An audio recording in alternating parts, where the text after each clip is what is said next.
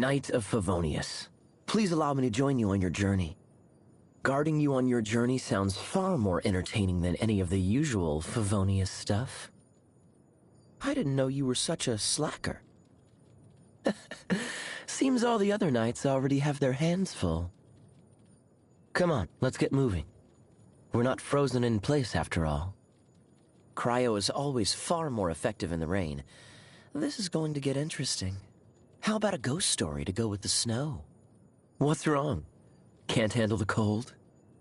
What a pleasant breeze. I wonder how long it'll last. Seize the day. Hey, fancy joining me at the tavern for a bit? You're not scared of the dark, are you? That's interesting. Leaving already? See you next time, then. Don't make me wait too long, though. Is the Abyss Order causing you trouble? If there's anything bothering you, you know you can talk to me. If you ever need me, let me know. Let's not make this a transaction relationship. Oh? Well, if you're concerned about keeping things professional, maybe you can find more use for me on the front lines. How about it, boss? Just don't feel intimidated by what I can do. Still struggling with how visions work? Let's see, how can I explain it? The apparatus that allows us to see is our eyes. A vision is the apparatus by which we control the elements. Simple, is it not? Do you drink wine? A dandelion wine has a unique body to it. Oh, you're underage. You should try Mondstadt's apple cider vinegar. I know just the place. Have you ever seen the Owl of Dragonspine? If you look directly at it, it seems to see right through you, while letting go of none of its own secrets. Quite fascinating, don't you think? What? The acting Grand Master? You need to give her your full support. Oh, Lisa. You'd better not forget to return your books on time. I made that mistake once, and boy was she angry. My arm is still numb from last time. That outrider is a clever and righteous knight. Be careful not to step out of line in front of her. Diluc? He was cute as a young lad, but nowadays he just seems to be in a world of his own. Overall, not much fun to hang out with. Klee. Seems she has failed to elude the acting Grand Master's investigative skills, despite the pointers I gave her. I'm kidding. No need to go reporting me or anything. Albedo, eh? Calm, collected, and incredibly talented. He's the type everybody likes. Some even more so than others. What, you into him as well? Have you tried one of Diona's drinks? Oh, right. You're still underage. Such a shame, it truly is, to not be able to revel with you in such bliss. I guess all we can do is wait for you to be old enough. Now that you mention him, it is a shame there is no one in the Knights of Favonius to inherit the Grand Master's approach to his work. I must say, I really do appreciate people like him. You think Fischl having one eye covered is very fitting given her title of Prinzessin der Verurteilung? If that's the case, that must also make me a descendant of some kind of former royal lineage, no? I was entrusted by the acting Grand Master to work in the background to support Noelle. But there hasn't been much for me to concern myself with. She has a good head on her shoulders. Quite the relief. Ah, you want to know about the secrets of Sister Rosaria. That, I cannot tell you. Though my impression of her is not bad, certainly better than a certain someone whose name I won't bother to mention. She's honest with herself. She casts off that which she has no time for, and she doesn't feign motivation for affairs that do not interest her. Sucrose may not be much of an extrovert in public, but as they say, it's always the quiet ones. Apparently, her laboratory is home to quite the eclectic range of implements, and her experiments are more than just intellectually stimulating. All hearsay, of course. You don't seriously think I would go snooping around a fair lady's private quarters, do you? Oh, Kale. Oh, now there's a name I haven't heard in a while. you came to the right person. Let me tell you her whole story, starting right from the very beginning, with all the delicious details. When I first met Mika, he seemed like the nervous type, so I decided to joke around with him a little. I didn't count on that making him even more nervous. His smile looked as if it were plastered onto his face, and in the end, he even wrote me a letter of apology. Does taking everything so seriously run in the Schmidt's blood?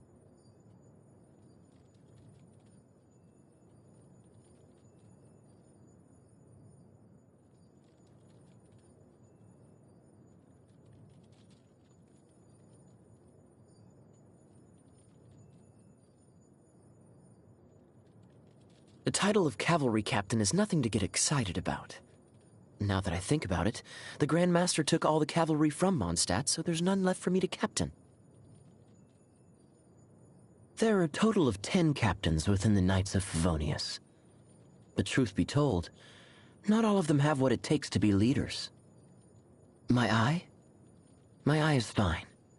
There's nothing unusual about hiding one's body parts from view. It's the same reason I wear pants. Or any other item of clothing, for that matter. Kainria, huh? You sure know a lot. The legacy of Kainria is long gone. The sinners are all that's left. And they're not worth mentioning. I didn't realize we'd known each other for so long now. Time flies. You know, following you on your journey might just be the most fun I've had in my whole life. I hope it stays that way. Wine tasting is an art form. Mondstadt's wine is a gift from the Animo Archon. It's only right that one should learn how to appreciate it. Lonely? Me? Not with someone here nagging me all the time, that's for sure. Sparkling wine is a specialty of Mondstadt. Mix it with 3 parts dandelion wine, and the bitterness disappears completely. This concoction is known as Death Afternoon. Delectable. I can't believe that some people actually drink grape juice. If they had a little more patience, they would find it ferments into the most exquisite wine. So Screw you unromantic. too.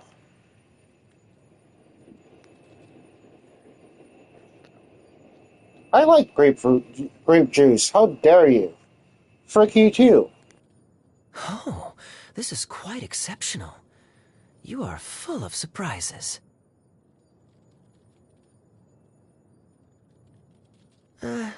You should serve this with wine. It would really add the finishing touch. Ew. Oh, I'm just a slow eater. I'll finish it. Don't worry. Today is a day worth celebrating. I hope this day can bring you true happiness. Not bad. So much right now. You always seem to be around to give me a hand. Thanks. Seems I'm getting stronger. I say, how is it you seem happier than me about it?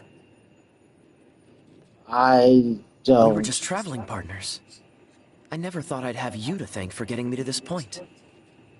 Seems I really should respond in kind. Let us carry on, partner. The road ahead is still long.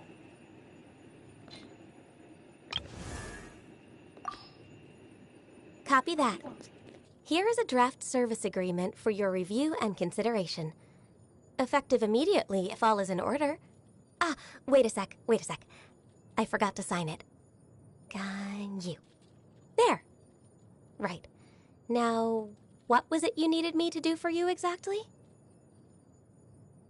It's so nice to de-stress. If you lie on the grass, you can feel the heartbeat of the world. Should we really be off work this early? There is still a lot left to do. Oh, good. I was just thinking that the silk flowers at the Feiyun Commerce Guild needed watering. The transport coordinators will probably moan about the muddy mountain roads again, though. It is something of a luxury, but I love listening to the rain from the courtyard. Oh, the sun's out. When did that happen? Ah, the air is just right. Ah, I love the smell of glazed lilies. Morning. What's wrong? Is there something stuck in my hair? Oh, please don't stare at my hairpiece. Ugh, I need a nap. If there aren't any urgent matters, I'll excuse myself. Look how brightly lit the city is at night. Amazing. I wonder what it's like for all the people down there. No thanks. I think I'll pass on the night market. Sorry. May Rex Lapis watch over you. May your dreams be peaceful and sweet. My job is to honor my contract with Rex Lapis by looking out for the interests of all living things in Liyue. I finished all my assignments early today. Overtime? I understand. I'll get right on the case. I want to understand more about humans, and I especially wish to hear what you think of them. Why, you ask? Because you're a bit different from most people in Teyvat, just as I am. Please tell me what you think.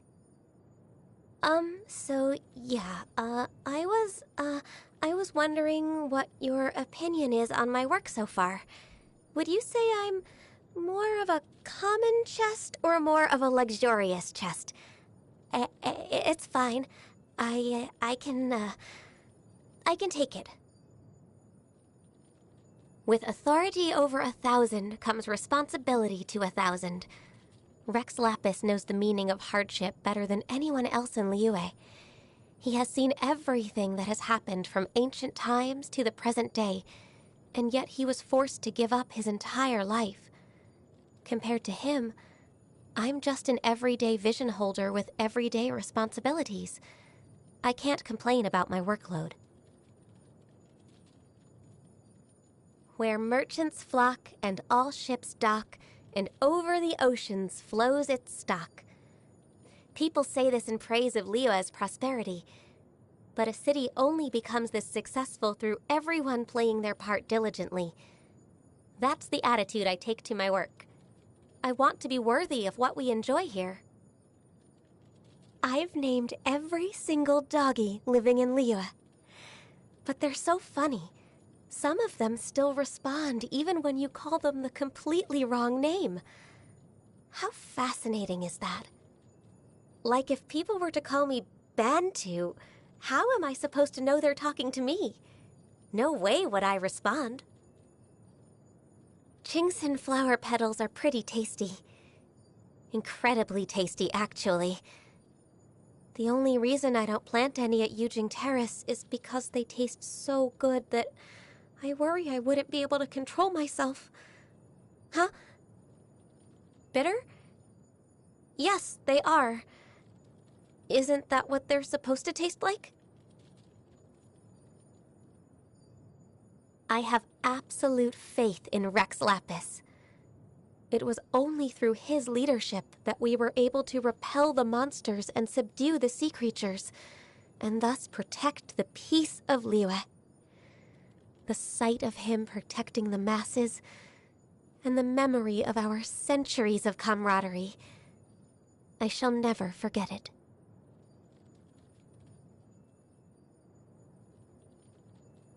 All of Rex Lapis's decisions prioritize the welfare of all life in Liyue. That's what I admire about him the most. I want to live up to the same standard, but it seems that the harder I try to follow in his footsteps, the more overwhelmed I get and the more mistakes I make. Each Tianquan adds their own interpretation and amendments to the founding laws of Liyue.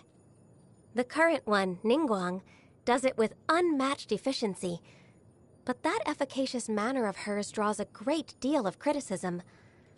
I suppose it is always simpler to criticize than to tolerate. I cannot stand her disrespectful attitude towards Rex Lapis. But he says to me, Ganyu, this is just the kind of person Liyue needs in this day and age. I guess I'm not smart enough because I simply do not understand what he means by that. I think I need more life experience to become wise enough to comprehend his words.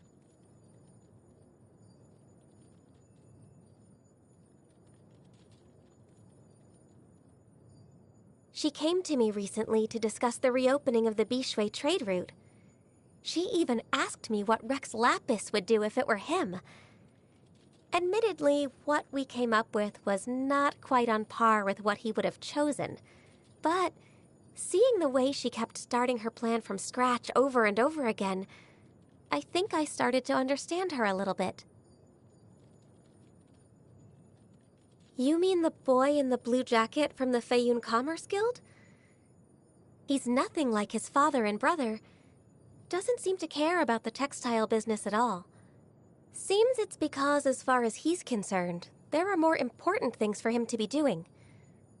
Of course, I'm merely speculating.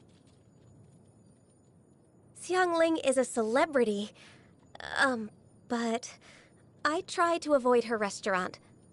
Just because. No reason. Okay, fine. It's not a big secret anyway. It's because you can smell her cooking all the way from the other end of the street. And once you get a whiff, I mean, that's it. You're gone. Next thing you know, you're ordering your second, maybe third round. You just can't control it. Even though I only eat the vegetarian dishes, I don't know what it is. But that is not a road I want to go down again. Not after. Recently, everyone in Yujing Terrace has been saying nasty things about the Crux fleet. But in my personal opinion, Beto's contribution to Liyue Harbor goes far beyond what those miserable, rumor-loving heathens could even contemplate. Oops, I'm sorry, I'm not quite sure how that one slipped out. Yao Yao. Someone I know at the Ministry of Civil Affairs tasked me with keeping an eye on her in the city, making sure she doesn't try and sneak aboard the Crux. Oh, you want to know what the Ministry of Civil Affairs does? Who knows, am I right? Who knows what they do? Not me. He seems like a bit of an outsider socially. Probably just his personality. I can understand that, to be honest, but I'm not really about to try and get close to him. I mean, all the people he's ever agreed to team up with are no longer with us. Ah, Yanfei. Even back when she was an innocent little girl, she would tell me that you have to keep your promises to live a happy life. Now she's grown up to be a beautiful, graceful, and highly successful young woman. Although the work of a legal advisor is complicated, she always seems so carefree. This puts my mind at ease. I actually don't know her all that well. I've only heard bits and pieces from Cloud Retainer. From what I've heard, she can be quite ferocious. Whenever her temper gets the better of her, she is likely to start obliterating her surroundings. I wonder if maybe she's just bored. Should I recommend some work to keep her occupied? Even though Miss Yelan is absent from work for the majority of the year, I'm sure Lady Ningguang must have her reasons for making exceptions for her. Of course, it wouldn't be my place to ask, so I don't know the details of their arrangement. I remember seeing her one day on my way back to Yuehai Pavilion. She was having breakfast with a group of people. They were all talking and laughing, eating, drinking tea. I must admit, I found myself feeling a little envious in that moment. Cloud Retainer, Miss Shenyun. We went shopping together a while back, but we ended up stopping at every single stall. And she wanted to inspect every item they sold before we could leave. When we finally remembered to get something to eat, it was already dark out. It really reminded me of the time I used to spend training in the mountains with her. Back then, time also seemed to pass in the blink of an eye. You have a last-minute job for me? Okay, sorry, please don't try and explain it all verbally. Write it down. Leave a note here. I'll get to it as soon as possible. Let's see. I want to understand Ganyu better. What sort of request is that? I've never done this before. Okay. I can, run you through my annual review from last year? That should bring you up to speed on me. No good? Oh, okay then. I've had a long, hard think, and I've realized that so long as it's for a work-related matter, there's really nothing for me to be embarrassed about.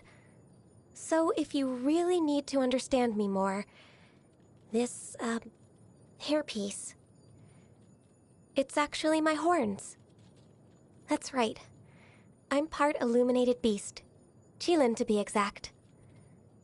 Okay, so now that we've got that out of the way, please sign this non-disclosure agreement for me. And don't tell a soul. Even though I'm part Qilin, I'm still part human, too. Still, all these years I've been asking myself the same question. Do I really belong in the human world? Maybe I'm just like a dendro slime hiding in the earth, burying myself in numbers and reports in order to escape reality. Thank you for always making time to chat with me. I feel like I must have spoken more after meeting you than I have in the last 10 years put together. If I keep going like this, maybe one day I'll be able to move on to something other than secretarial work. Now that I've got a few hundred years of experience under my belt, I should be able to avoid any more major mistakes. My hobby. I would say my job. What? Why don't jobs count as hobbies? I thought hobbies are supposed to be things you look forward to doing, and that make you feel good when you've done them. That describes my job perfectly. So what's the issue? I don't understand why people insist on going all out to try and prove how their existence is more valuable than everyone else's. To exist in the first place is a beautiful thing, and that's enough, isn't it? Drink only spring water, eat only whole grains. That's my motto. So I would be grateful if you could please remove that treacherously enticing-looking plate of delicacies from my field of view. Much obliged. Qilins are strict vegetarians, so please do not take offense when I decline meat dishes. Yes, that includes your vegetable fritters, since they have been fried in animal fat. Thanks, but I can't. I'm afraid I really can't. I don't mean to argue, it's just I have a keen sense of smell, so I know how they've been cooked. Such authentic delicacies. Oh no, I think I might have eaten too much. I'm somewhat of a picky eater. Sorry you went to all this trouble. I appreciate the thought, but meat's not really my thing. Many happy returns. After all the times you've looked out for me, I didn't even remember to get you a gift. Oops. Silly me, What's that behind my back? Oh, you saw it then. It's a failed attempt at making a Chingsin flour cake. I wanted it to be perfect, but... Oh, you think it tastes good? Do you really? Power? Now there's a key performance indicator I haven't needed in a long time. Could we maybe find a peaceful resolution instead? Never mind, doesn't matter. I suppose this is the new way of life, then. I'm not going to complain. I'll try to embrace it. I remember reading in an ancient text that only when days be darker than the darkest night may a Qilin be compelled to fight. That's a massive exaggeration, but should the time come for battle, and should you need me, then I will give it every ounce of my strength. Outrider Amber reporting for duty. Just say the word if you ever need my help. I feel like running. Jean will be upset if she catches us lazing around like this. Hey, there's something strange over there. Come on, let's take a look. Oh no, it's raining. Now my uniform will get all wet. It's raining again. This will hinder our vision. We must remain vigilant. Wow, this weather is awesome. If only the wind was a little stronger. This breeze, so refreshing. I love this kind of weather. So relaxing. Morning. Want to go on a jog? Can I get lunch with you? It's getting late. Should I light a torch? Agreed. Getting rest is essential. Let's meet here tomorrow then. See ya!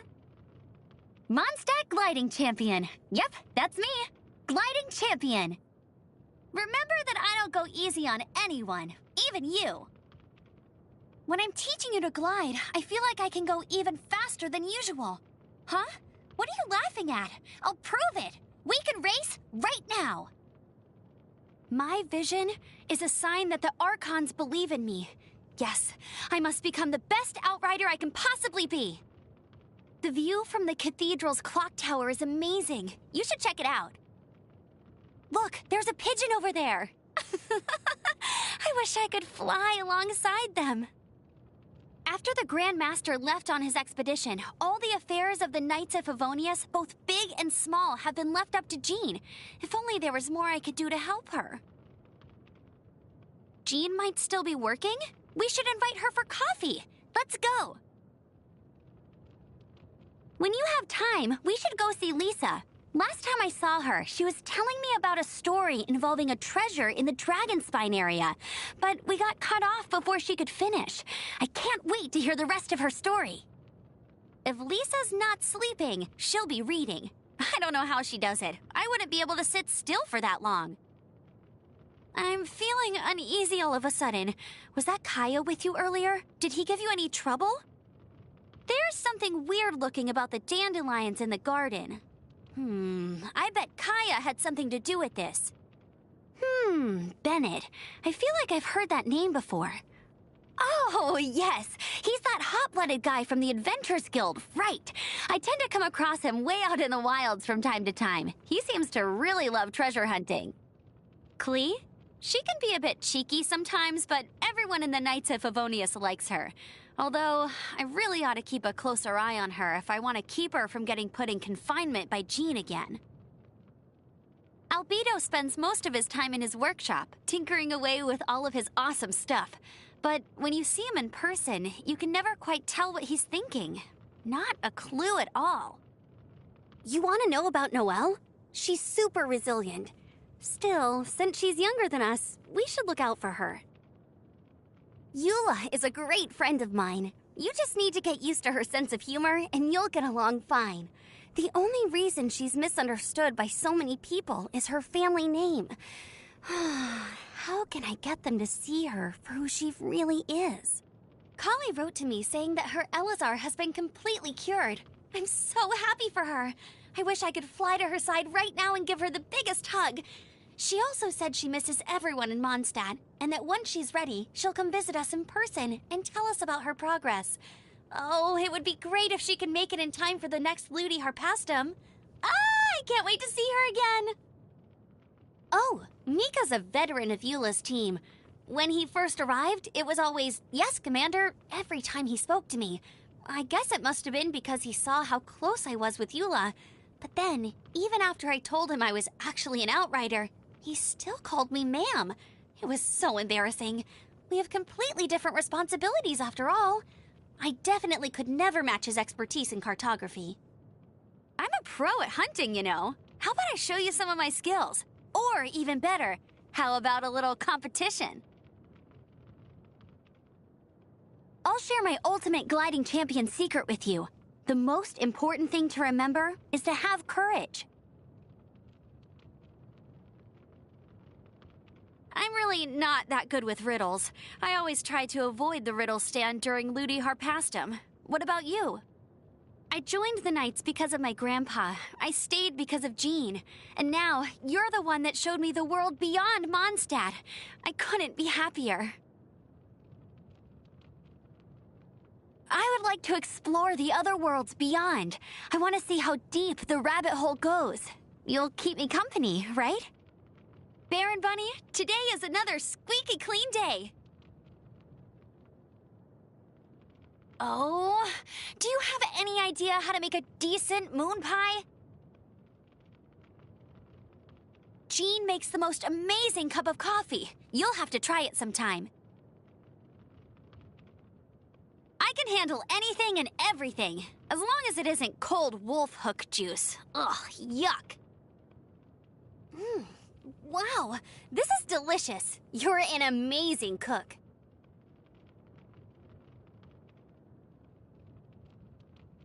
I wish I was as good at cooking as you. Ugh, I'm just not used to this taste. Sorry, nothing to do with you, of course. Hey, happy birthday! Here, I have a gift for you. An exclusive, custom-made version of Baron Bunny that I sewed for you myself. Don't worry. Custom-made means that it won't explode.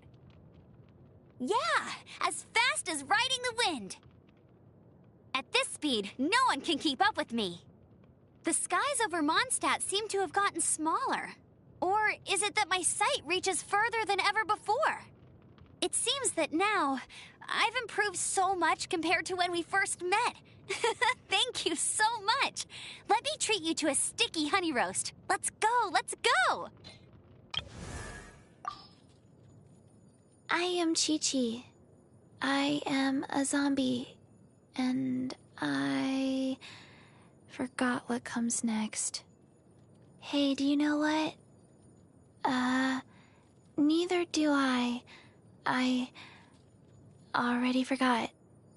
Let's go somewhere cooler. 1, 2, 3, 4. 2, 2, 3, 4. I forgot my umbrella again. I want to build a snowman. Will you help? I should have stayed indoors today. The wind is frigid. I like it. Hold my hand, please. This wind could blow me away.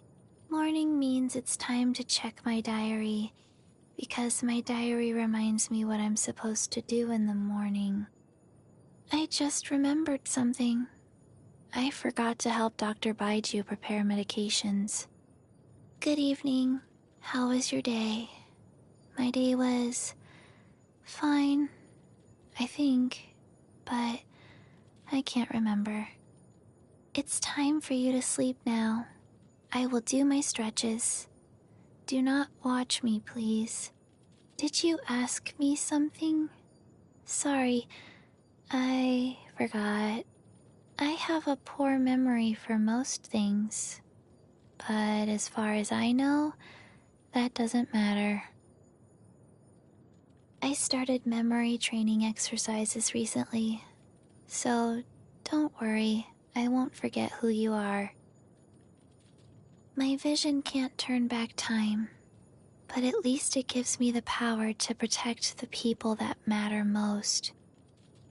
I may be a corpse, but I am in much better physical condition than Dr. Baiju.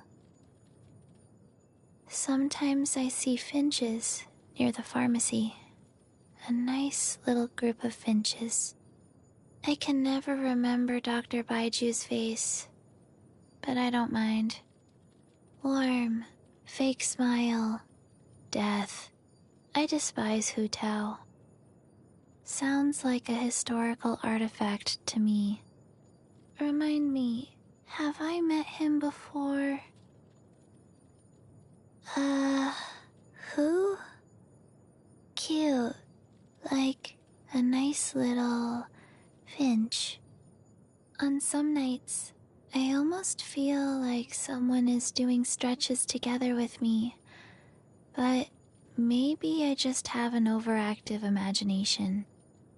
What's going on? I perform stretches regularly to help me maintain the same range of movement as a normal human being. But as soon as I stop doing them, the rigor mortis starts to set in again.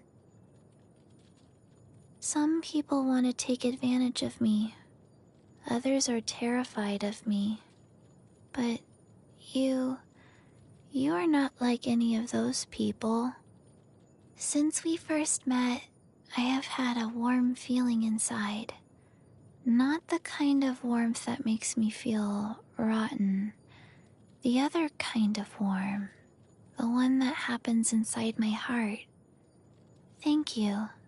I am happy. Sadly, I only recognize the current you. If I forget you... No, I will order myself to remember you. In the past, my only thought was, I must stay alive. Even though I didn't know what to live for. But now, I think I know. I want to live with you. I want to ask, can we always stay together for the rest of life? Until death? Yes or no? Yes? Is that your real answer? Good. Excellent. I promise to always protect you. I want to have a pet. For example, a nice little finch.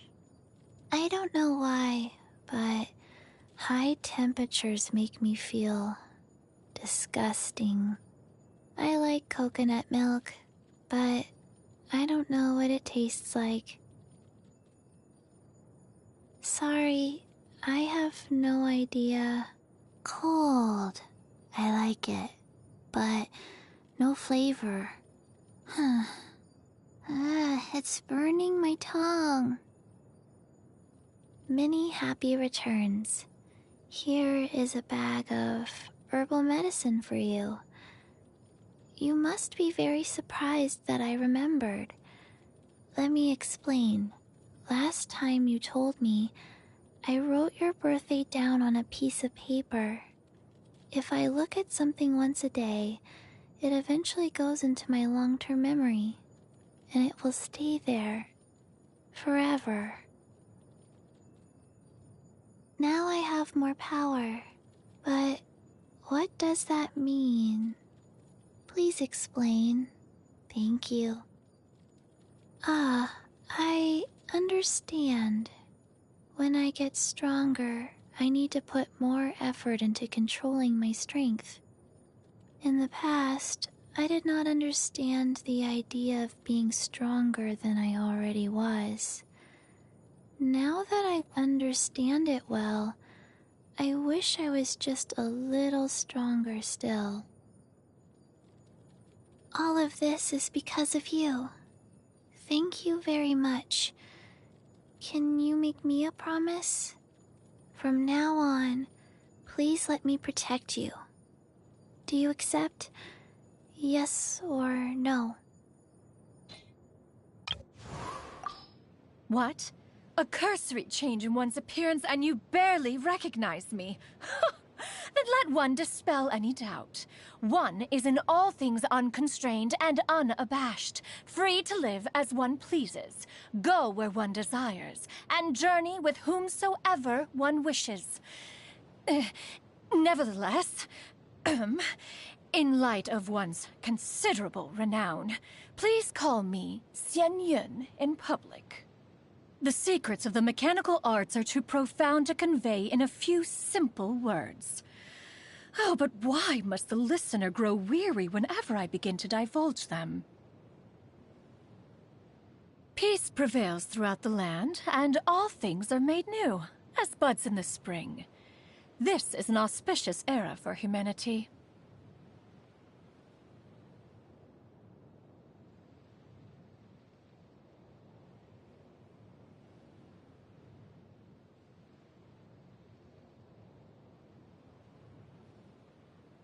If you are presently unoccupied, perhaps we could stop a while at one's abode for some repose and conversation.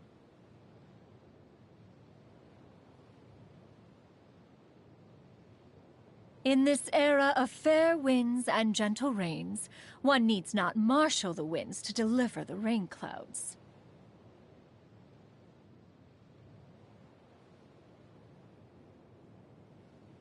Ugh, what a dreadful racket. On this fine day, the view from the heavens must be magnificent. Oh, don't fret. One has no intent to fly off and leave you on your own. Oh, what a soothing wind. Shall one attach some Adepti sigils to your person, so that you may join me for a flight in the firmament? In fact, one awoke quite some time ago, and simply had one's eyes closed in meditation. Oh, a most beneficial practice for spiritual cultivation. You might try it for yourself sometime. Spare me that look. Is it not your turn to prepare luncheon today?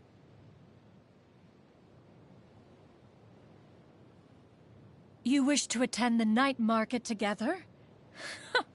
One shall engage in no such fool's errand. Whatever novelty or knick-knack you desire, one can simply make for you. One is still wide awake. But you look dead on your feet. Go on, off to bed with you. One has always been a staunch defier of convention and expectation, preferring instead the freedom to live life precisely how one pleases. It is only natural for disciples to follow in their master's footsteps. So focused are they on their individual endeavors that they are quite content to go weeks without writing. Lonely? One is most certainly not. Still, were one to find time to pay them a visit, you don't suppose they would be unduly inconvenienced by one's presence, do you? To be sure, a supreme cuisine machine is no substitute for a human touch, if one wishes to prepare a truly magnificent meal. Nevertheless, using it frees up one's time to work on a new, improved model, which in turn saves more time, and so on and so forth. There will come a day, once this machine has been iterated to impeccability, that the power to cook all the delicacies known to humankind shall be within one's grasp. One took the liberty of surveying the land from the skies above, so as to fashion this route-finding compass for your future traveling convenience. When have you ever met such a considerate companion as oneself, Already intimately acquainted with said terrain, you say? Well, be that as it may. Human memory is notoriously error-prone. One of these days, you'll get yourself hopelessly lost, and then you shall be thanking one profusely for one's foresight. Rex Lapis once said that a vision is a call to duty, to act as a guardian watching over humankind, and that whether we choose to withdraw into the mountains or embrace the clamor of the city, we must never shirk that duty. Now the age of humankind is upon us, but one will continue to cherish this duty long into the future. That mechanical bird of mine is only a prototype. One had aspirations for a much larger model, hollow inside so that it could unfurl into a vehicle with which to embark on sightseeing journeys with one's old friends. The challenges of powering and operating such a device, however, proved somewhat insurmountable. After all, it required pitch control, the ability to change form, not to mention the safety features. If only Guizhong were still here.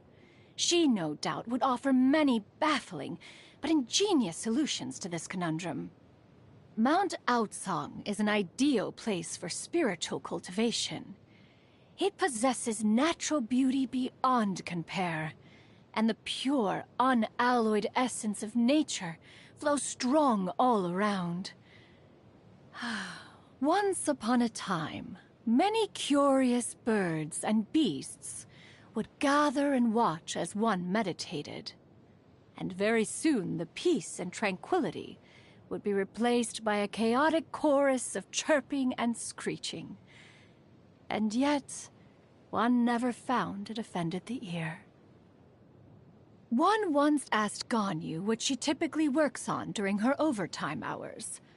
Her response was filled with hideous-sounding words, such as meeting minutes, summaries, annual reports, financial projections. Were she not of Qiling blood, and had one not taught to her the secrets of cultivating health, this avalanche of bureaucratic writ would have surely overwhelmed her. When you see her next, would you check that she's been drinking her Genshin infusion of clear sight on a daily basis? Shanhe told me that once, when she was delivering an order for Wanmin restaurant, she ran across the rooftops to save time. Her customer was terrified when she jumped down onto their doorstep and was about to call for the millilith. Fortunately, Shanhe disappeared as quickly as she arrived, leaving the food delivery behind and making haste before the customer had time to react. It seems she is growing more proficient at handling crises all the time. One could not be more pleased. When Rex Lapis first heard of one's plan to take up residence in Liyue Harbor, he recited a long and detailed list of considerations for the furnishing and adornment of a home. Natural lighting, ventilation, bespoke woodwork, procuring porcelain, placement of plants and flowers. Oh, one's mind felt ready to explode from the deluge of information. Do all facets of life in the human world take so much effort? The conqueror of demons is even more withdrawn than oneself. He has been cited a mere handful of times at social gatherings over the centuries. One was interested to learn that you are on rather good terms with him. What sort of conversations do the two of you tend to have? Oh, and do let me know when you next plan to see him. Perhaps one could make some tofu pudding for you to pass on to him. That young lady says the most bizarre-sounding things, yet she appears to be rather highly regarded by the staff of the Wangsheng funeral parlor. Even Rex Lapis himself saw fit to serve under her in some sort of consultancy capacity. Allegedly, she is similarly peculiar when it comes to her taste in food. One must admit, one finds eccentrics like her rather intriguing. One happened to mention the Supreme Cuisine machine in conversation with Shengling once, but one was rather taken aback when she responded by saying that a dish is inauthentic unless it is prepared by hand. Are one's devices not also the work of one's hands? Inauthentic indeed. A contest is in order.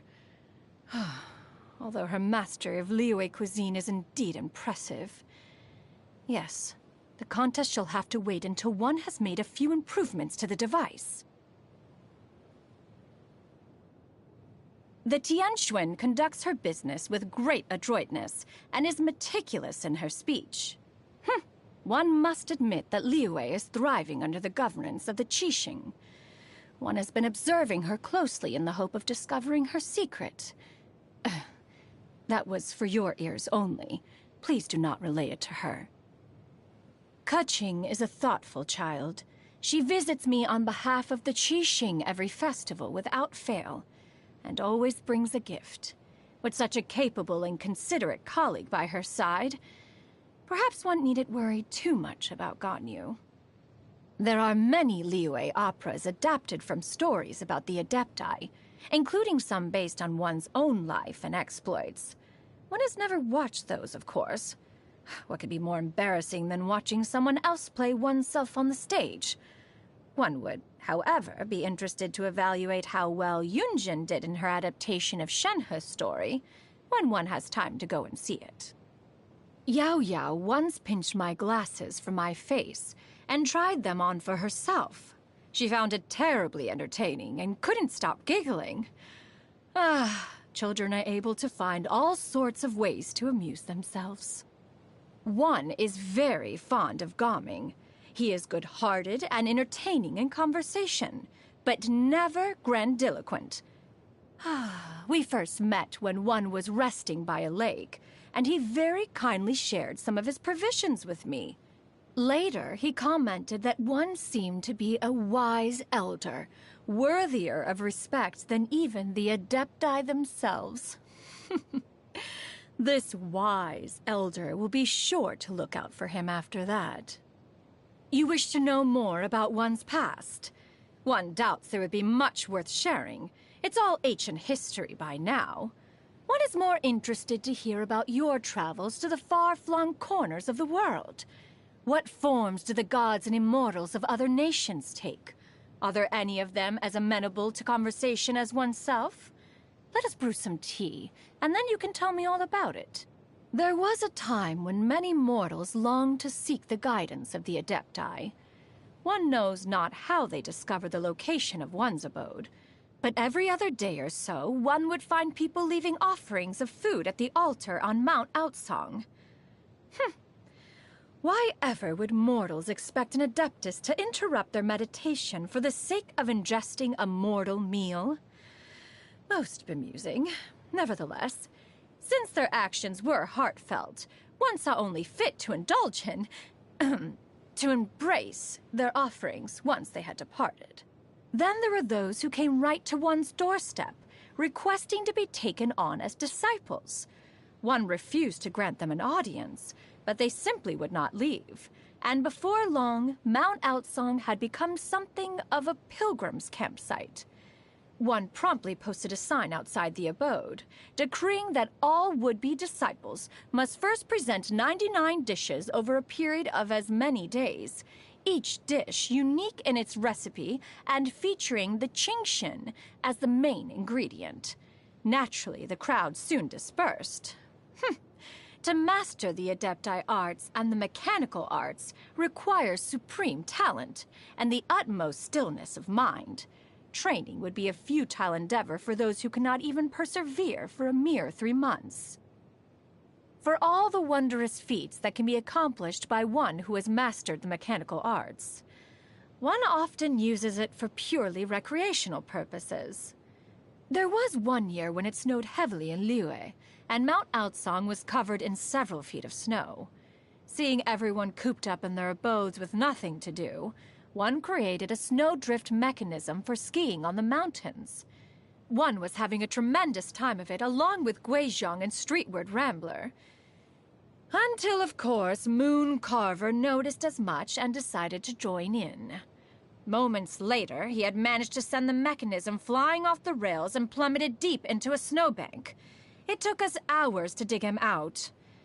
Later, one introduced a great many safety features to the mechanism, to the point where it could be safely piloted by even a 3-year-old child.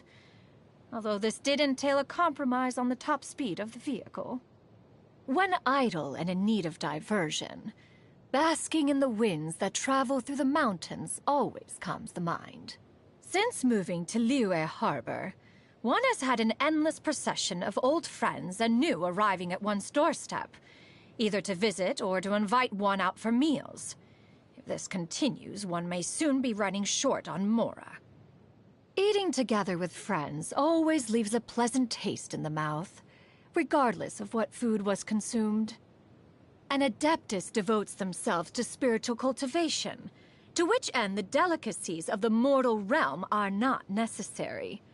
When one eats such things, it is not for nourishment, but to enjoy the flavor. So, if you prepare a dish and it does not taste exquisite even to yourself, you may spare yourself the courtesy of offering to share it with me. In fact, you might find you are better off leaving the cooking to me to begin with. A paragon of both freshness and flavor. Tell me, for how long have you been surreptitiously studying one's culinary secrets? The flavor is secondary. What matters is that you felt the inclination to cook for me at all. I commend your consideration. One supreme cuisine machine has been lying idle as of late. You are welcome to borrow it. Here, open this wooden box. It's a miniature mechanical person for your recreational enjoyment. Try playing with it. Observe, if you clap the hands like this, the lotus petals open. The colored lights turn on one set at a time, and then a melody plays. It is that birthday tune that the young and hip of this generation enjoy so much, certain to add a touch of merriment and levity to your birthday feast. Have a wonderful day. Some of these adeptal arts one has not employed in many years. Inevitably, one is a little unpracticed. Given that one spends so much time indoors, it is rather nice to perform a little exercise once in a while. Some of these adeptal arts one has not employed in many years. Inevitably, one is a little unpracticed. Dear me, that expectant look on your face. Very well, one shall have to employ one's abilities to a fuller extent from now on.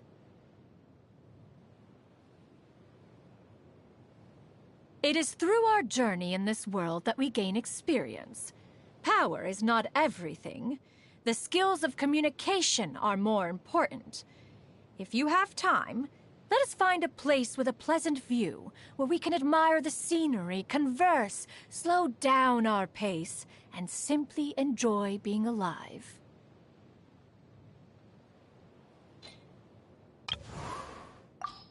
I am Jean, the Dandelion Knight, requesting approval to join your party. From this day onwards, my honor and loyalty lie with you. It's time to move on. We shouldn't stay here. I do hope the Knights of Favonius are all working hard. Onwards! We have work to do. The rain won't slow me down. This weather is perfect. We should move out. Huh. Snow. Remember, tend to your boots when we return. Such fine weather. Legend has it, the wind was unusually strong on that day too. A successful day starts from the morning. Let's give it our all today. We've still got work to do. Let's keep going. It seems I'm immune to coffee now. Perhaps I need to ask Lisa for something a little stronger. Training is finished for today. Great work. You've earned a good rest. Today I had no choice but to cut down 5 ruin guards to protect the people of our city. I must continue to work harder. Though hostile, destroying such precious artifacts is still a loss to us all. I must find a less destructive way to bring them down next time. You have my complete and full support. Of course, if your path ever deviates from justice, I will not hesitate to point it out. I swear by this sword, victory shall be yours. Our work will not handle itself. But for Mondstadt, our work will not handle itself. But I suppose the occasional short break is warranted. Let us rest for a couple of minutes. For Mondstadt, as always, is the Gunhildr family motto. Every time I use my vision, I am reminded of my mother and the hopes of the people of Mondstadt. For Mondstadt, for freedom. That is what I fight for. On behalf of the Knights of Favonius, I would like to extend my gratitude to you for all you have done for Mondstadt. Please remember to rest from time to time. Did I miss something? What are you laughing at? Did I say something odd? Dandelion, dandelion, ride the wind to a faraway land. Who knows? The wind might take it all the way to Celestia. Barbara is a hard worker, but I feel she's too hard on herself sometimes. What? You ask me how I know all of this? It's because the Order also manages the church. When Lisa is around, I always have peace of mind. I must say that Amber's development has impressed me recently. I hope that one day, her deeds will become the words of a bard's tale.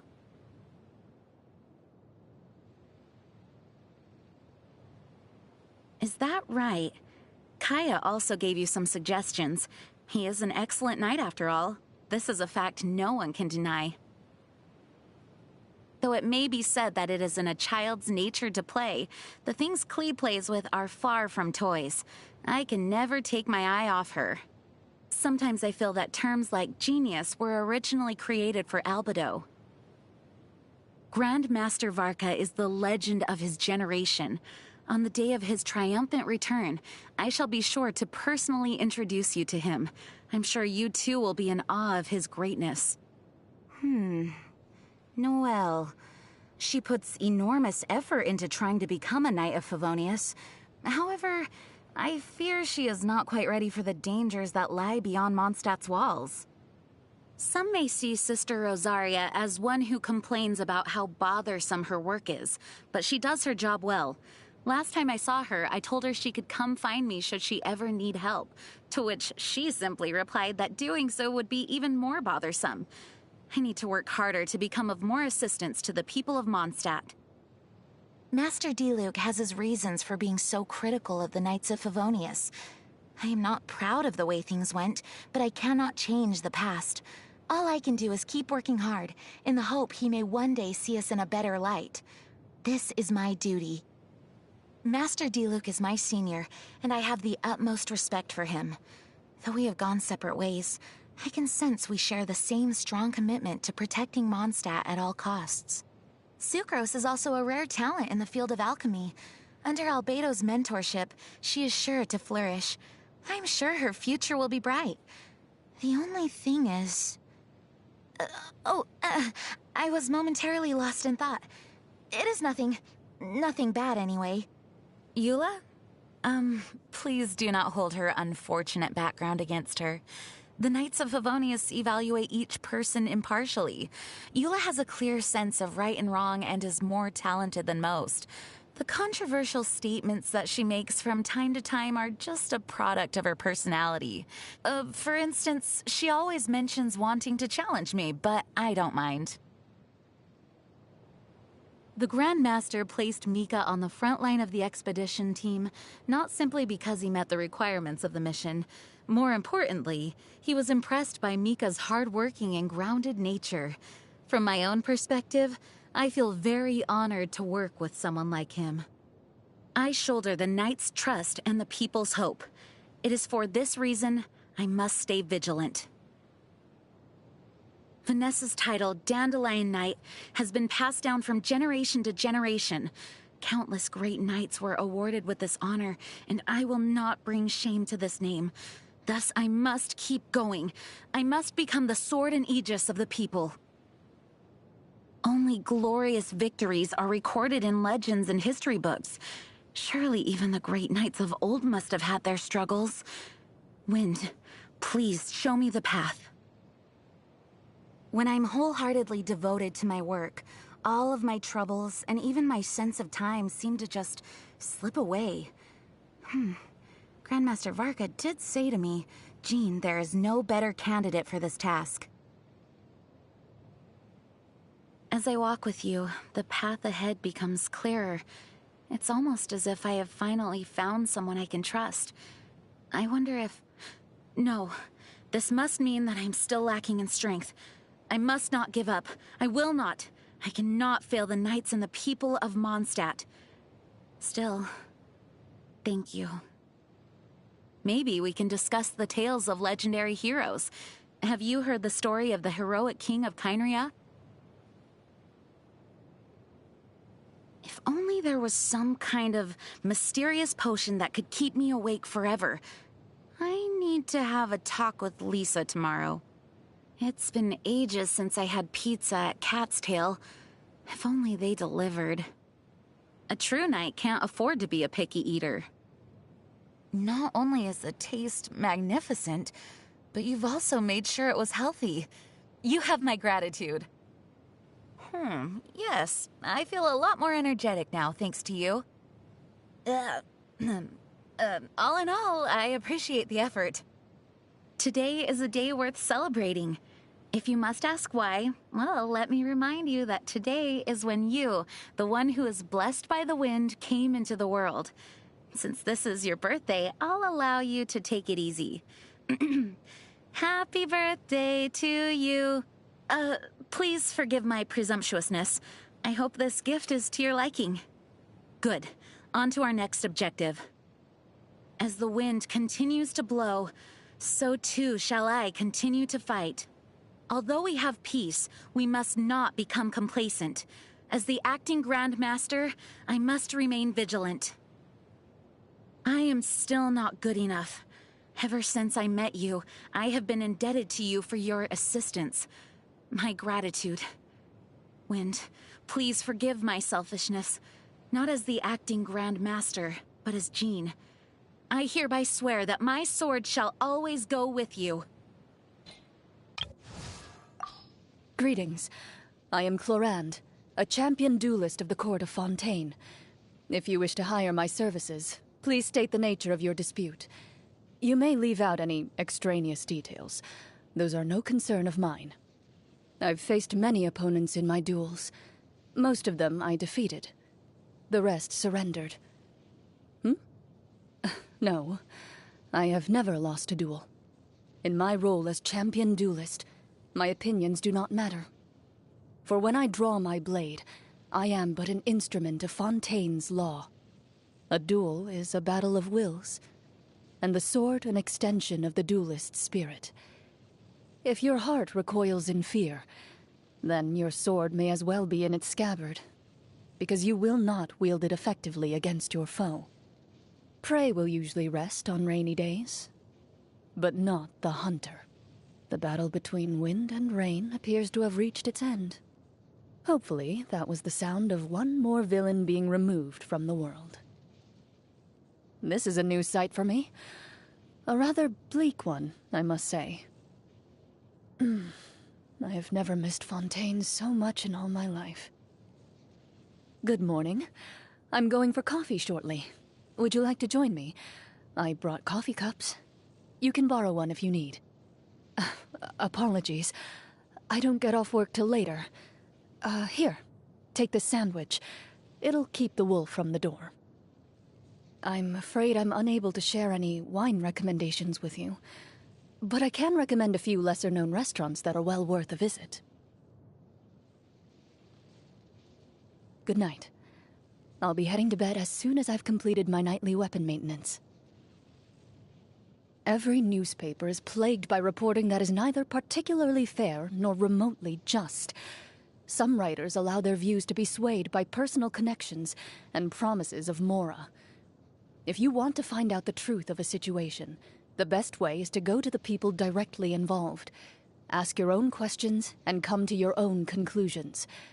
At the very least, don't let other people's deceitful tongues serve as a substitute for your own brain.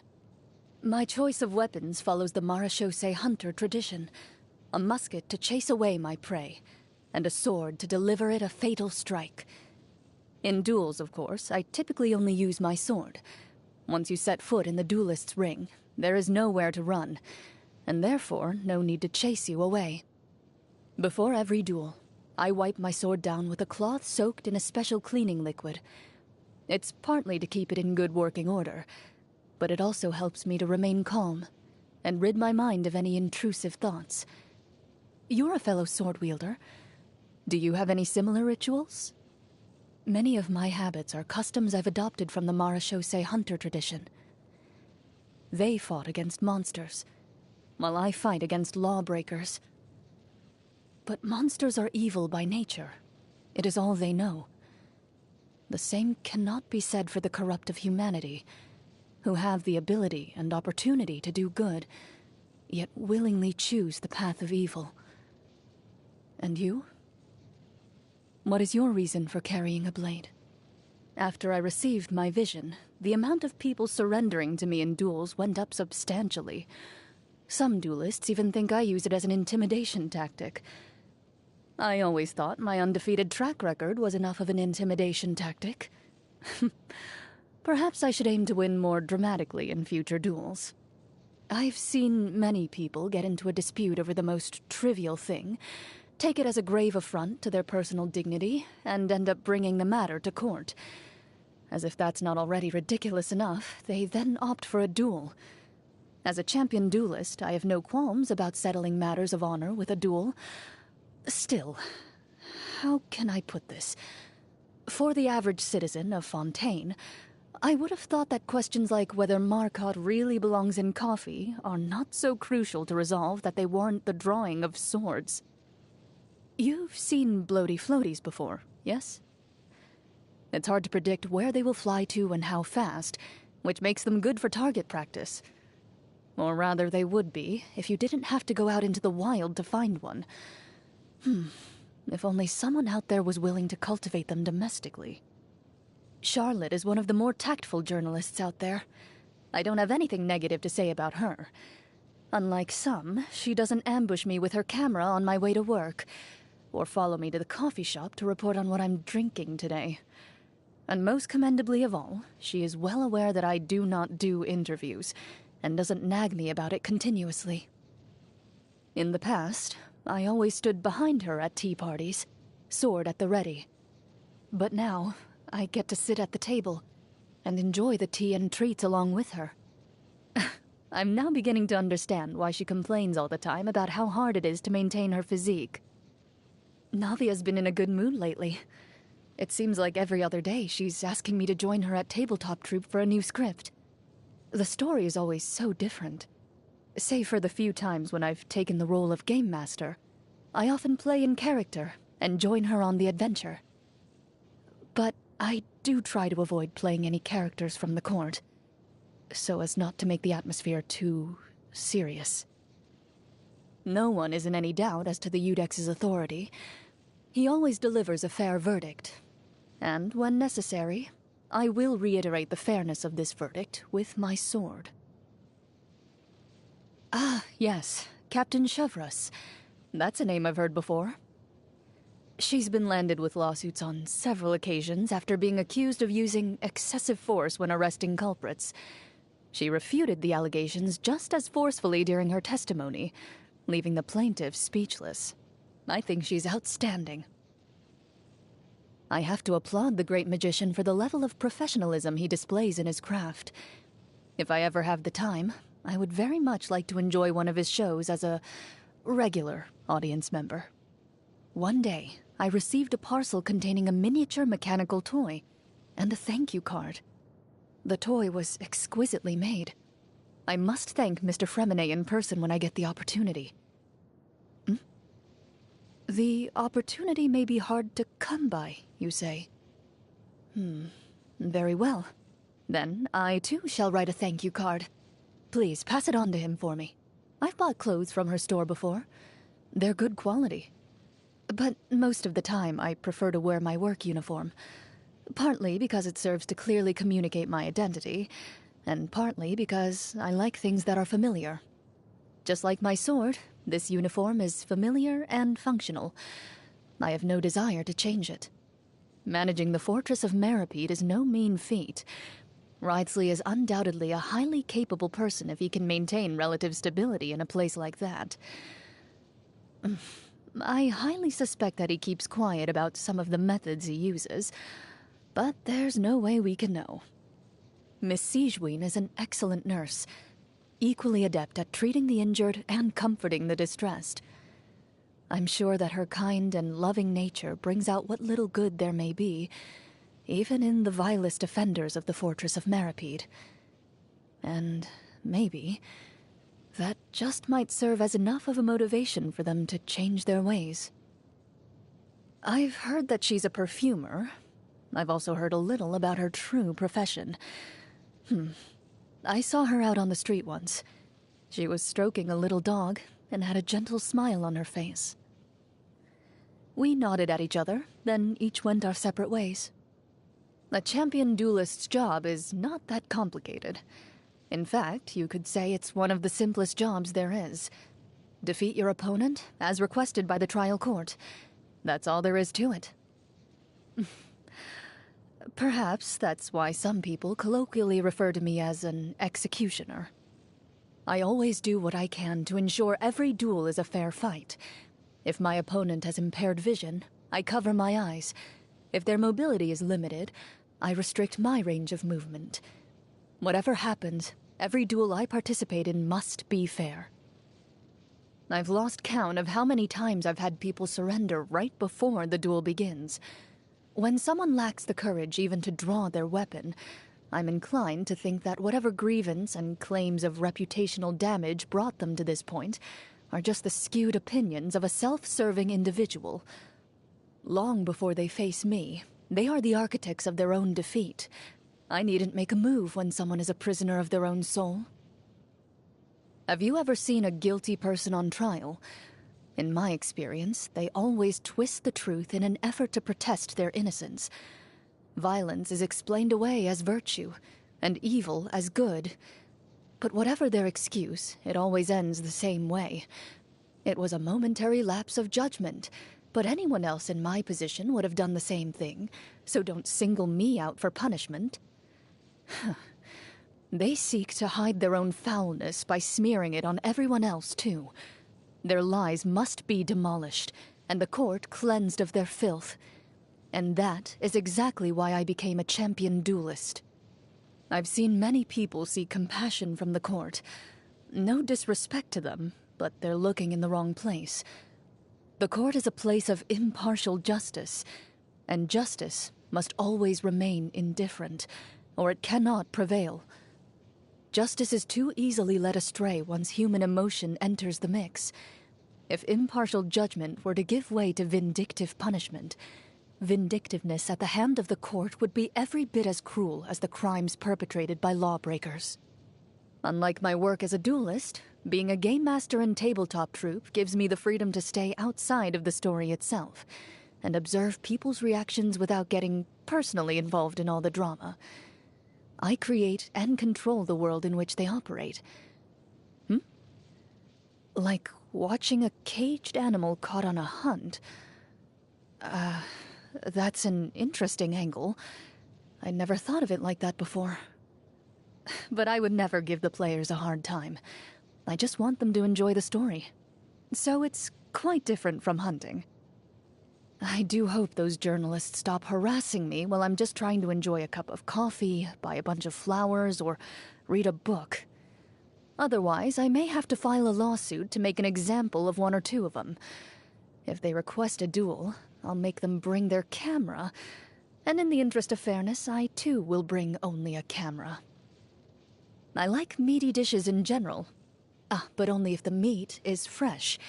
There's nothing like the flavor of freshly hunted meat cooked over the grill with a little salt to taste and a portion of sour fruits on the side. You should come hunting with me sometime. I'll cook for you. I don't enjoy fish. There's too many bones, and I can't stand the smell. Maybe it's because I had my fill of fish as a child. The flavor is perfect. Exactly how I like it. Don't let the journalists or gourmets in on this, though. They only know how to appreciate food through the lens of a camera or the words of a newspaper article. This is fine food. I'll enjoy it slowly so it lasts longer. Ugh. You're lucky this wasn't served in a restaurant, or the diners would be complaining to the chef. Happy birthday. I have a gift for you. It's a short sword necklace that I made myself. In the Marechaussee hunter's tradition, on a new member's first birthday as a hunter, her mentor will make her a short sword necklace with her name engraved, to be worn with the sword hanging over the chest. This is to symbolize interrogating her own heart at sword point. Will I tread the path of treachery? Is there doubt in my heart? Or am I resolved to eradicate all evil? Though you're not a Marechaussee hunter, I believe that you're committed, like I am, to fighting the good fight. Why a sword and not a musket? Because guns can misfire. Also, there's something a little inelegant about interrogating your heart at gunpoint. Interesting. This is certainly an improvement. Even my sword feels more at home in my hand now, like an extension of my own body. I feel like my eyesight just improved. Let me do a test shot on that leaf over there. As a warrior yourself, I don't believe you require my help. But should you ever wish to borrow my strength, I will fight for you with everything I have, as always. I am the Guji of the Grand Narukami Shrine.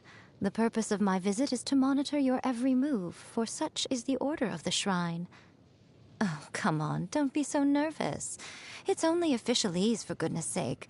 I couldn't just go gallivanting around for no reason at all, could I? Now, come on, do something amusing for me. Traveling to other worlds is all that anyone seems to be writing about these days. Goodness knows what they find so disappointing about their own world. Most humans could have the entirety of their fleeting lives chronicled in but a few short lines. Their stories really make for terribly dull reading. Personally, I think the idea of things staying the same forever is quite beautiful. But alas, that is simply not the way the world works. If this rain keeps up, my fur will be dripping wet. Many people dread the sound of thunder. To me, it sounds fondly familiar. I always see these non-sentient kitsune pouncing headfirst into the snow, scavenging for food. You'd like to see me do that? Haha, I'm sure you would. Morning. You look awfully drowsy. Didn't you sleep well? Come on then, what is it? What mischief were you up to last night, Ugh, what a headache. What should I have for lunch? Not fried tofu again. I'm in the mood for something a little lighter today. Oh, I know. I haven't seen the Yashiro Commission girl in a while. Let's get her to make us a little something, The moon is simply magnificent tonight. We mustn't squander it. Come, join me for a moonlight stroll. I won't take no for an answer. I suppose I should get some sleep. I must say, I do find it hard to doze off peacefully without the soothing sound of thunder booming in the background. Eternity means never having to let go of what you already have. But on the other hand, it also means giving up on all other possibilities. That's just the way of the world. No one can have everything. Humans are just fascinating creatures. That's why I'm so fond of them. They live such short lives, but for the time they're around, they shine as bright as the midday sun. There are some whose light never grows dim, even over great stretches of time. These are the lives that make for real page-turners. Boring. Utterly boring. Ugh, what could have possibly persuaded these people to become authors? Say, why don't you write out your story and submit it to Yai Publishing House? I'm sure that would keep me amused. I'm sure it would be a bestseller. Sealing yourself away from the rest of the world may only serve to accelerate the effects of erosion. Imagine a world consisting of you and you alone, with no one else to reflect you back at yourself. How awful that would be. Whenever we are together, it is vital that we always shine a light for each other, okay? It's rather difficult to remain enlightened in the dark. You're saying you like how I wear my vision? You certainly have an eye for a priceless treasure. Well then, I bet you'd like to pet it. Heat oil on a medium-high flame in a pot. Add the tofu and reduce the heat to a low flame. Cook until golden brown, take it out, then serve piping hot. There you have it, fried tofu. There's nothing more delicious in this world. Well, I've told you how to make it, have I not? Why are you still standing there? Though I occasionally get a little weary of the sight of it, I can't exactly avoid seeing it at the Grand Narukami Shrine after all.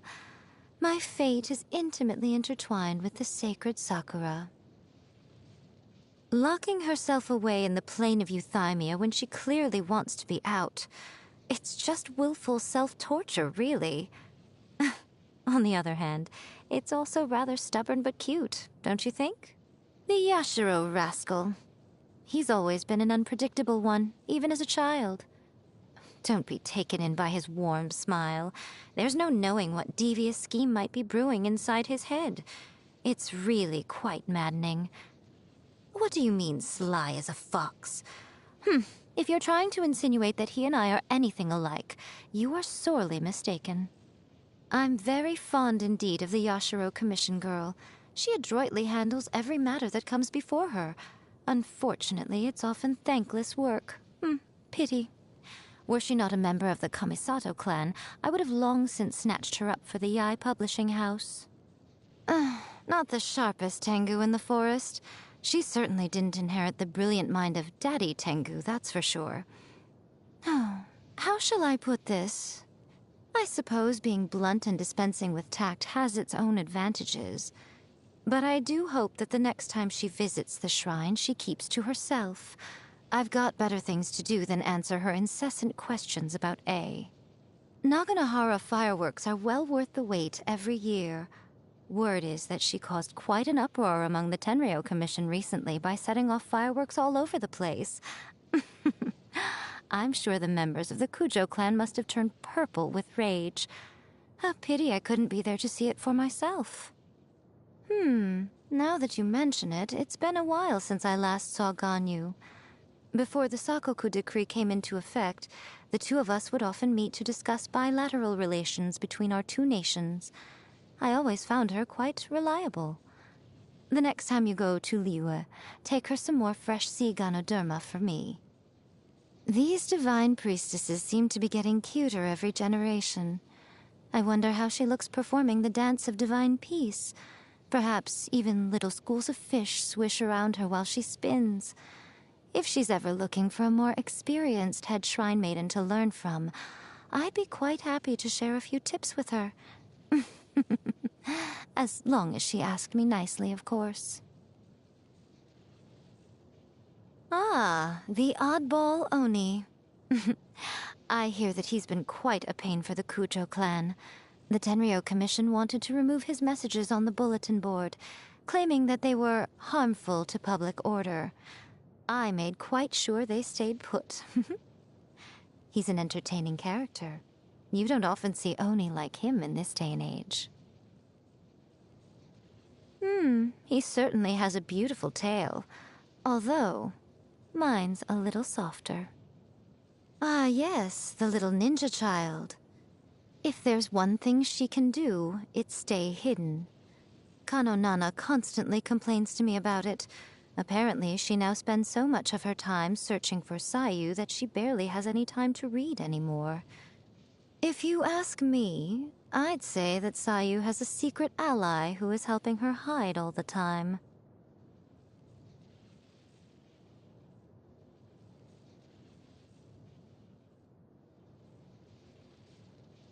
I've heard a lot about Miyuki's little sister.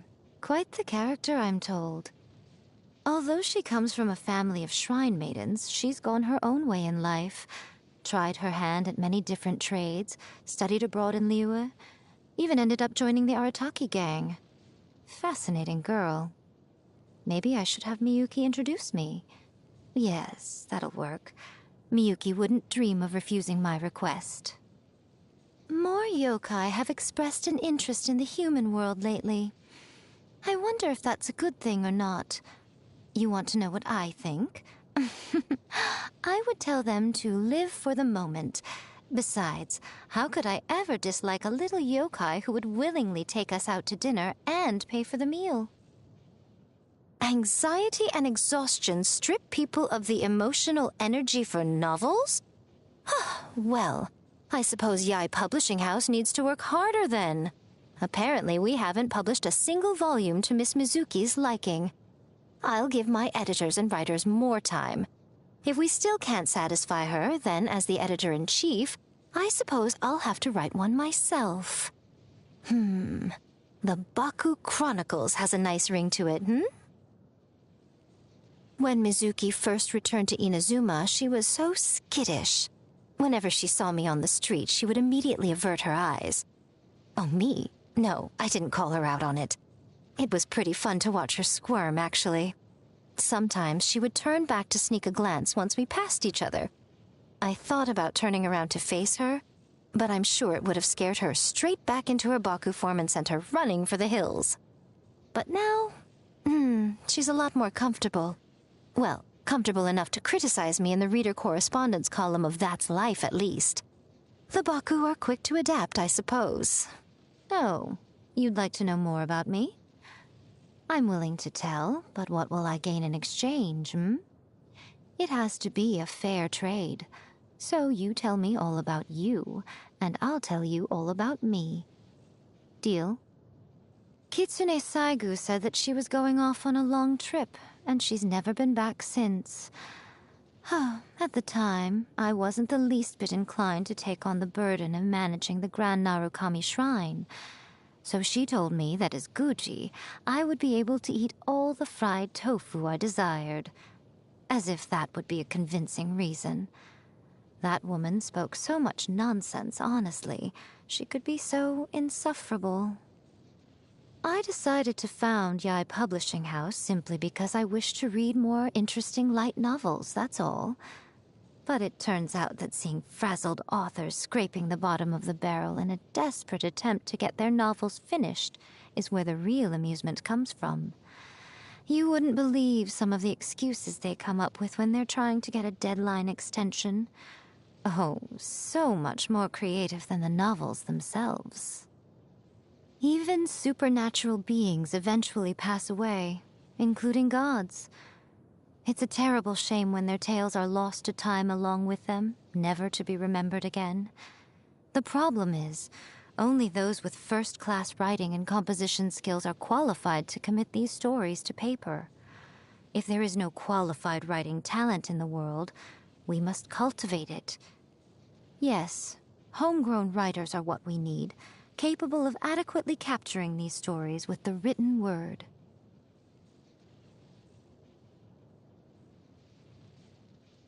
Though I'm an avid reader of novels written by others, I've yet to pick up the pen myself. Writing a novel is quite an undertaking after all. But if there comes a day when you reach the end of your adventure and want somebody to record it, and if I happen to have the time when that day comes, we'll see. My favorite pastime is reading other people's stories. My second favorite is watching other people squirm. If I could find a way to combine the two... Oh, that would be entertainment in its purest form.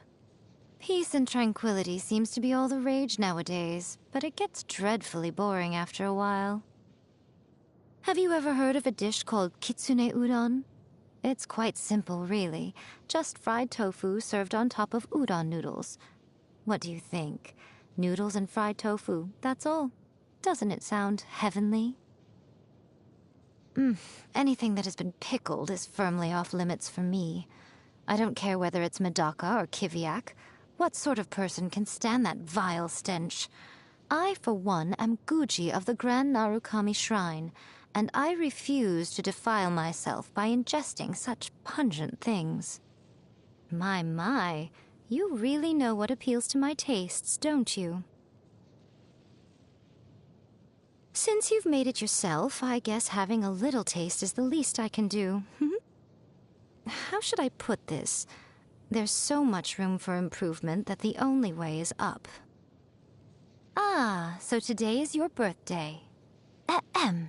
On your ceremonious reckoning of years, I task my kin with seeing to it that that which you seek you shall surely find, and that that for which your heart longs you shall surely receive. Remain pure of heart and true of spirit, and their protection shall be bestowed on you. There you go. May all go well in your year ahead, and may all your wishes be fulfilled. Are we done?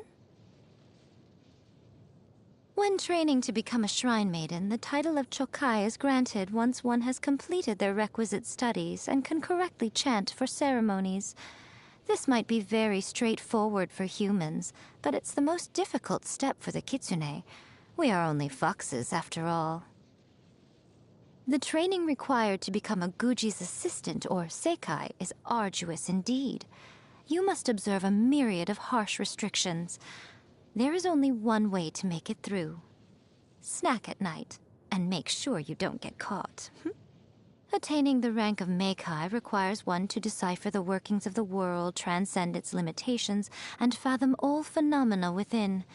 Usually, any who reach this level are granted a vision and a lifespan far beyond that of the average kitsune. Throughout history, only the Guji of the Grand Narukami Shrine has ever held the rank of Jokai. It is an honorary title, not related to the capabilities of the holder. But of course, if I were to declare myself the most powerful Jokai in history, I don't see why there'd be anything wrong with that.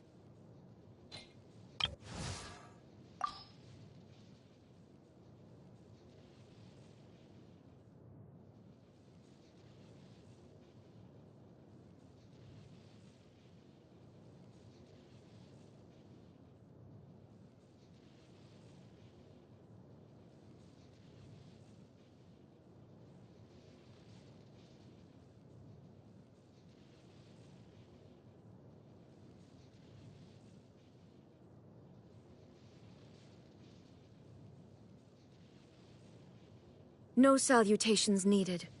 My exalted status shall not be disclosed as we travel among the common folk. I acknowledge that you are a person of superior ability. Henceforth, you will be my guard. Worry not. Should any danger arise, I shall dispose of it. Inactivity serves no purpose whatsoever. The world remains constant over the centuries. But human life is like the dew at dawn, or a bubble rising through water. Transitory. All the world holds dear is but a backdrop of constant motion. I stand before it, alone and unchanging. Rainfall alone does not constitute a storm. Thunder is required. Oh, dear me. That didn't frighten you, did it? After all, you are in the presence of the most supreme and terrifying incarnation of lightning in the whole of Tevat. The Winter Shogun approaches. Clear skies can do nothing to hide the brilliance of lightning. Divine bolts can strike even in the absence of rain. Do you see that tree? Wait, you understand? So, demonstration is not required. Good. Yawning without covering your mouth. Uncouth. I will pardon your rudeness this time. Good morning to you, too. Time for dessert. What? Why not? What do you mean entrees come first? They were only indulging me because I am the Shogun? Huh. Interesting. Do you wish to know the truth about the shooting stars at night? They are but fleeting moments of luminosity. You used to be one of them? Oh. Are you a Tengu warrior? I command the thunder in all corners of the world to cease. Rest well tonight. Thunder's roar and lightning's flash. So ephemeral. This is why reaching eternity is desirable. Actually, no. This is why reaching eternity is necessary. Erosion is a terrible thing. This body's purpose is to withstand wear and tear, that the one within might achieve eternity. I declare you my chamberlain. In other words, according to my judgment, you are useful to the shogunate and loyal to me. Despite serving as my guard during this journey, you need not shield me from danger. The Shogun's constitution is rather robust, and in the event she does break down, we can simply get a replacement. In an emergency, just send her into the fray. The Inazuman arts of polearm and sword combat, as well as the blade forging process itself, primarily originated with me.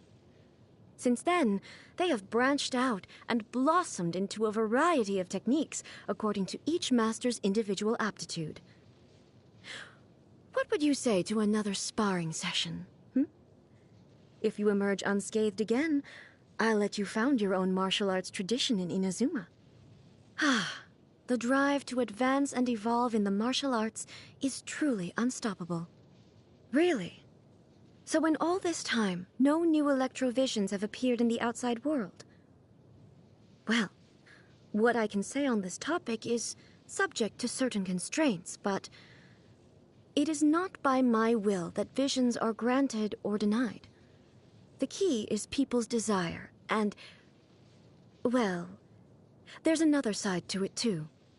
No, I have nothing to share with you at this time. But you use elemental energy without the aid of a vision.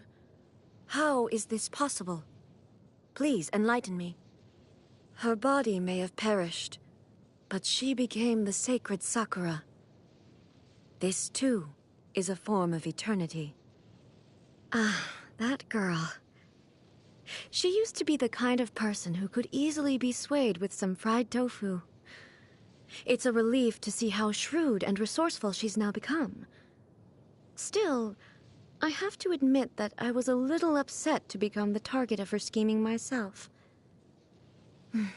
I know it was for my own good, but I'm afraid she will mock me the next time we meet. Perhaps I should take the initiative and strike her first. She'll dodge it anyway. Kamisato. One of the most distinguished clans in all of Inazuma. Despite Ayato's trickery in regard to the Tri-Commission's affairs, he is nevertheless a loyal subject. His past misdeeds shall be excused. Kamisato. One of the most distinguished clans in all of Inazuma. Huh? That's exactly what the Shogun said? Well, Ayaka's also well versed in the art of the sword. A loyal and righteous subject, and an accomplished warrior. She is worthy to be called a hero. With an air of such great promise, the future prosperity of the Kujo clan is assured. Who? Ah, the firework maker. A manufacturer of fleeting illusions, enamored with the realm of fantasy and imagination, but a subject of mine nonetheless. Fireworks were released on Tenryou Commission property? By whom? Her? I can't deny that I am somewhat culpable in the events that led to him being almost stripped of his vision, but I rather think the Shogun should be the one to extend a formal apology to him. Okay, fine. I'll give it some more thought. Indeed, it was I who slew Orobashi. But I also allowed the people of Sangonomiya to continue worshipping it as the Watatsumi Omikami, so that it might enjoy their offerings. Now, Sangonomiya has destroyed the local Narukami shrine and rebels against the shogunate. As the divine priestess representing the Watatsumi Omikami, she must be held accountable. Who? I had an opportunity to feast with him once, back when I was just a Kagemusha attending a gathering of the gods. So he's made his choice. Be that as it may, I don't believe his story is anywhere near finished yet. So the Animal Archon still goes by that name among mortals these days. Truth be told, from the very first moment I met him, I could somehow sense that we were not going to get along. Also, he sure can drink a lot. I admire her humility. It is a sign of true wisdom. With the power she holds, Buer is capable of doing many things beyond our wildest imaginations. And yet, she uses her power only to right wrongs and to protect. She is a truly gentle god. For 5 centuries, I dueled the Raiden Shogun in my personal realm of consciousness to confirm the steadfastness of my will. Yet this Furina you speak of, though possessing only a frail human body, committed herself to acting out her part every second of every day for 500 years. A true battle of the spirit. Her willpower has indeed reached the level of a god.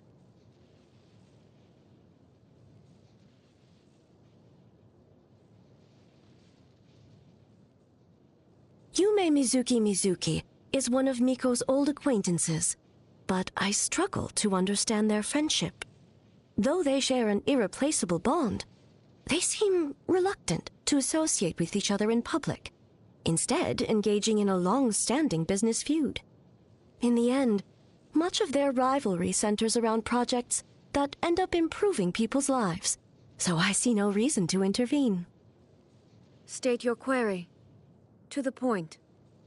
On stormy days, the people of Inazuma chant Kuwabara, Kuwabara, believing that this will protect themselves from being struck by lightning. You need not worry about any storm summoned by my own hand. They will bring you no harm. Lightning storms that occur naturally, however, can be more unpredictable. The account given in the book, Treasured Tales, is largely an accurate one. At that time, she was preoccupied with various domestic matters within the island, so as her Kagemusha, I assumed her identity and joined the troops dispatched to pacify Watatsumi. After this point, however, the story turns into mere wishful thinking. Back then, I was just a martial artist wrapped up in all the fighting, not a social reformer or a moral leader. Perhaps my pursuit of eternity is nothing more than a form of escapism. In the end, the path I took was like that of a turtle who hides in its shell. Still, turtles have always been a symbol of longevity. Perhaps in order to reach eternity, one has to follow their example. I'm fearful because of what I witnessed 500 years ago. Her demise and that thing. But if it were you, everyone would be safe. You would have saved the world. Just like I cherish the memories of everything in Inazuma. If you remember me, I'll live forever.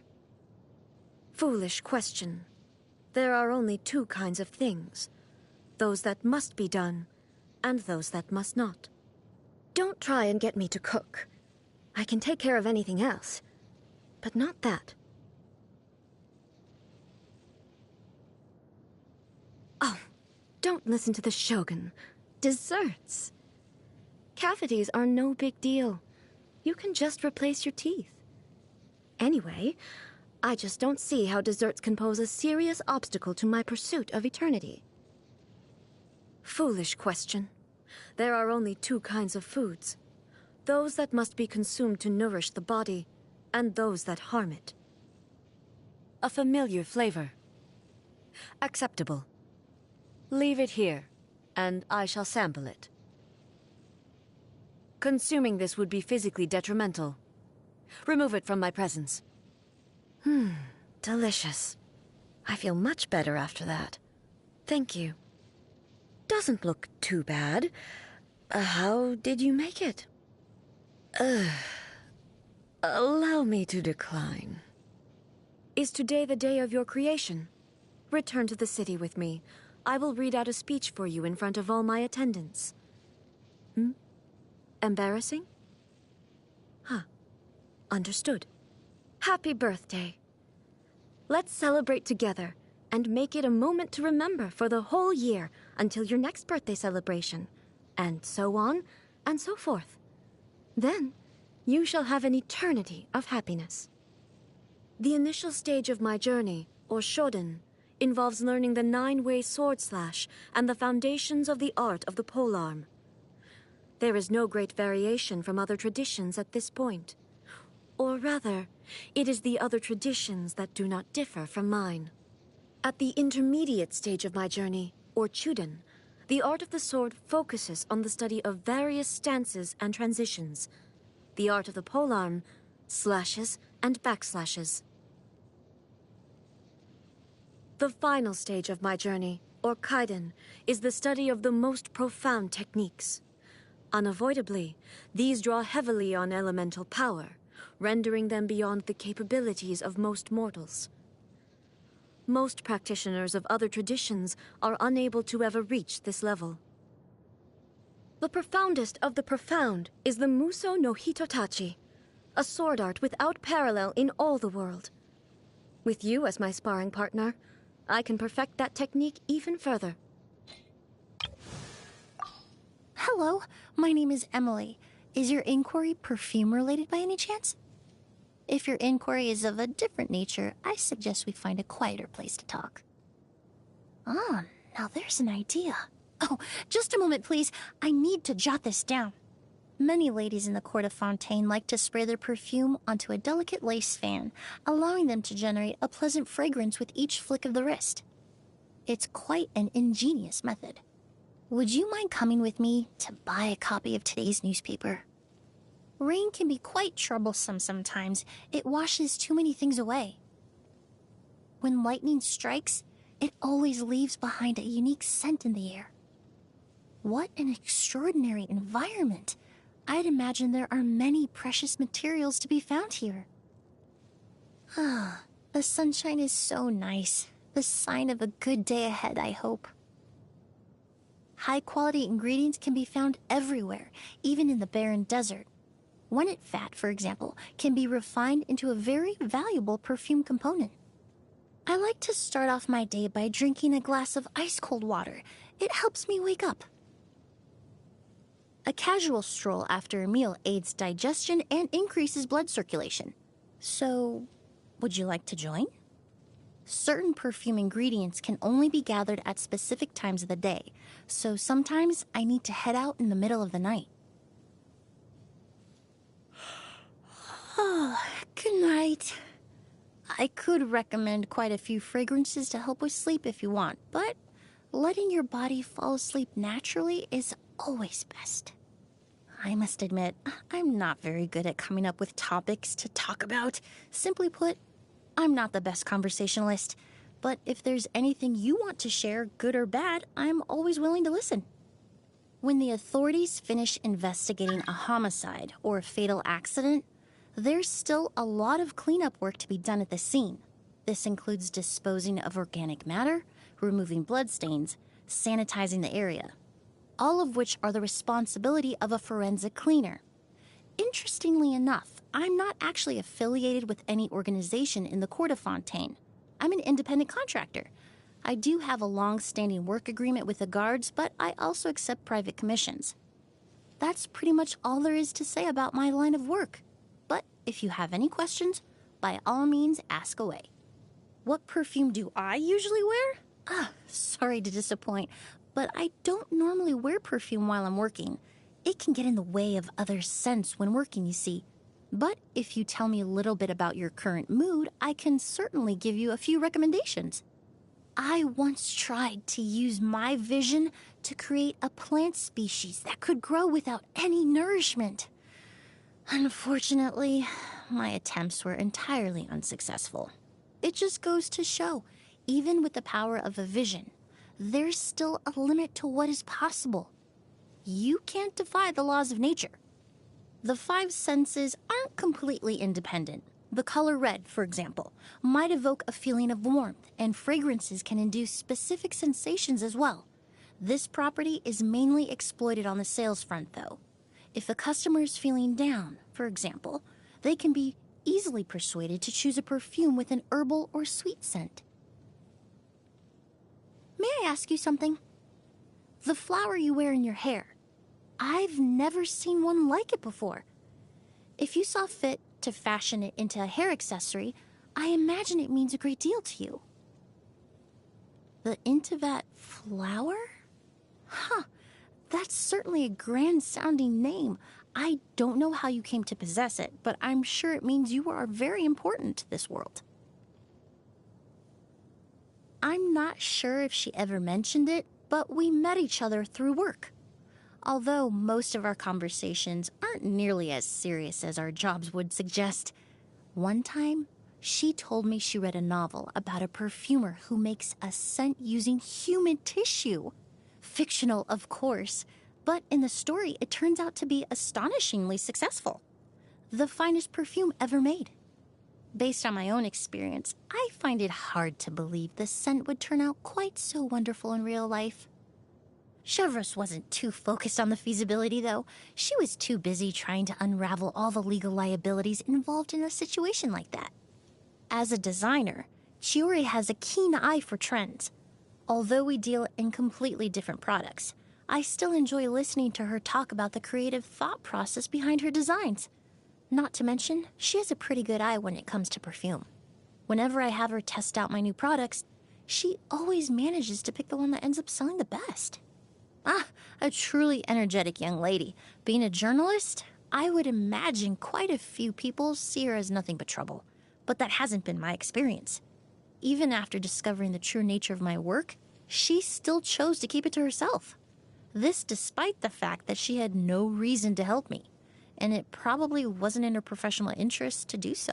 So, I have quite a high opinion of her.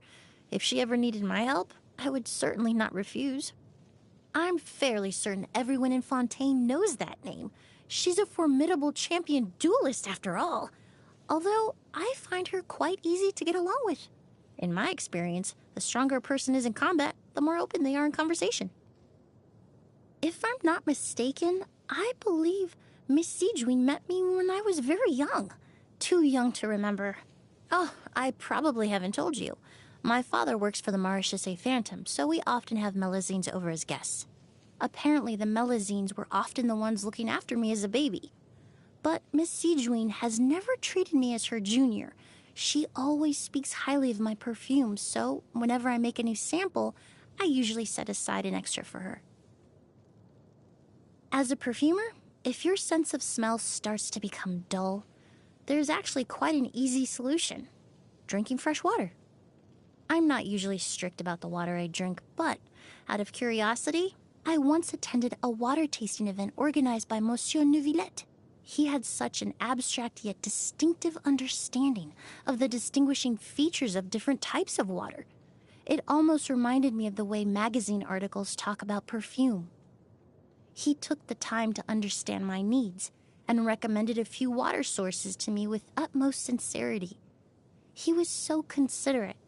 Sometimes I choose to buy the varieties he recommended, even if just out of respect for him. You know Risley? Well, aren't you full of surprises? From what I know, the Duke tries to keep a very low profile. Most people don't even know he exists.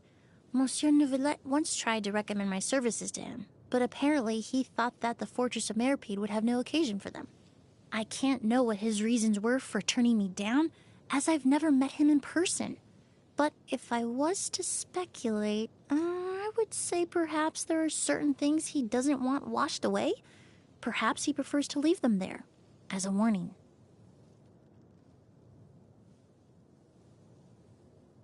I've only met him in person a few times, but we communicate by letter often. He reached out to me first, writing a letter after tracking down my details through some roundabout way. He was extremely polite, and it was incredibly flattering to have such a renowned botanist ask for my flower-related expertise. But I also saw it as a chance to learn from him. I decided to ask some of my own questions, particularly about perfume ingredients from Sumeru, and he gave me thorough answers to each and every one. Now our correspondence is much more casual. He even tells me about his companion sometimes. I really am delighted I got this opportunity to make a new friend. Miss Escoffier is a diligent and studious chef. Normally, dry lectures about perfumery would put someone to sleep, but not her. On top of that, her mind is so quick. She can recognize subtle links between pieces of information and can instantly put her knowledge into practice. Some people think she was blessed with a natural culinary gift, but I believe the secret to her success is self-evident. People often romanticize perfume, assigning it all sorts of poetic qualities. But in reality, perfume making is much closer to a science. It can be boiled down to a simple chemistry experiment, really. It's up to the perfumer to bridge the gap between the product's artistic and scientific qualities, and doing that with any degree of success takes quite a bit of skill. People can describe how a certain scent makes them feel, sure, but it's very difficult to recreate a scent just based off of a written description, even for me. So I do apologize, but I don't take custom orders. That said, if you find any of my other perfumes to be to your liking, it would of course be my honor to do business with you. A perfume must undergo a series of tests before it's released, including a shelf life test. This can help answer several questions. How long does the product last? Is it prone to deterioration? Will it become toxic or even dissipate over time? Now that I think about it, wouldn't it be nice if there were a way of doing a shelf life test for interpersonal relationships?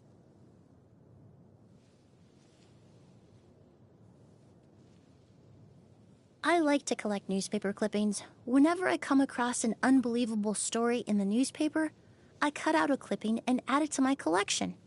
I've filled up several thick binders that way. Flipping through them is almost like reading one of those short story series that Chevros is so fond of. All the dogs in the park are so sweet, but if you want to pet them, you have to indulge them with some playtime first. I suppose it's a good problem to have.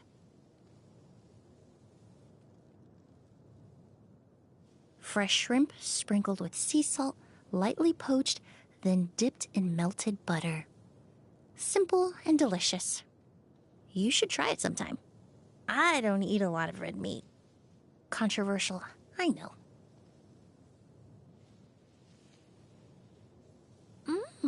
It tastes just as good as it smells. Thank you for sharing it with me. I enjoyed it very much. It looks delightful, and the texture is fairly pleasing as well. Are there really people who are particularly partial to this kind of flavor?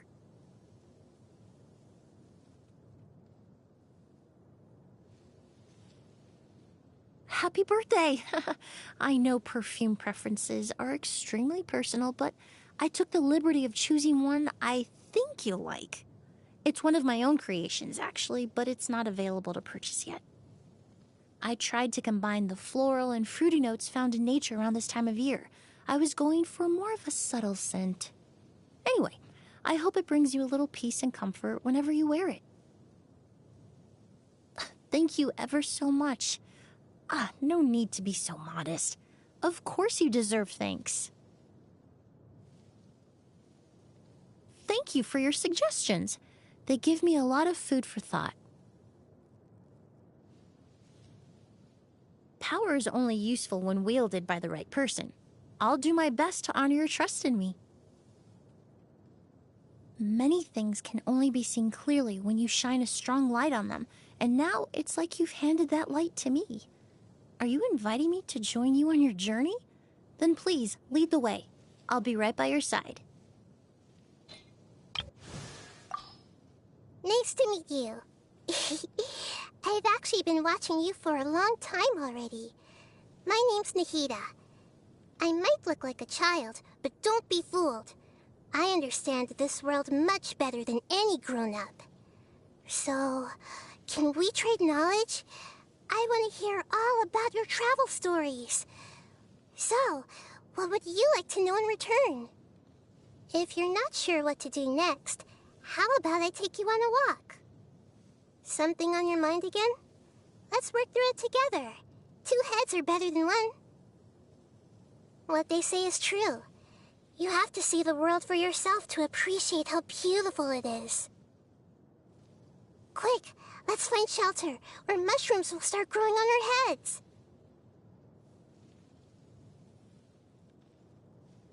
Did you know that the sound of thunder is the prelude to new life?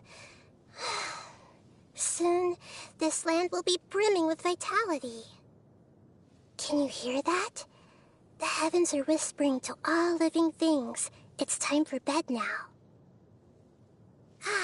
The weather is lovely and warm. Things are about to start getting lively again.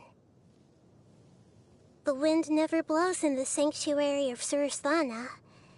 Oh, sorry. That's probably obvious to you. Good morning. We should get going right away. There are too many things in this world that you'll miss if you don't get there on time. for a break. I'd really like a berry and mint burst. If you get one for me, I'll tell you a couple of stories about the sun, okay? The sun's setting. It's time to wave goodbye and let the creatures of the night take center stage. You should go to sleep now. Don't worry, I've made sure there's a sweet dream waiting for you. Oh, the Mirjavari? A place without anything at all, completely empty. Just like a shroom-boar's brain. Of course I know it. It's true. I've never seen it with my own eyes. It's one of the many places beyond my reach. The gods gave humans barely enough knowledge for them to fill their stomachs. Yet, they used it to craft tools, write books, and build cities. And now they've set their sights on the stars in the abyss. With every moment that goes by, they're creating brand new knowledge, so I never want to take my eyes off them. The things you've experienced on your journey are so much more exciting than anything I've ever learned. And now, I get to ask you about all of it anytime I want, so I can understand each and every little detail. I couldn't ask for more. Alright, let's not waste any more time. Now, where were we? Being a listener has never been enough for me. I've always dreamed of going out and seeing things for myself. You're such an experienced adventurer. Can you be my guide? I want to experience all your future tales firsthand. The heavens grew eyes to behold the true beauty of the world below, but humans already have eyes to begin with. So, what is it they see when they look at the world not with their eyes, but their vision? You're very smart. Can you figure out what the answer is? Very often, only once we get hurt badly are we finally forced to face our own laziness, ignorance, recklessness, or arrogance. There's nothing to regret, though. We have no way of seeing all the possibilities that lie ahead in the future, so we have to rely on clumsy trial and error to gain knowledge. Just think of pain as the tuition you have to pay. His jokes are like buried treasure, gems hidden beneath the surface. They're a lot of fun.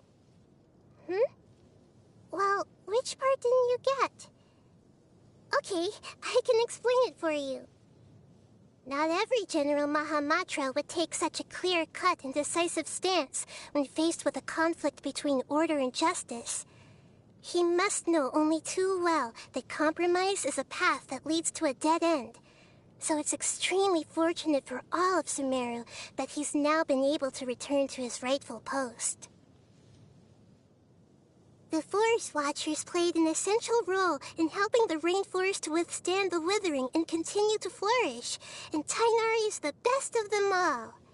Still, I do hope he learns to be a little gentler with people. Otherwise, it's gonna be difficult for the Forest Rangers to attract new top talent. When I heard her story for the first time, her tenacity shone through like a dazzling gemstone. She's been through so much.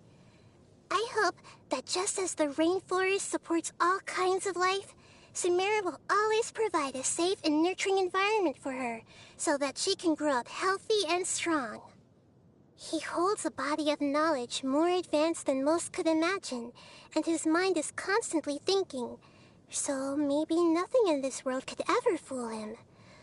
But is the wise man truly wise to view the mediocre majority as defective? Because without them, there is no us. I once borrowed someone else's body to ask her if she'd mind allowing Lesser Lord Kusanali to watch her dance.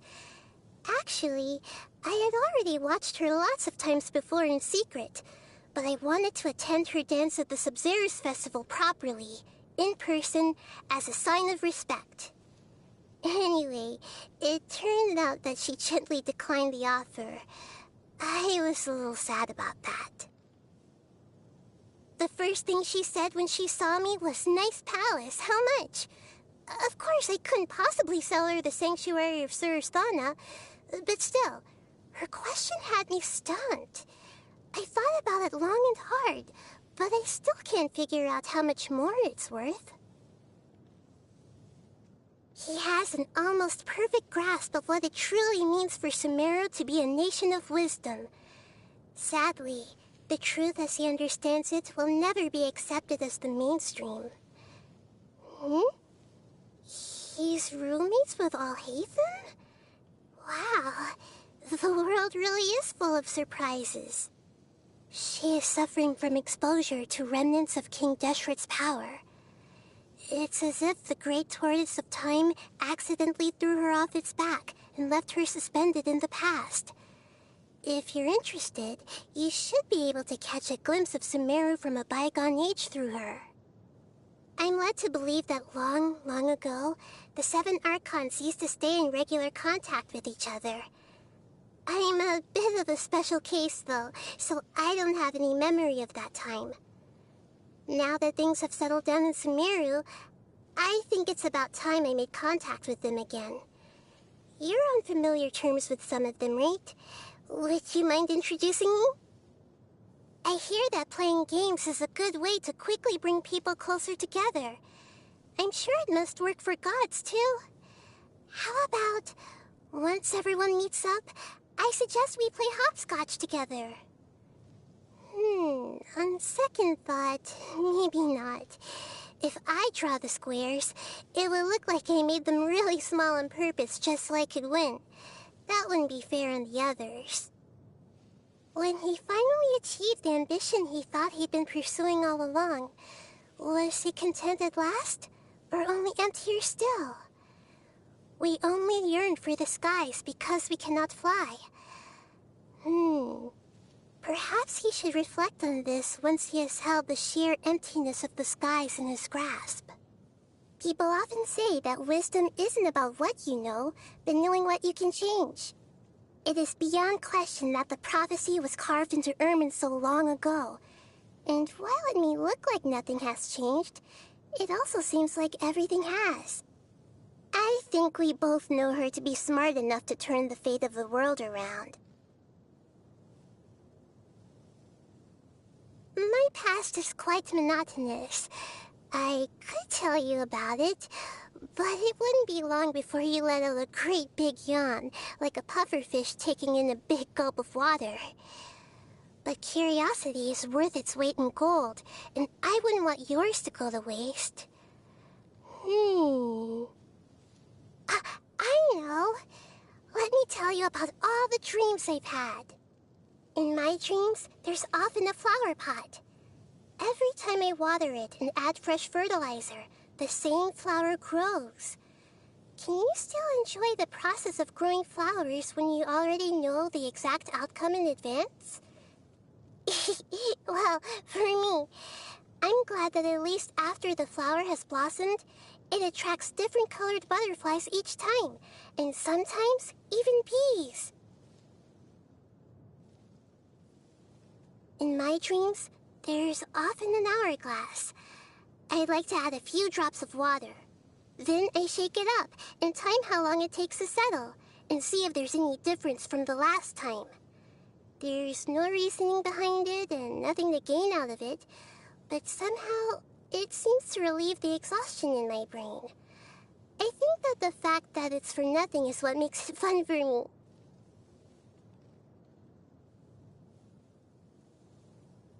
In my dreams, there's often an empty space. No matter how the scenery changes around it, the emptiness always occupies the most important place. Strange, isn't it? I think there used to be something there, but for all the power I have over dreams, I still can't find the answer as to what it was. Seems like even in my dreams, there are things that I can't control. In my dreams, there can be anything. Anything except people coming and going. But since meeting you, it's gradually started to get more lively here. Maybe you're a guide, adding a human touch to my dreams and leading me out from my cage. Come on, let's go. The journey's only just beginning, and I'd like you to carry on leading the way.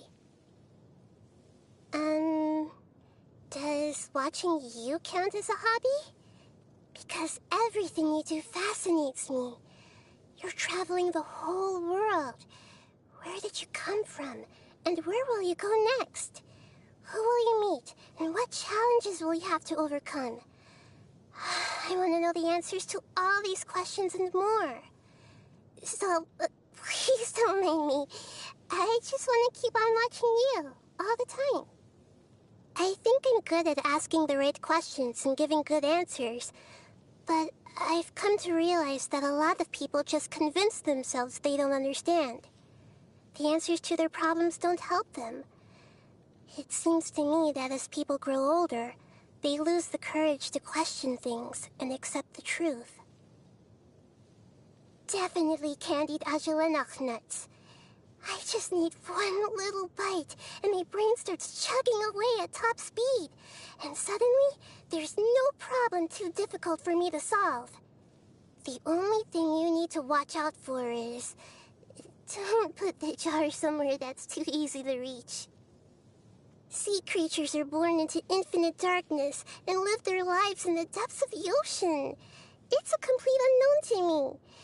Ugh, eating them is like swallowing an icky storm cloud. May the world never forget this beautiful flavor. Thank you. I really appreciate this. It tastes lovely.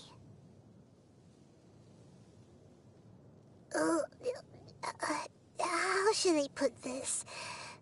I guess... You wouldn't feed shroom boars to a sumpter beast, would you? I was thinking, your birthday celebration needs to be at least as grand as the Sub-Zero's festival, so... Too much? But everyone's already done preparing for it. Come on, let's go. Just this once. I'll make sure you love it. I'm getting smarter. My mind is growing even bigger. It feels like you could fit the entire sky and ocean inside it. I feel like a Neopala lotus that's been reunited with its leaves, or a Sango pearl that's found its shell. Thank you for allowing me to be your companion, and for teaching me so many new things. As the God of Wisdom, I grant you my blessing. From here onward, may your journey be free from confusion that clouds your mind and obstacles that block your path. I am astrologist Mona Magistus, meaning the great astrologist Mona. If it is divination you seek from me, then I ask you respect my name by learning it wholly, here and now. Divination is about precisely foretelling one's written destiny. Over-embellishing that fate only leads to misconception. Astrologers must rid themselves of material desires. Only by ridding oneself of clutter can one see the true world around them. Fate is called as such, for it cannot be changed, nor can it be reversed. It can only but be accepted. With rain this heavy, not only are the stars clouded, so too is my scryglass hazy. Which of the starry skies do these thunderbolts fall from? The pure waters of melted snow are optimal for hydromancy. One need not scry to know today's weather will be good. Your arrival is untimely. The morning star has just waned. Breakfast? No, I've already eaten. Noon is upon us. We should eat. I will have a salad, for simplicity is the way of the astrologer. Nightfall has arrived. I will soon be able to begin my divination.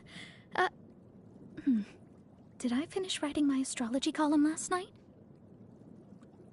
It's already so late, and I'm no further along on finishing tomorrow's astrology column. What? You're off to sleep? I wish I could sleep now, too. The work of the astrologer is to show people what fate has in store for them, and that's exactly what I do. There will always be those, however, who are unable to accept what they're told. Why do I write reports rather than using my divination to earn mora? I would never use hydromancy for the sake of Mora, nor did I learn hydromancy for that purpose. I don't know. Unless left with no other choice, astrologers do not foretell their own fate. The elders of my art warned against it, for it can turn fate in on itself, which is incredibly dangerous. As you are not from this world, I am unable to give you a prediction. All I can tell you is that your journey is far from over. When I first received my vision, the elderly woman that gave it to me, she put on this air and said, "May your heart of truth be with you." And yet this thing does nothing for my hydromancy. All it does is get me wet. That said, a vision doesn't hurt to have as a little accessory. It is, after all, the one useful study tool that miserly old lady ever gave me, in a rare act of generosity. Do you know about constellations? Astrologers believe that the patterns of the stars map out the destiny of vision bearers. Past, present, and future, everything is written in the stars. This travel companion of yours, do you know anything of her origins? No matter what, I cannot seem to discern a single shred of information regarding this floating fairy's fate. Oh? So you don't know where she comes from either? You mean the acting Grand Master of the Knights of Favonius? Her constellation is Leo Minor, which represents strength and responsibility shouldered too young. Though the lioness has been separated from her pride for a long time, she grows from strength to strength, and the day will come when she is ready to return as its glorious leader. Albedo? I envy his ability to solely focus on his research without getting bogged down in mundane worldly affairs. What a wonderful life. If that batty old lady hadn't had one too many screws loose, perhaps that's the life I'd be living by now myself. Ah, yes, Alice's daughter. She's in the custody of the Knights of Favonius, and Albedo looks after her too. She's blessed to have Trifolium as her constellation, which represents good luck. I'm slightly envious. Although, if I'd been blessed with good luck, I suppose I never would have had the great honor of running into that old woman, would I? Diluc Ragnavinder. His constellation Noctua represents vigilance in the darkness of night. A lone guardian keeping watch, longing for the splendor of dawn, yet destined to solitude in the dark days preceding its arrival. Or wait, maybe Noctua's the one tied to wealth. Kaya Albric. He's a Pavo Ocelus, destined for greatness and grandeur, and to hide ugly realities behind a layer of charm and elegance. He believes he has made a clean break with his past. But one day fate will catch up with him. When it does, he will have a major decision to make. A Tempus Fugit. The constellation derives its name from the hourglass and stands for knowledge and time, or rather, the trade-off between them. As each grain of sand falls down, a moment of time, of life even, dies for good. To stop the unrelenting flow of sand, one would have to turn the hourglass on its side. But once the sand comes to rest, it remains motionless forever. Maybe becomes lazy is more accurate than comes to rest in this case. Venti, the bard that sits around doing nothing all day? What's so interesting about him? Sure, I guess I can take a look. That's weird. The scryglass, I can't see a thing. This wind, I can't open my eyes! No! My hat! My clothes! Stop! The wind's going to strip all my clothes off! Make it stop! Make it stop! Alright, I'll never do this again! You want to chat? For fun? Oh, I don't usually have spare time for such activities, especially when I have so many columns left to write. Then again, since it's you, it might be worth it. A change of pace once in a while isn't such a bad thing. Income. From astrology. You can't use things like Mora to determine the value of astrology.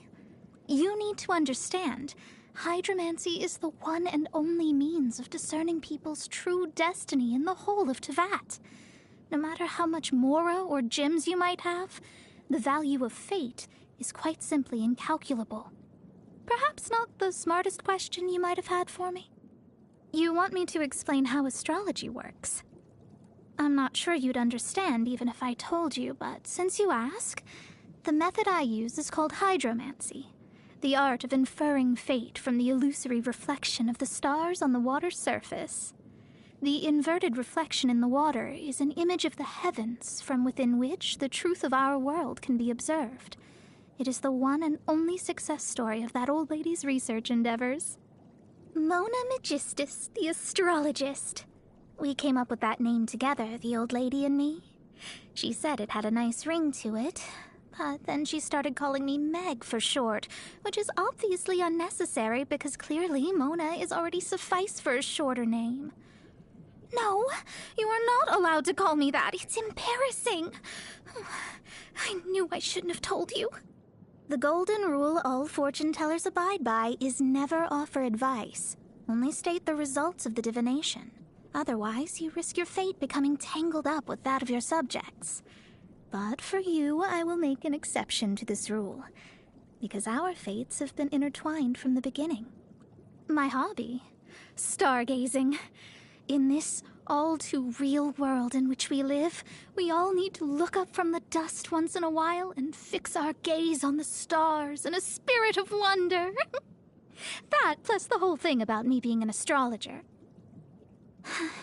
The equipment repair bill is due, and so is the final payment for that celestial globe I ordered. Also, I still need to renew my journal subscriptions, not to mention pay the rent. Which one to prioritize? I'll pay off the celestial globe first. If I leave it any longer, they'll sell out and then I'll never get my hands on one. Oh, salad. Salad is by far the best food in the world. Cheap to buy, easy to whip up, filling, and it's the most convenient thing there is when you're working on a column or fixing some equipment. I mean, who's got time for a proper dinner anyway? You know, all those overpriced fancy foods. Personally, I think it's uncivilized and frankly dangerous to splash out and indulge yourself every time you have a little hunger pang. So satisfied. Who would have thought knowing you would bear so many benefits? Just to be clear, you're sure I don't have to pay for any of this? I don't mean to nitpick or anything, it's just I haven't quite eaten enough. Happy birthday. Here's my gift to you. It's a bag containing some words of advice that may help you through tough patches. No, don't open it yet.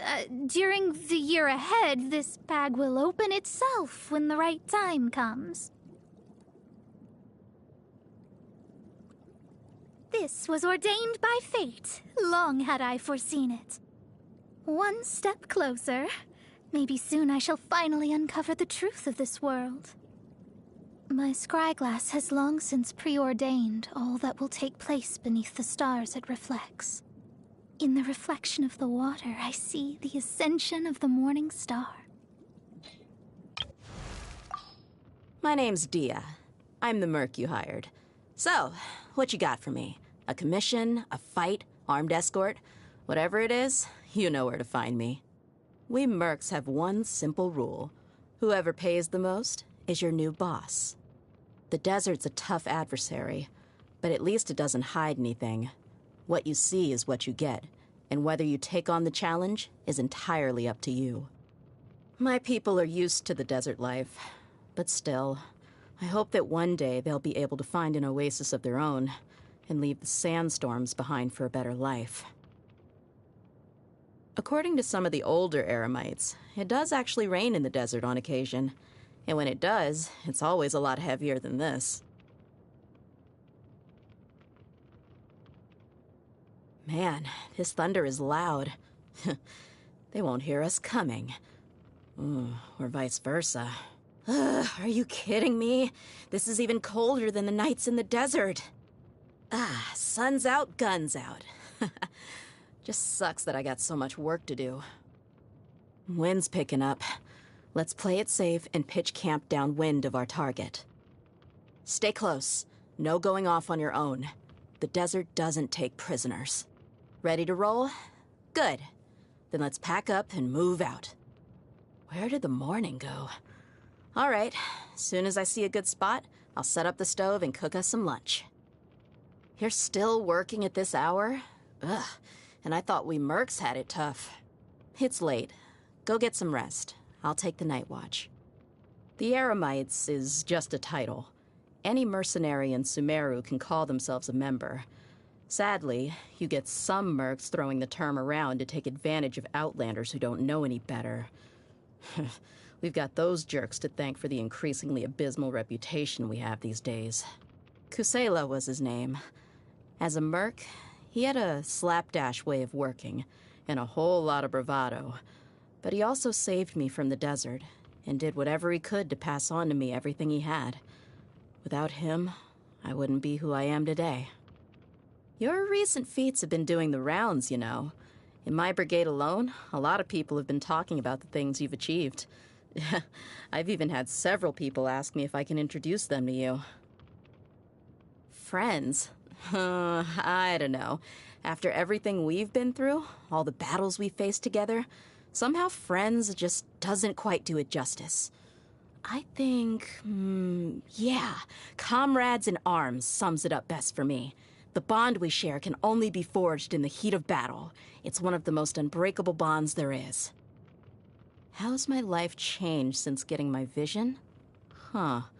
Well, obviously it gives me an extra edge in battle. But honestly, the biggest thing for me is that it's helped me bring a few more mercs into the Blazing Beasts. You know Ajilenak nuts, right? I used to go crazy for them as a kid. But my dad was the worst at shelling them. He'd just hack them to pieces with his knife, leaving a bunch of inedible mush behind. In the end, he'd salvage what he could by scraping pieces of the flesh off the shell, then mixing it with some milk and calling it porridge. I do miss the taste of that porridge sometimes. And I miss that old nutcracker, too. A lot of people see the red vulture as an omen of death and disaster, because it feeds on the carcasses of the dead. But the way it soars high above the desert, I've always seen it as a symbol of the tenacity of life. I wonder what the Great Red Sand looks like from all the way up there. The one that got away. I came this close to doing a job for that guy. A contact put us in touch. I was supposed to be his guide through the desert for some kind of investigation. But then it got canceled out of the blue. No idea why.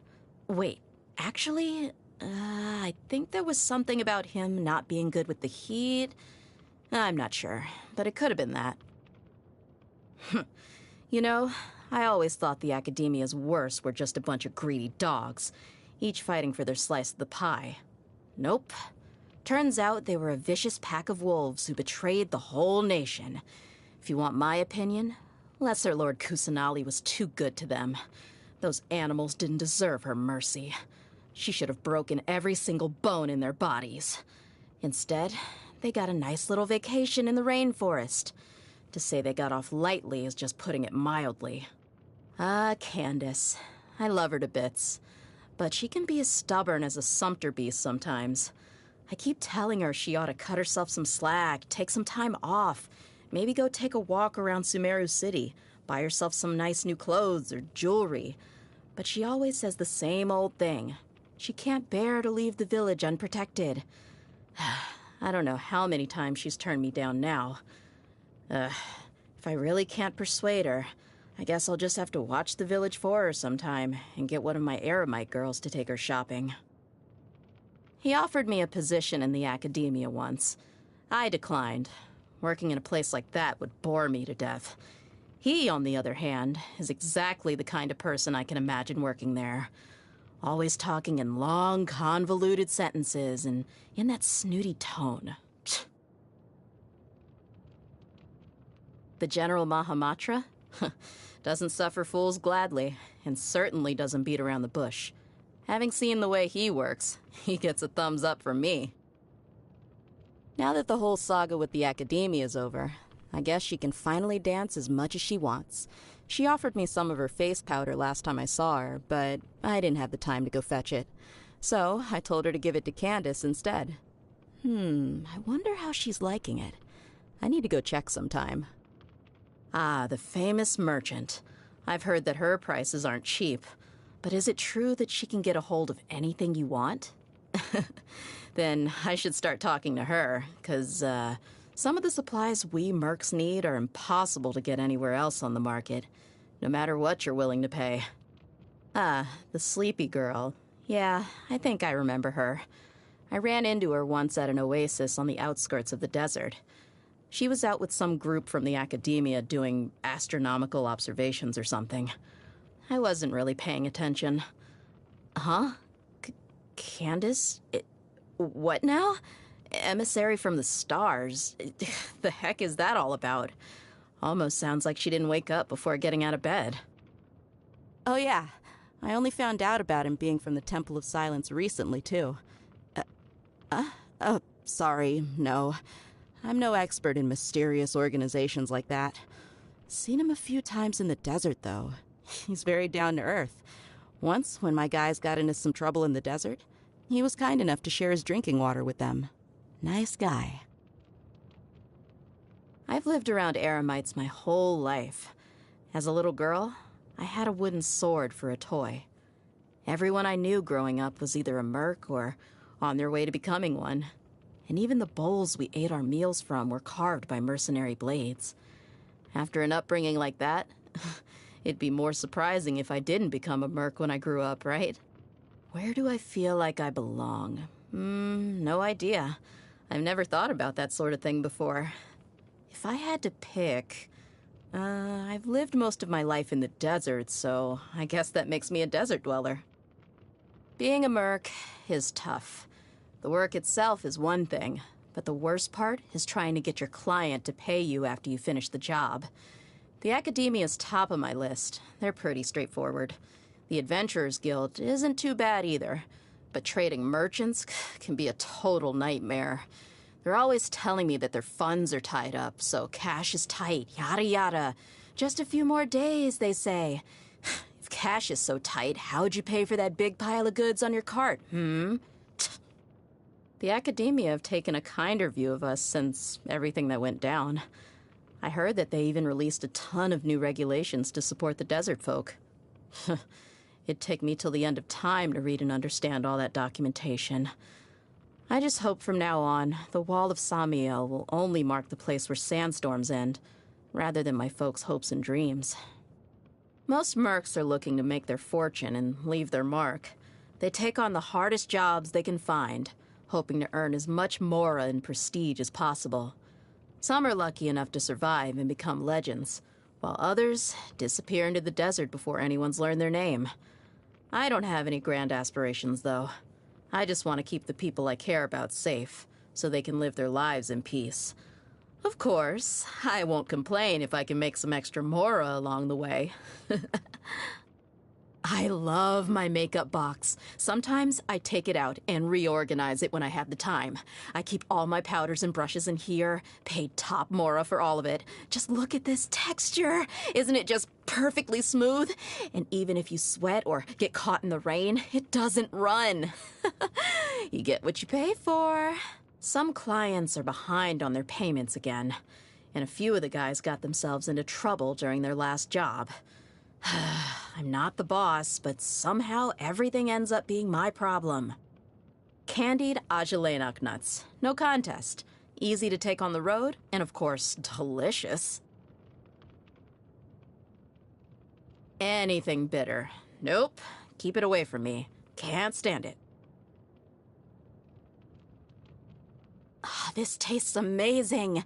I'd better not have any more, or I'll never be able to go back to my usual rations. Not bad. Compared to rations, anyway. You know, if nothing else, it's, filling, and if it fills you up, it's good grub. Happy birthday! Reach into your pocket. Your present's already in there. How'd I do it? Just a little trick of the trade. Anyway, more importantly, I've booked us a real feast at Lombard's Tavern, so let's get ourselves over there. Huh? Oh, don't worry. I didn't invite any of the other mercs. Nah, that rowdy bunch is always getting into arguments. Not the kind of people you'd want at a birthday celebration.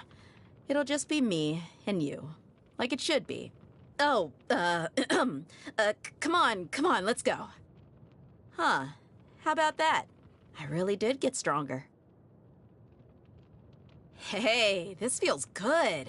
I think I'll be able to hit quite a bit harder with my sword now. So much power. I have to go test this out. You down to spar with me or what? I never once imagined I could get to this level. All credit goes to you. What next? Do you have a job for me? Whatever it is, just say the word and I'll be there. Yeah? Now just why might you be looking for me, Oh, you didn't know? I'm the 77th director of the Wangsheng Funeral Parlor, Hu Tao.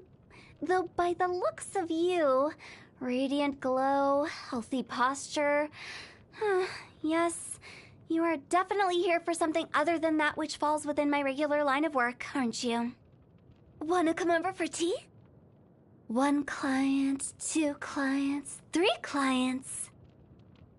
When the sun's out, bathe in sunlight. But when the moon's out, bathe in moonlight. What a bummer. Lightning! Oh, let's bolt! Snow! What a nice breeze. My hat's gonna get blown away. Well are those who rise in the early morn, while those laid to bed I shall forewarn. Yo! Afternoon! Had lunch? Moon's out, and so am I. Oh, you sleepy? Get some rest. I'm gonna take a walk by myself. Who as in, who put me in this coffin? And Tao as in, I can't get tout. No, not funny. Let me show you some fire tricks. First, fire. And then, whoosh, fire butterfly. Be free. You've been all over, so you must have seen a lot. When you've got the time, tell me your story, yeah? Run around all you like during the day, but you should be careful during the night. When I'm not around, best keep your wits about you. Oh, need a hand? Need a hand? Well, I'm here. If you need some assistance, I'm here to give it my all to the very end. Oh, fighting's a pain. For me, it's not an objective so much as a means to an end. Using the means to reach the end, to fight for that which I will not compromise on. It's in this way that you and I are the same. Vision. Vision? Oh, this thing? Yeah, whatever. We are entrusted by the people to loyally see out their wishes.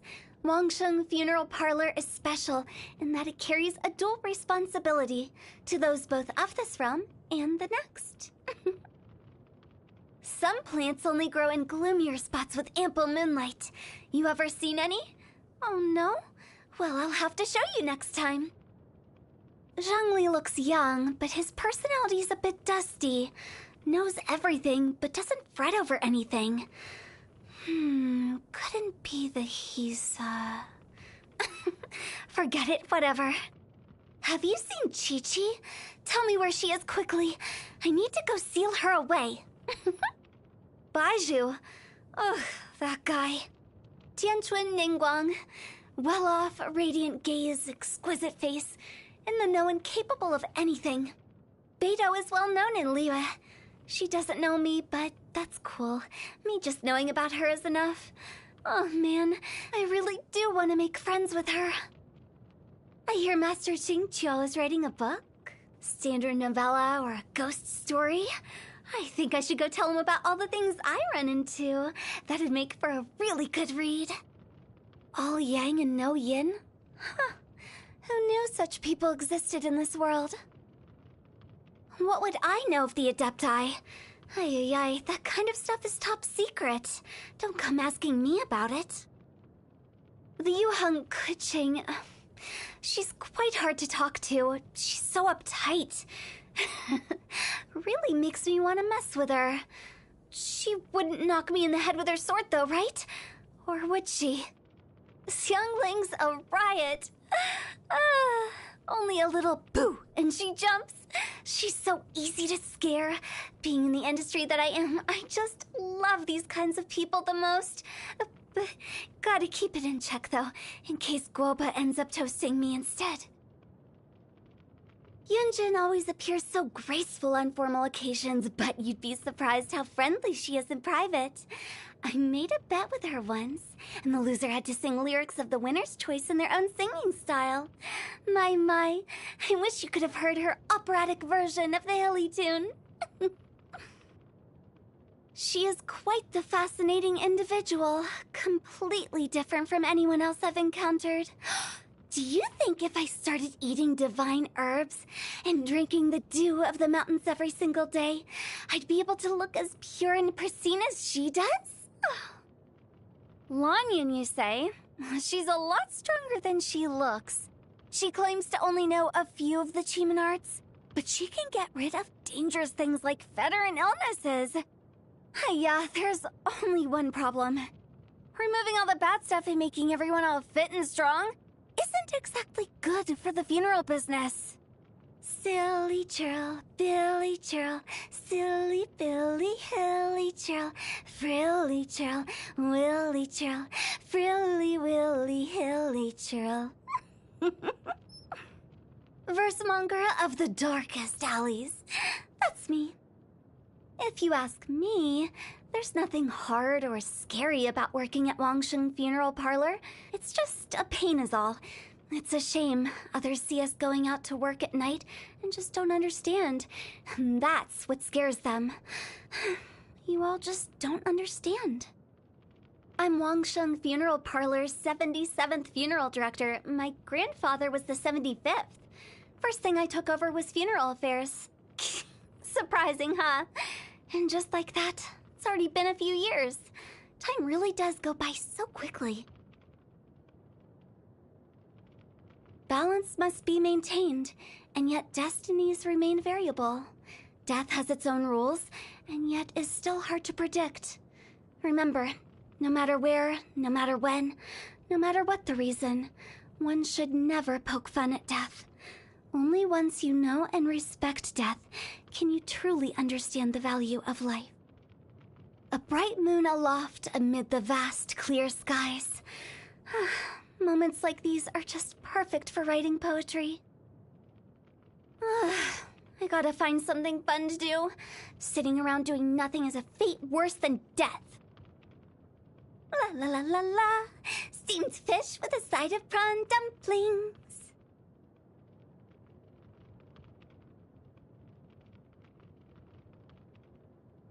Qingshin slime condensate. Ugh. Surely this is Xiangling getting payback. Splendid, splendid! Now allow me to compose a poem in loving memory of this dish. Sure you don't want my help? Come on, it's a great deal. Cook twice the amount in the same time. Ugh. I declare this dish dead. Rest in peace. Tonight the stars are dazzling and the moon majestic. It must be a special day. But just what day could it be? I know. It's your birthday. It really is a great day. Oh, yeah? Yeah? Yeah, this is good. Thanks. I never imagined that I, Hu Tao, could ever be like this. Energy like a rushing torrent. A heart soaring like a gliding eagle. I feel great. If I reach my full physical potential, then the next test is of the heart. It's largely thanks to you that I've been able to step foot into this uncharted territory. It is here that heart and soul are as one like clouds. Death is a constant for all among the multitudes that sit beneath the heavens.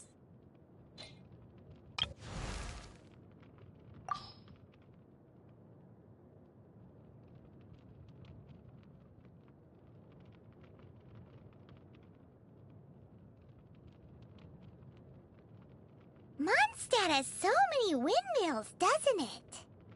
Well, the city is built above water, so it probably relies on windmills to draw the water upwards.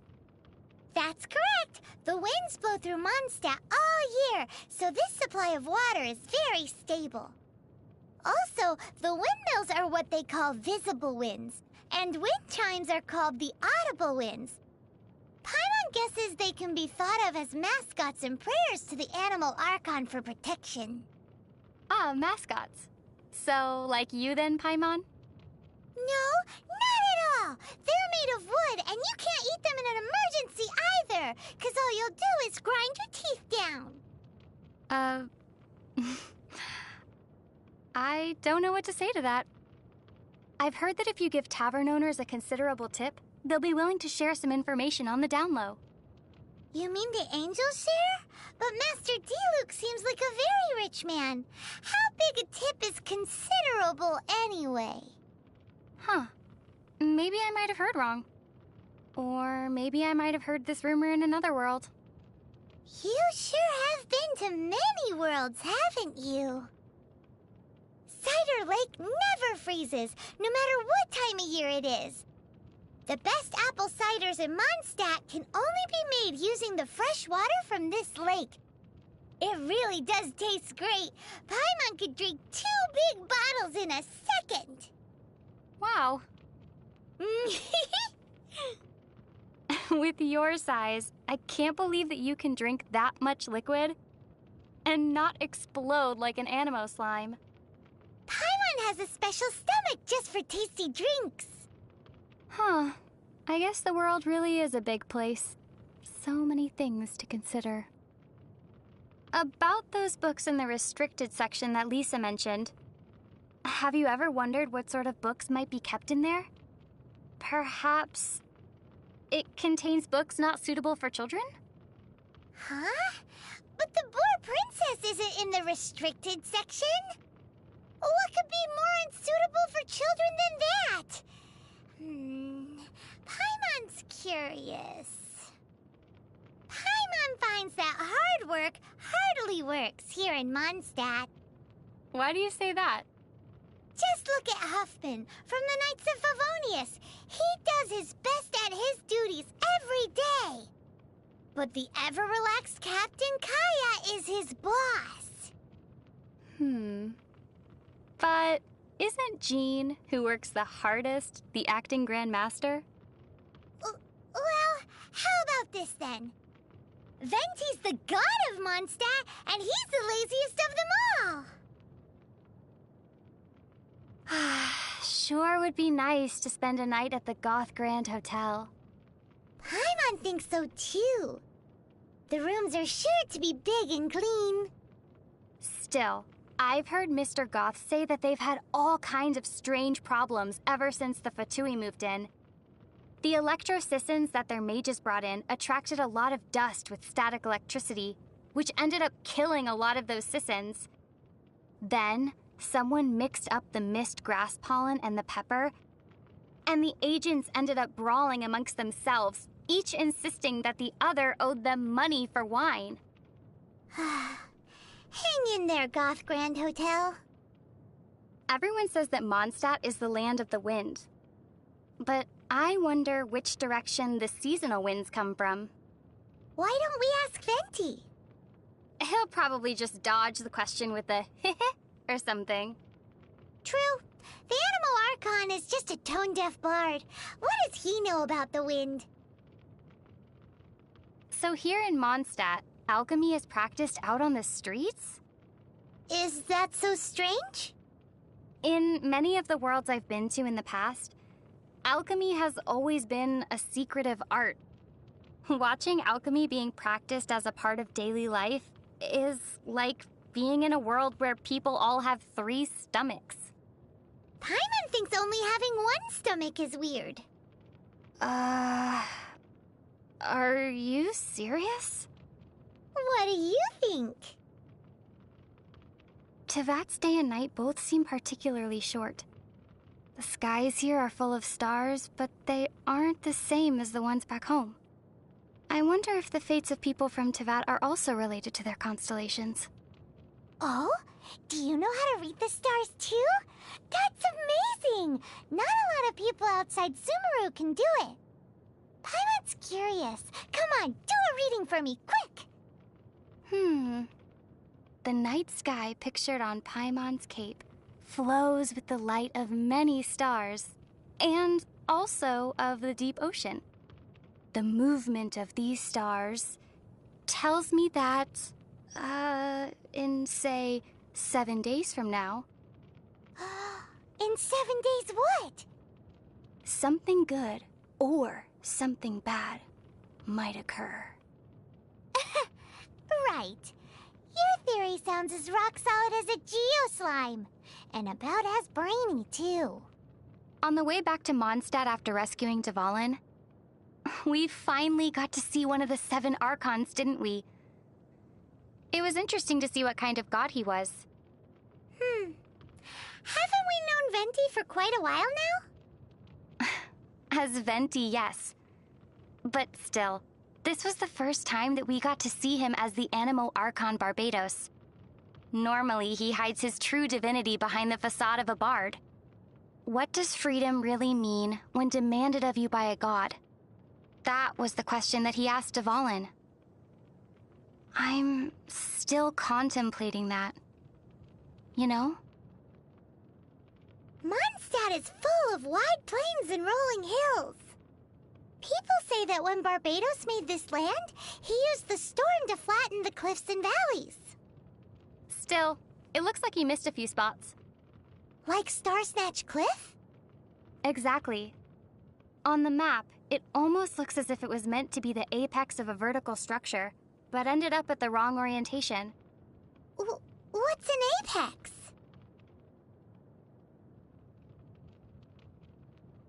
Paimon's heard that couplets are a traditional art form in Liyue. If you can write a line that works as a second half to one that someone else has written, you'll be well paid. But linking the couplet is hard, so it's not easy money. Not only does the rhythm need to match, but the meaning has to as well. Care to give an example? Wind rises, winds never churn. But the sea of clouds always return. Not bad. Let's not waste time here. We've got some money to make. There's a saying of Rex Lapis that's commonly used here in Liyue. Paimon thinks its rough meaning is don't play with your money. It's because the first Mora were minted from his golden form and given to humans in trust. Kaya sure seems to enjoy playing with his money. And that's why you shouldn't learn from him. Well, as a child, I was taught not to play with my food. Yup. You've got to respect your food. What are you looking at Paimon for?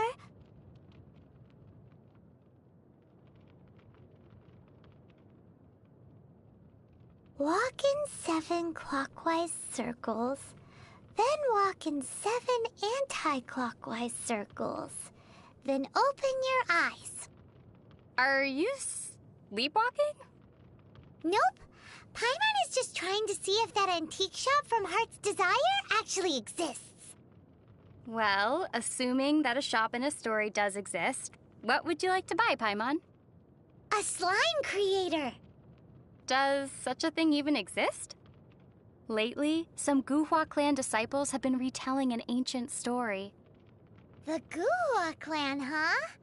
Paimon bets it's a heroic story. Several female disciples decided to partake of a contest of arms to see who would marry their male junior, and he approved. Ooh, Paimon's heard this one. In Liyue, they call this a joust for a spouse. But the night before the contest, he stole the eldest disciple's favorite sword.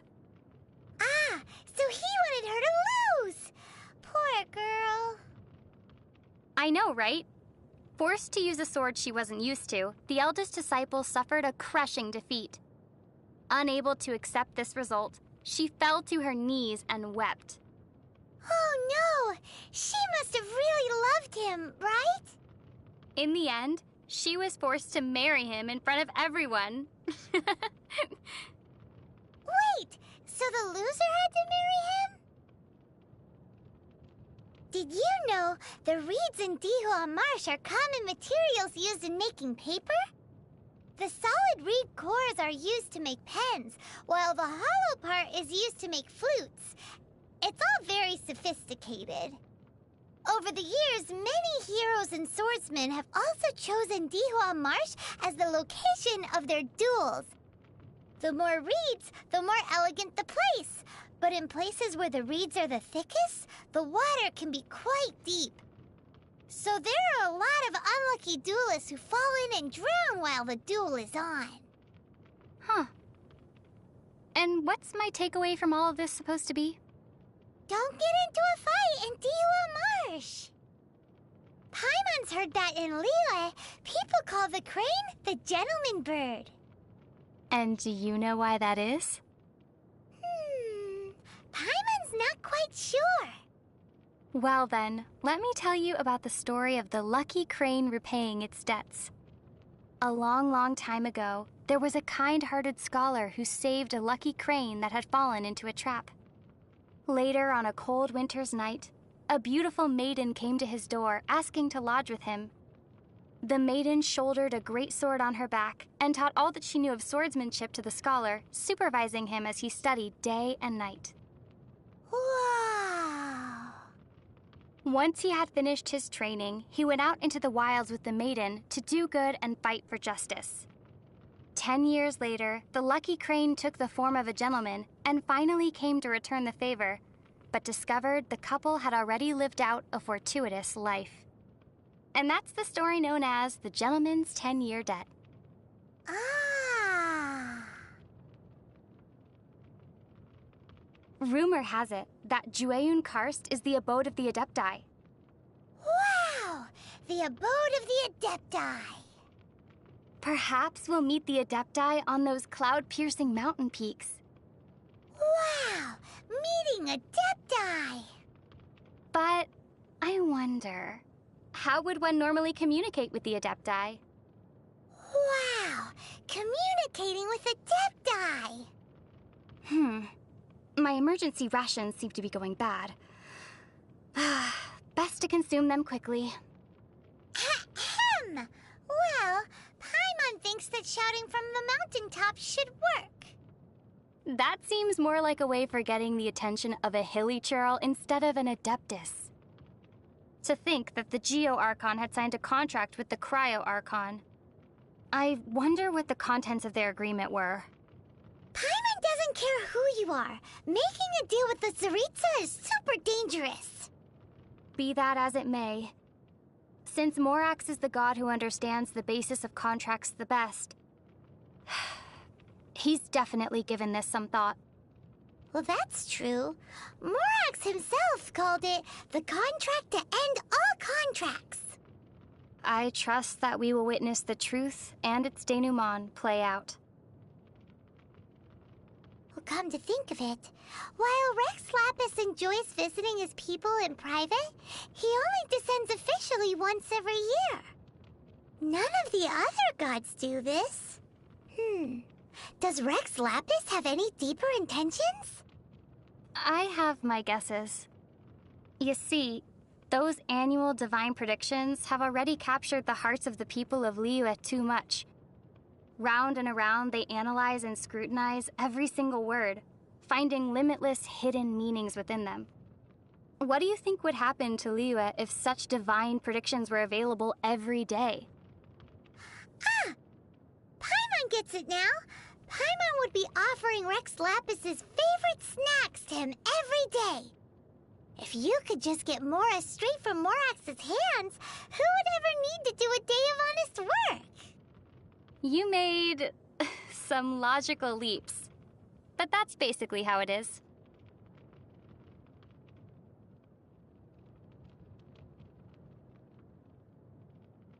I've heard that Albert, being the leader of Barbara's fan club, sometimes gets bumps and bruises on purpose so that he can go to the cathedral to see her. Paimon feels The Knights of Avonia should keep a closer watch on weirdos like that.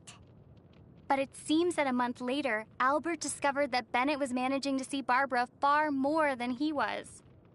On second thought, Bennett does have the natural advantage when it comes to getting injured. What is this? A Let's Bother Barbara contest?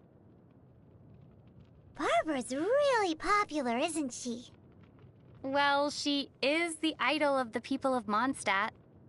Come to think of it, Paimon doesn't really know what an idol is. It's an occupation in which one's work is to be cute, be well-loved, and earn a boatload of mora. Isn't that the same thing as being a mascot? That's one way to put it. Lisa and Amber feel a bit like sisters. Huh? Why's that? Amber often runs errands for Lisa. Older siblings asking their younger siblings to do things for them so they can slack off is a rather common practice. But my brother and I are the same age, so we had to decide these things via rock, paper, scissors. Whoa! So doesn't that make you my younger sister? What do you mean? Well, since Paimon floats, you're the only one who can run any errands. Seriously? Paimon, have you ever seen what Kaya looks like under that eye patch? Nope. So it would seem that he never takes it off. Actually, Paimon already knows why. Oh? He must be hiding some big secret. Really? A secret? See, Kaya heads out for assignments more than anyone else. So the skin under that eye patch has to be way lighter than the rest of him. So if he ever takes that eye patch off... He'll definitely become the butt of everyone's jokes.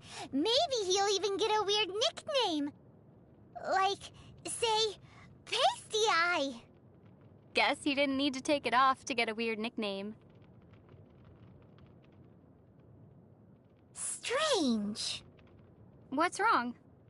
Diluc and Kaya are really alike, so why don't they get along? How are they alike again? Well, Kaya's the kind of guy who acts shady in the light of day, while Diluc is a shining beacon of justice in the dark of night. Don't you think that's kind of the same thing? I still don't see it.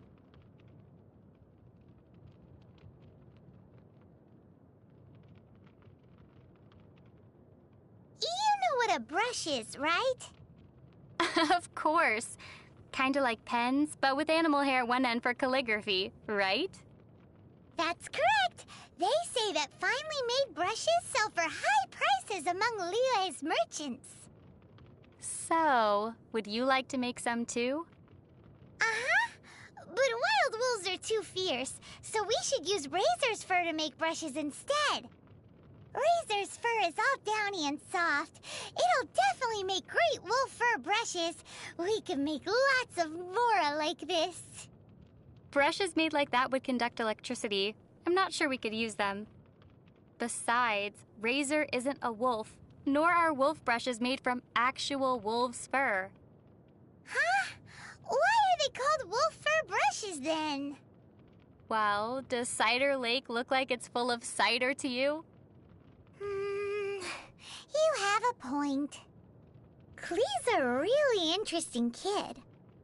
All the knights seem to like her a lot too. You could even say they spoil her.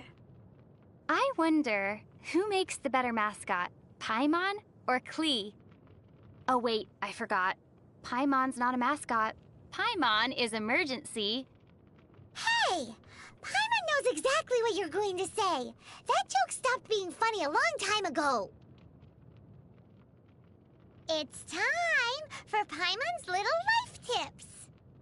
Little life tips? In Mondstadt, if there's something you can't fix, or there's something you can't get clean no matter what you do, if you ever run into something you can't handle yourself, you just need to shout this name into the skies. Noelle! And everything that's troubling you will be swept away in an instant. So this is one of the tricks to living in Mondstadt. Pretty impressive. Fischl makes a very unique impression, doesn't she? How so? Well, she travels together with a talking raven for starters. Well, I'm traveling with you. It's not all that different. Still, Oz can also translate for Fischl. You, on the other hand. What? Paimon's way better than some bird. How so? Well, at least Paimon doesn't need wings to fly.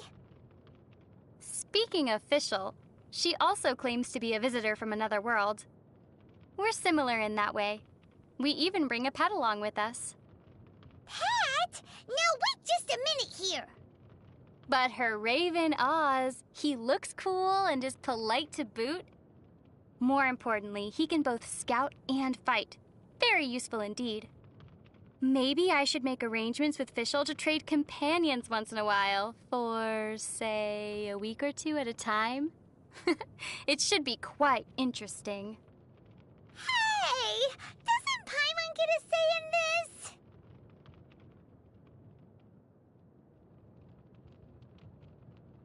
How do you become as popular and cool as Captain Beto? With enough experience? Paimon's already seen lots of things from adventuring together with you. One also needs to experience trials and setbacks. Paimon almost drowned that one time. And maintain an inspirational disposition. Uh-huh. Paimon's always rooted for you. One must also have a mature outlook towards problems. Hey, are you just trying to say that Paimon can't make it? How does a person become as rich, no, as super rich as Lady Ningguang? Is that the only impression she gives you? Riches? Well, there's the huge jade chamber too. But isn't that also made of Mora? Well, you need an excellent mind. Well, Paimon's really good at giving people nicknames. You need to be very familiar with the workings of the markets.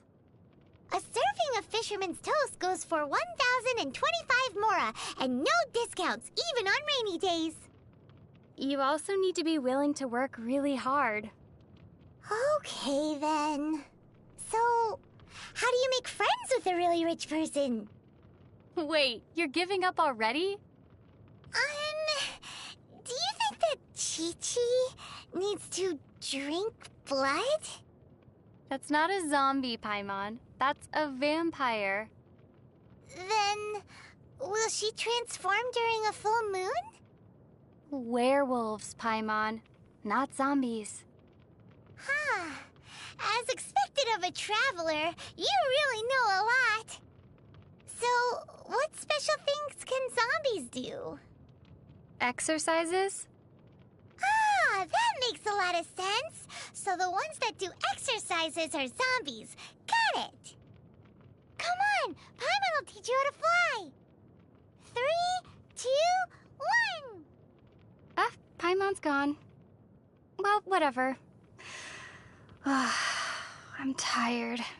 Let's just sit here for a bit. I'm flying with you in my heart. What sort of slime do you like the most? Cryo slimes, I think. You feel cold just getting close to them. You'll need that sort of thing in summer. That's very practical, as expected of a traveler. What about you, Paimon? Paimon likes them all. They're all very tasty. Tasty, huh? Turning slimes into bubbly, lovely, jubbly meals is the Paimon special. Well then. I suppose that's one more thing I can eat before you become emergency rations, huh, Paimon? Paimon would rather not be on that list at all. Do you think that we're too harsh on the Hilly-Churls? Well, sometimes we really do seem like children who just can't resist kicking the hornet's nest. I think we're doing more than just kicking it. The Sleeper Tribe. The Hilly Churls sure have interesting tribe names. The Sleeper Tribe will take any opportunity they can to take a nap. Paimon's heard that their animal skin beds are really soft. Would you like to try them? Not gonna try it yourself, Paimon? Paimon can sleep while floating. The air is the softest bed. Pretty sweet, huh? Just a little. The Meaty Tribe, huh? These Hilly Churls pick the funniest names. The Hilly Churls of the Meaty Tribe make regular sacrifices. The altars they build are really huge. What do they pray for? For meat to eat every day. It's an awesome wish, isn't it? I suppose I should have expected that answer. The Eclipse Tribe. Huh. So the Hilly Churls have normal-sounding tribe names like these, too. The Hilly Churls of the Eclipse Tribe are really mysterious. All the Hilly Churls of that tribe can draw an eclipse symbol. But rumor has it that only the Dada Sama Churl of the Eclipse Tribe knows why the eclipse symbol is so revered within their tribe. An eclipse symbol. Did you say something? I was asking you what sort of soup you'd like to have tonight. Can't stop thinking about food, huh?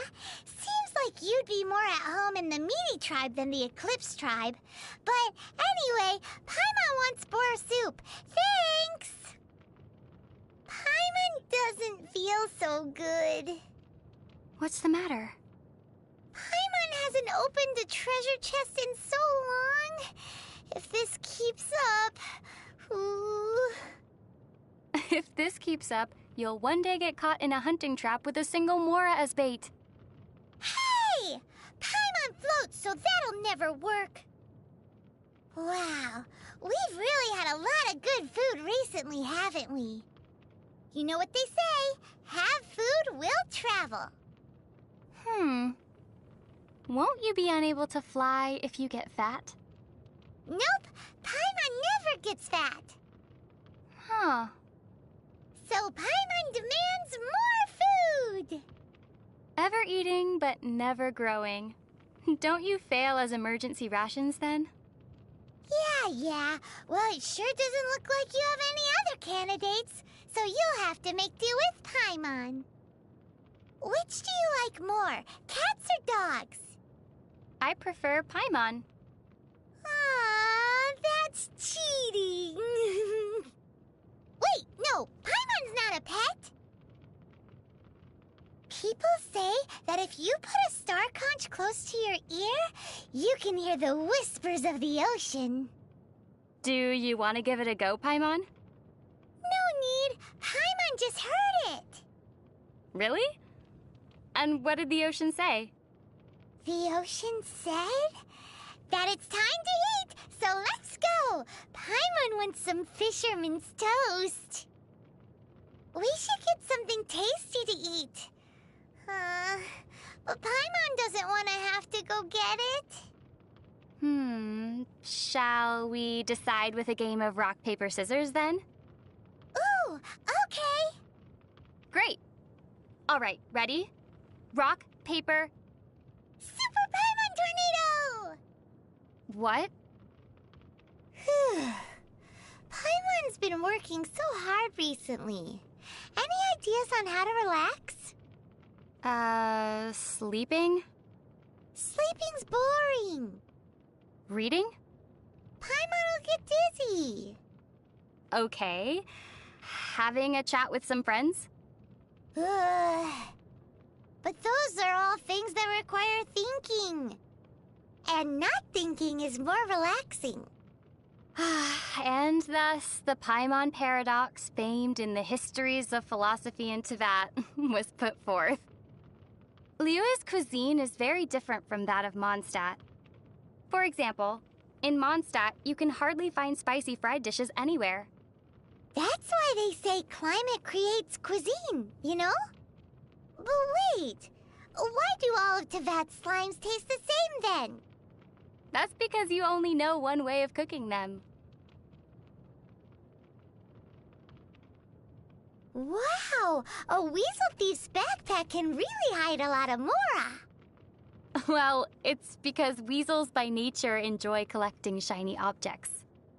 Paimon's heard that the origin of the weasel thieves has something to do with the treasure hoarders. Also, aren't crows the type to collect shinies as well? Paimon wonders if Oz has a secret stash of Mora that he collects behind Fischl's back. Well, now that you mention it, Paimon, I wonder, do you have... Nope. Nothing here. You won't find any Mora in Paimon's shoes. No way. Paimon, have you ever read Vera's Melancholy before?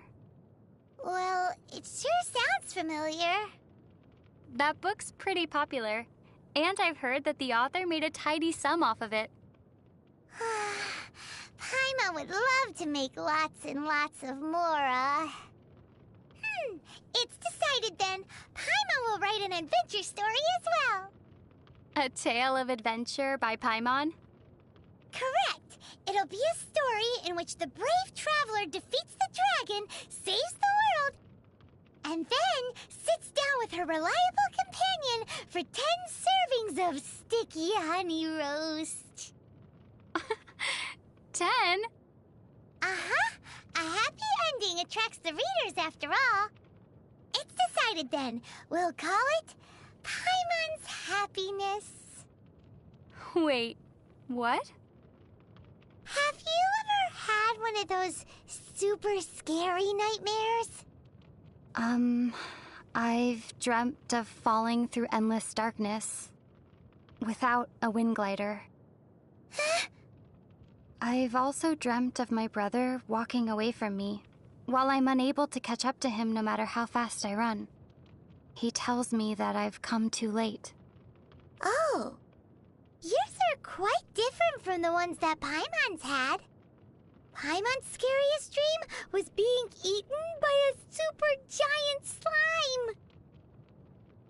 I wonder where those treasure-chasing Seelie come from. Maybe they grow out of the ground. Or maybe they fall from trees. Well, Paimon doesn't know where they come from, but where there are Seelie, treasure's not far away. Still, why do I feel a certain sadness every time they touch those treasures? No, it's probably just my imagination. Well, if you don't want the treasure, Paimon can hang on to it for you, free of charge. Has anyone left a big impression on you during our recent travels? For Paimon, that's Sarah. Timmy. Huh? Why him? His face comes to mind every time I've eaten a sweet madame recently. Really makes it hard to chow down. You learn new things so quickly. You've already got such a good grasp of Tevat's language. You're a good teacher, Paimon.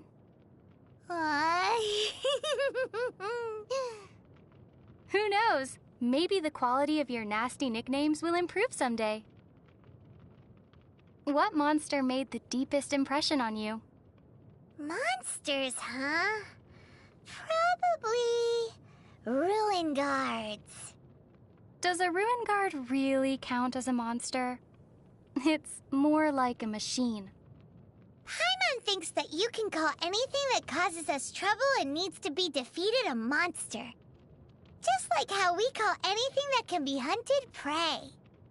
Is that so? Well then, I think I'm finally able to classify you now, Paimon. Huh? What do you mean? You can be hooked and reeled in. Therefore, you're a fish. Hey, do that again! You know, that thing! Which one? The one where you make your weapon disappear with a swish, and then whoosh! You make it appear behind your back again. Oh, that. Haven't you seen that a ton already? But Paimon hasn't figured out how you do it yet. Could you explain it? Well, can you explain how you suddenly appear in front of me and then disappear just as suddenly? Well, Paimon seems to have always been able to do this, but Paimon doesn't know how. Precisely. I believe that the art of putting my weapon away follows the same principle. Maybe it's this similarity that makes us such good friends. What do you think of treasure chests? I believe that they were left behind by great travelers who once passed this way.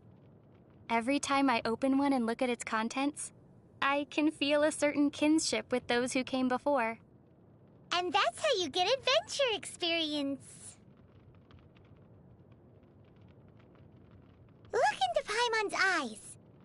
Something the matter? Kaya said that people's eyes will betray them. He can tell if someone is telling the truth or not just by looking into their eyes. Huh. Paimon loves fisherman's toast. That should be the truth.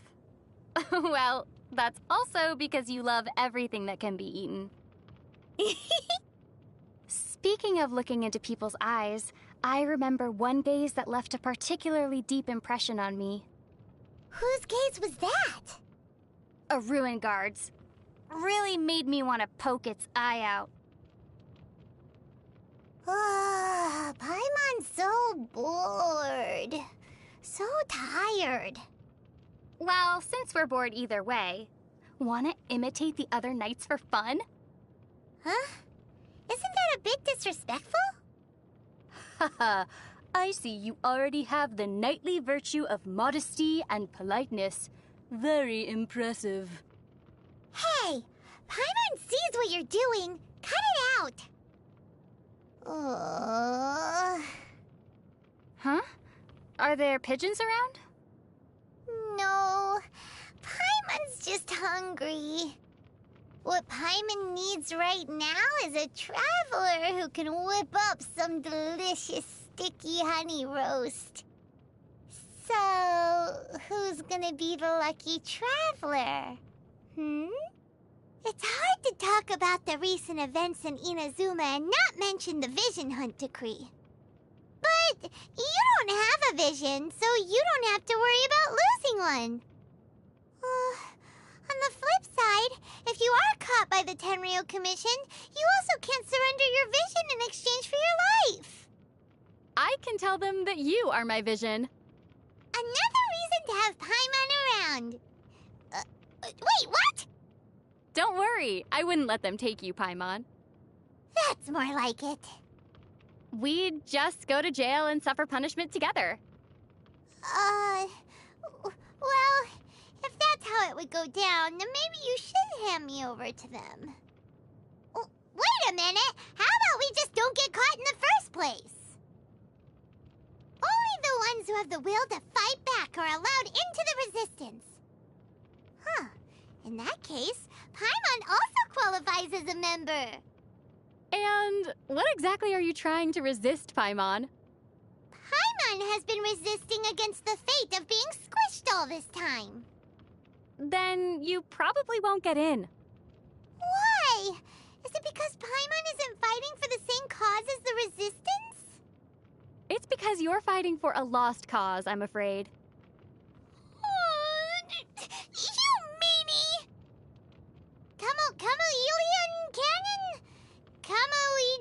Kamui Juicy Cannon? Kamui Jimmy Cannon? Ugh, what a mouthful. What are you reading, Paimon? Look, it's the super weapon the Shogunate army has constructed nearby to protect Tarasuna. Kamui Jima Cannon! It looks really powerful. And yet, we didn't see it do anything while we were in Tarasuna. It seems like the resistance knew how strong it was. So before formally waging war against the Shogunate, they had covertly occupied this place. But this Kamui Jima Cannon needs either special ammunition or electro to work, so it's no use to the resistance. The Shogunate army put so much time and effort into creating this weapon, Paimon really wants to see the extent of its power. If all you need is an electro user, perhaps I can help. That's right! Now we just need something that would serve as our cannonball. Huh? Why are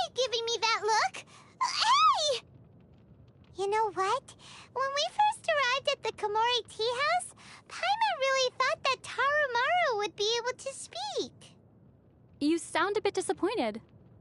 Of course! If Taromaru could speak, Paimon feels that he'd say something really interesting. For example? Toma! Stop hiding around here! You're in my way! Woof! That makes sense. Or, Kozue! You're bound to me for the rest of your life unless our contract is terminated! Woof woof! You didn't believe Kozue when she said she'd signed a secret contract forcing her to work part-time at the tea house, did you? Oh! Paimon just thought of another one! This one's quite good! Just look at this visitor. Paimon, is it? Look how cute and clever she is. Today, all her meals are on the house. Woof! There's no way Taromaru would say something like that.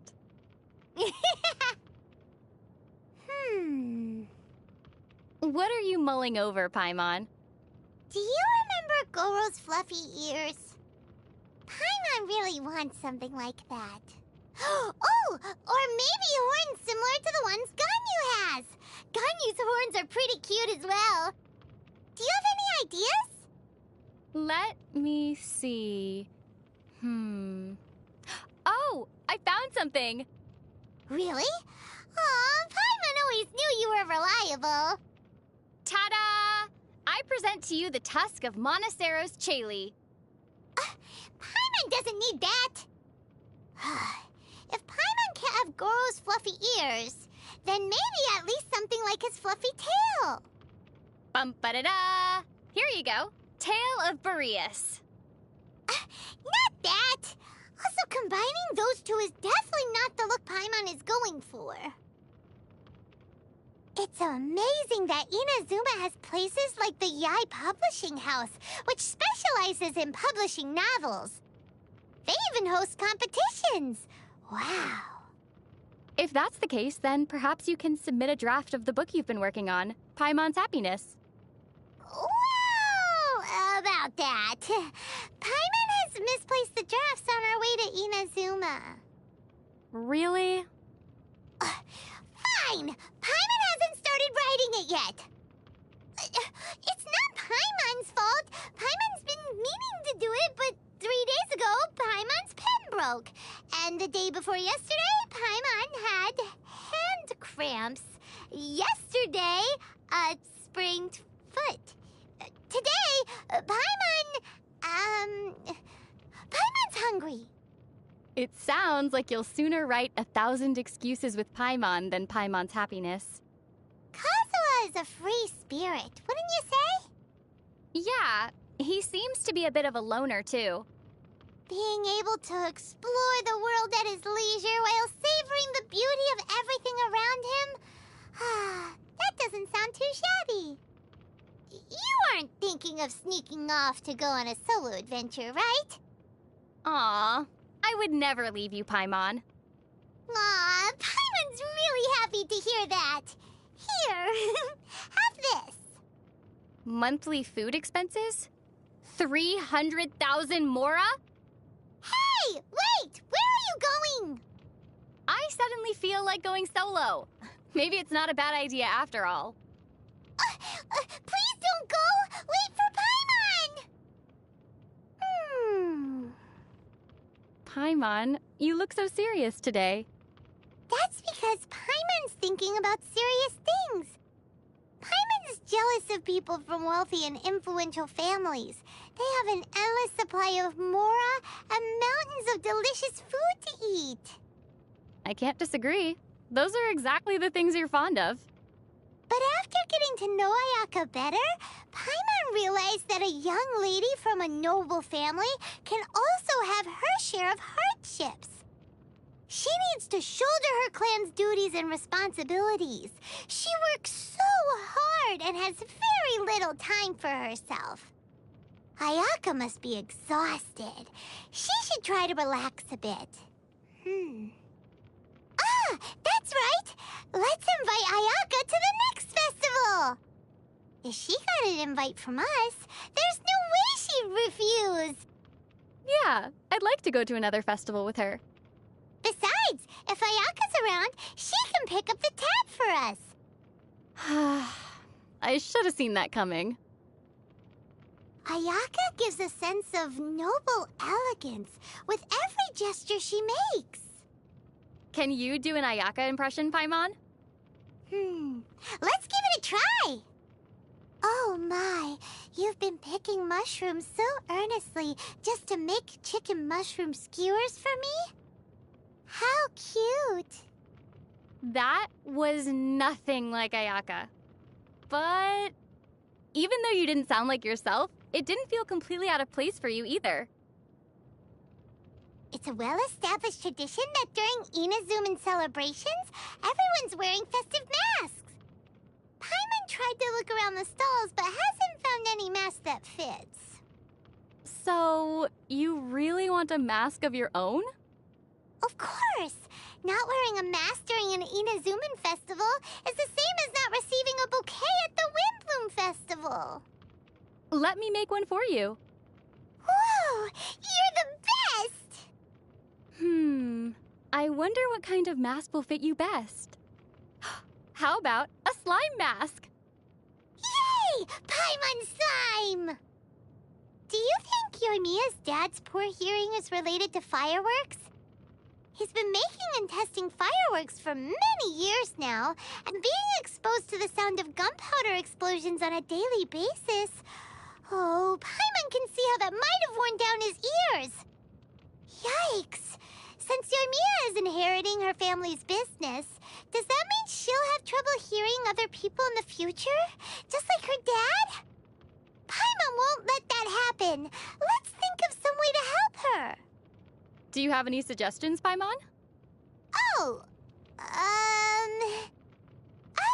Paimon could follow Yoimiya around and cover her ears whenever needed. Then you'd need to leave me. Oh, without Paimon, you'd lose your guide. Paimon wouldn't leave you like that. But what should we do for Yoimiya? Actually, she can simply wear earplugs while working with fireworks. Oh, yeah! Paimon didn't think of that solution. You're so smart. That was the first thing that came to my mind, but I wanted to give you an opportunity for a mental workout. Ah! So you knew this whole time but didn't tell Paimon? How could you, you bully? Sayu seems to have a lot on her mind. Paimon can't understand why she'd have so many worries. I guess this is what they call growing pains. Paimon can't relate to that. After all, it's not Paimonly to worry too much. Bad news. We're almost out of Mora. I guess we'll have to tighten the purse strings for the next few days. What? No! See? You're not as carefree as you thought. Oh, how could you break Paimon like that? Those Oni Kabuto bugs look so scary. The patterns on their backs are terrifying. Do you mean those demonic patterns? It's because they don't like to fight. So they purposefully evolve their patterns in a way that scares their enemies away. That's really smart. We should try to learn a thing or two from them. We could borrow Xiao's mask. If a Hilichurl saw you wearing it, do you think they'd run in fear? I don't think Xiao would agree to that. Yeah. How about we ask Sayu to steal his mask for us? She knows ninjutsu that allows her to vanish into thin air. She can steal it for sure. Problem solved.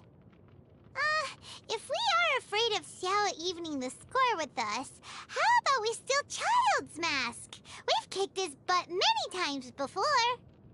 I don't think stealing other people's belongings is a good idea. Also, what if Sayu doesn't agree to all this? Then let's visit Albedo first. If Albedo can develop a growth serum for Sayu, she'll help us for sure.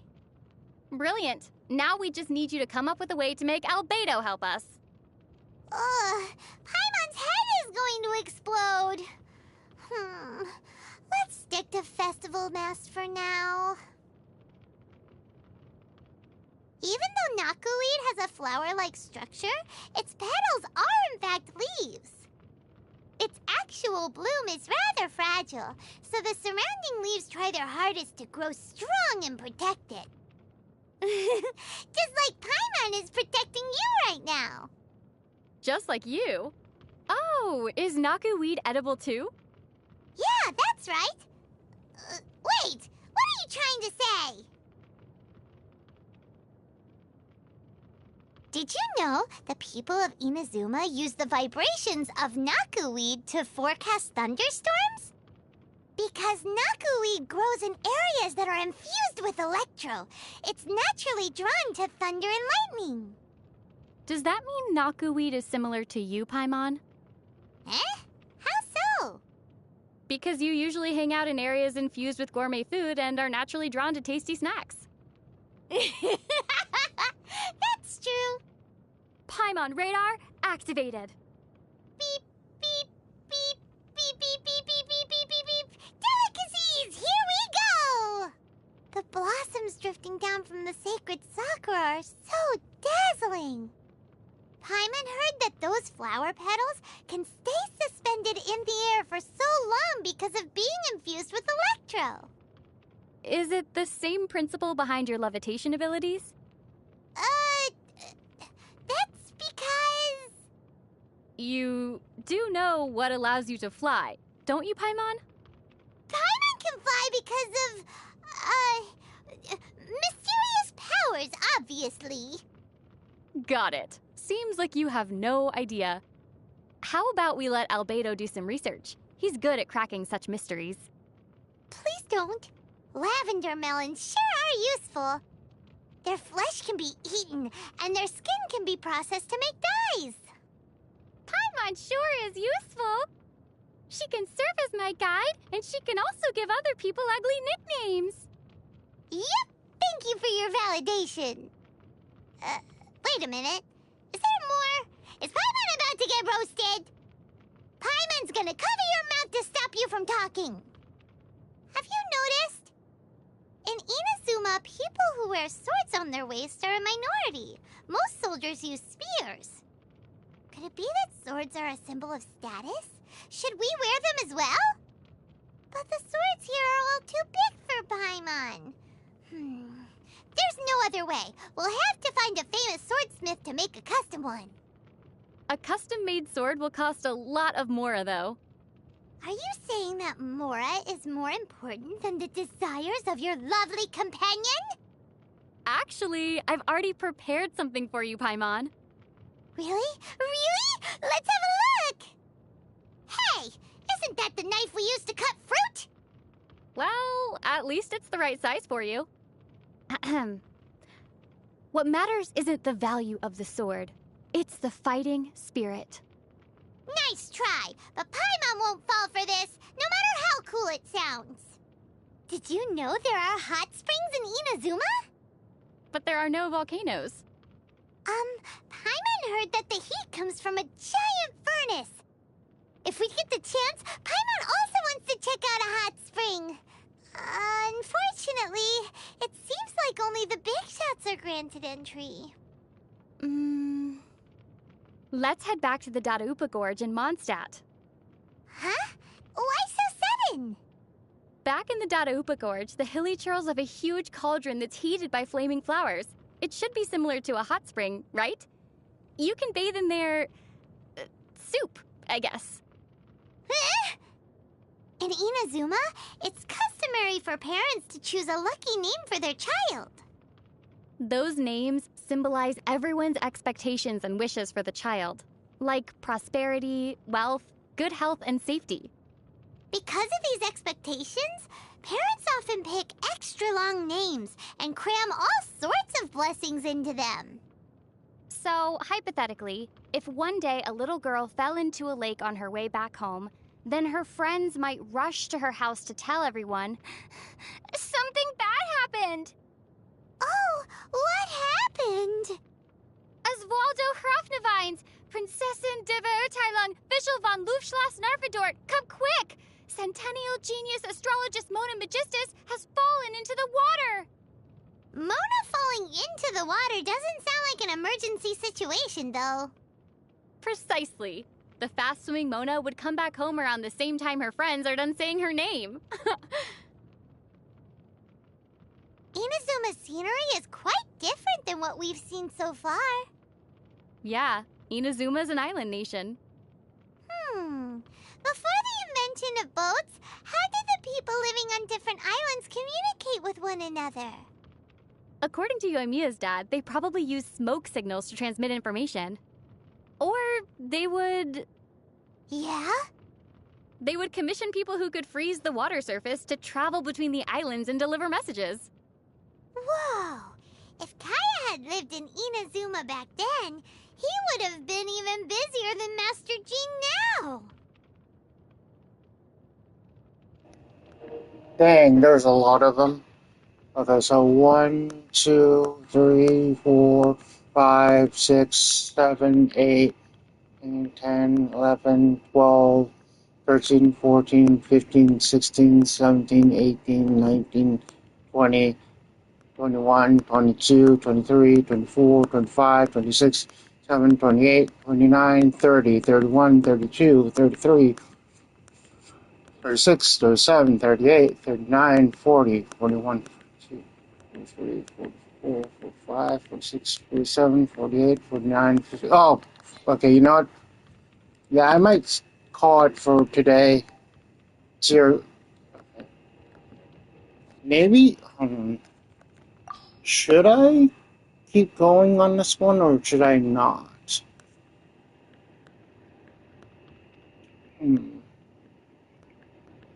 Feel like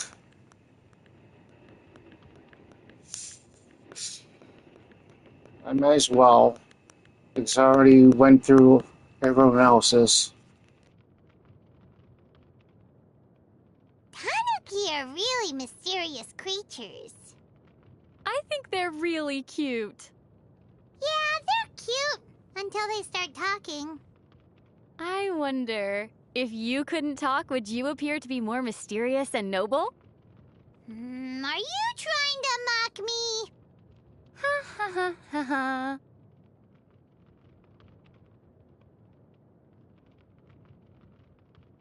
Did anyone tell you that there are monsters called Tanuki in Inazuma that can take on the form of any human they see?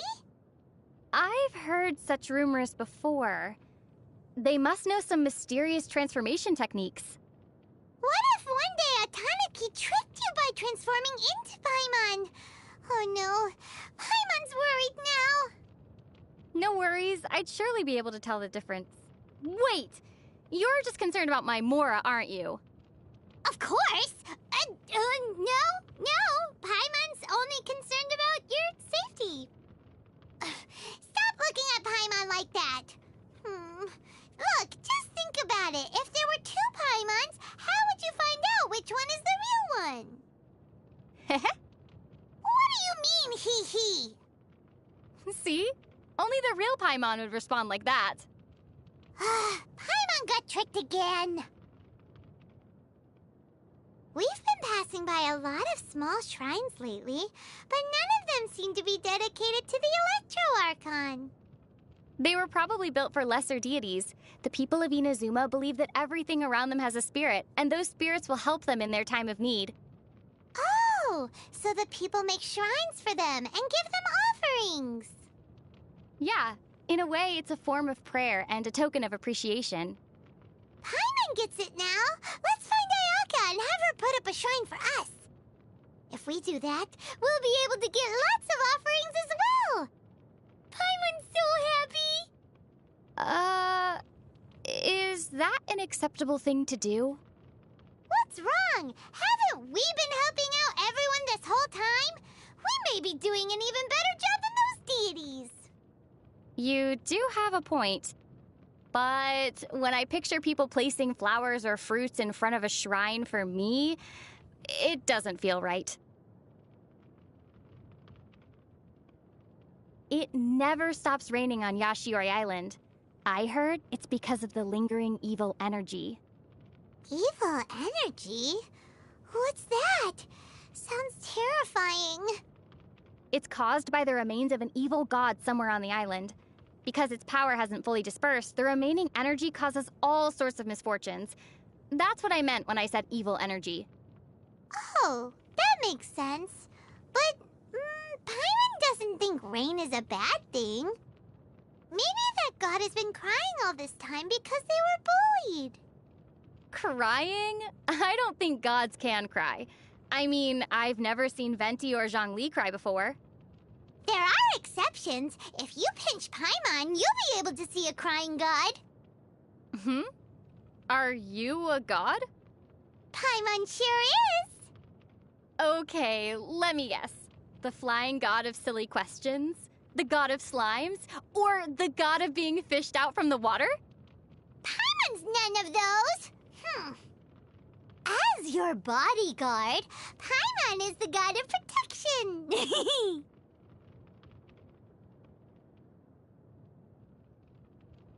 In Hanamizaka, there's a place called the Bantan Sango Detective Agency. Paimon remembers. It's the one run by Sango and Ryuji, right? Everyone speaks highly of them. I heard that they frequently get caught up in strange incidents, and some places have banned them from entering their premises. Paimon thinks that's undeserved. After all, Sango and Ryuji have helped a lot of people. Would you invite them if you were organizing a dinner party? What if halfway through the meal, one of the guests suddenly shrieked and collapsed onto the ground? If that's the case, then Paimon thinks it's a bad idea. Paimon suddenly feels that hanging out with them could be dangerous. Well, that's the price you pay for being a famous detective. Oh, yeah! Have you drawn fortune slips at the shrine before? If we draw them before our next adventure, they may provide us with some guidance. But what if our draws are inauspicious or turn out to be a bad omen?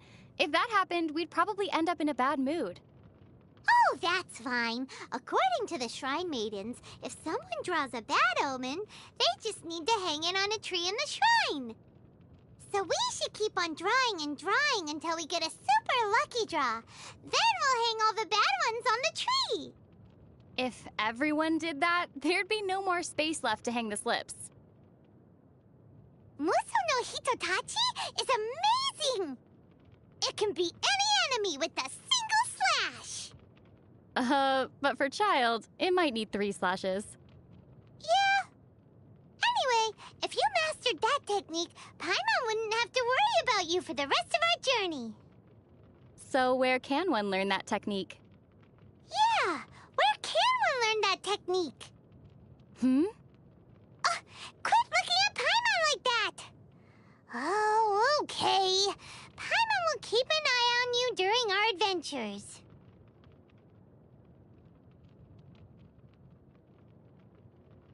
Did you know that Sanga no Miyakokomi, she's Watatsumi Island's divine priestess? In other words, she's the ruler of Watatsumi Island. The whole of Watatsumi Island is controlled by her.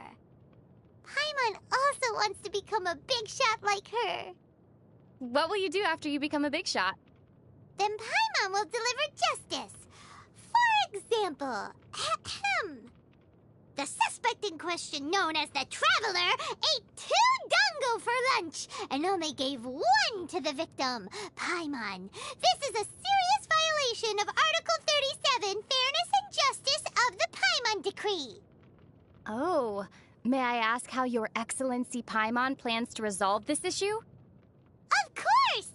As compensation for your wrongdoings, you will have to make even more dango for Paimon!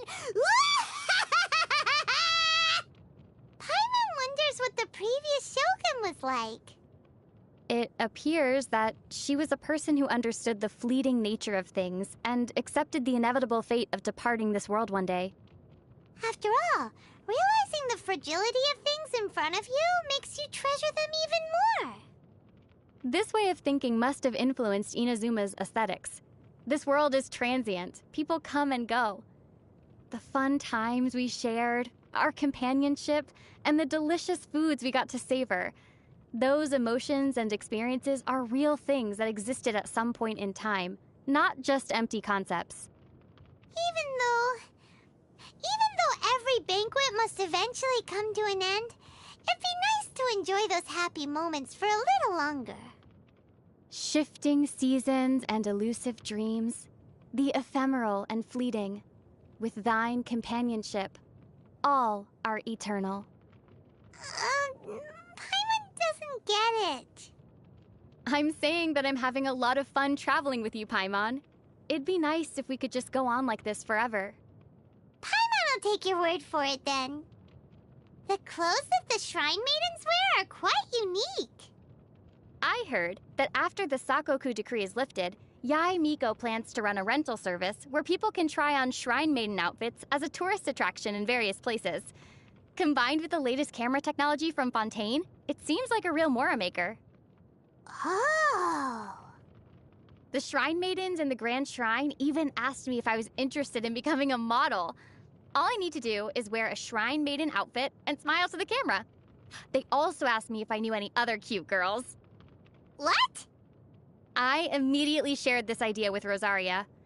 I feel like they can do something similar at the Church of Favonius with the garments they wear. Wait, I don't think that, Sadly, Rosaria found the idea of it too troublesome. Maybe it's for the better. Oh, I give Paimon a painting. Turns out it's not edible, but Paimon is still very happy with that gift. Aoi, the general goods shop owner? Let me see. Here, but be careful. It was painted by a famous artist, Utamaro. It's quite valuable. Utamaro? I think I've heard that name before. Of course! Master Utamaro's work can be found all over Inazuma after all. Did you see one of them in Ayaka's residence? The one that Paimon has right now isn't too shabby either. Oh, I remember now. One of those paintings was used by Yoimiya as kindling, right? Huh? Kindling? Yeah. I think Toma used it as padding for table legs as well. What? Padding? And if I remember correctly, I also saw Sayu use a stack of those paintings as a cushion for her nap. Sayu has several of those works? That can't be right. Real masterpieces aren't mass-produced. If you ask me, that Utamaro isn't a real master at all. Hey! I think I might stop here for now. Also, okay, so Count me in. I might stop there for now. No, wait.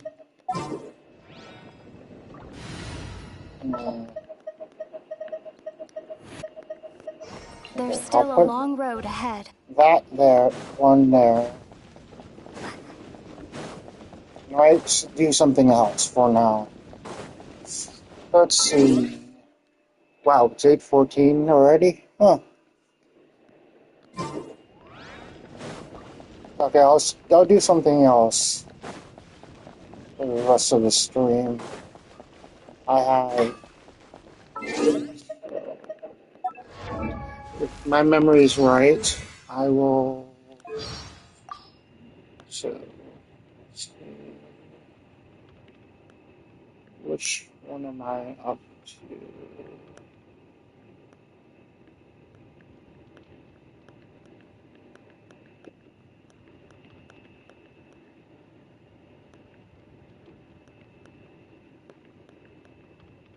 Yes, this one.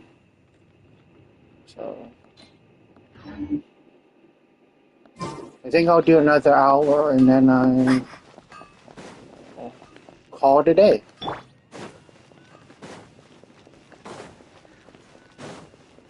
Maybe, I don't know.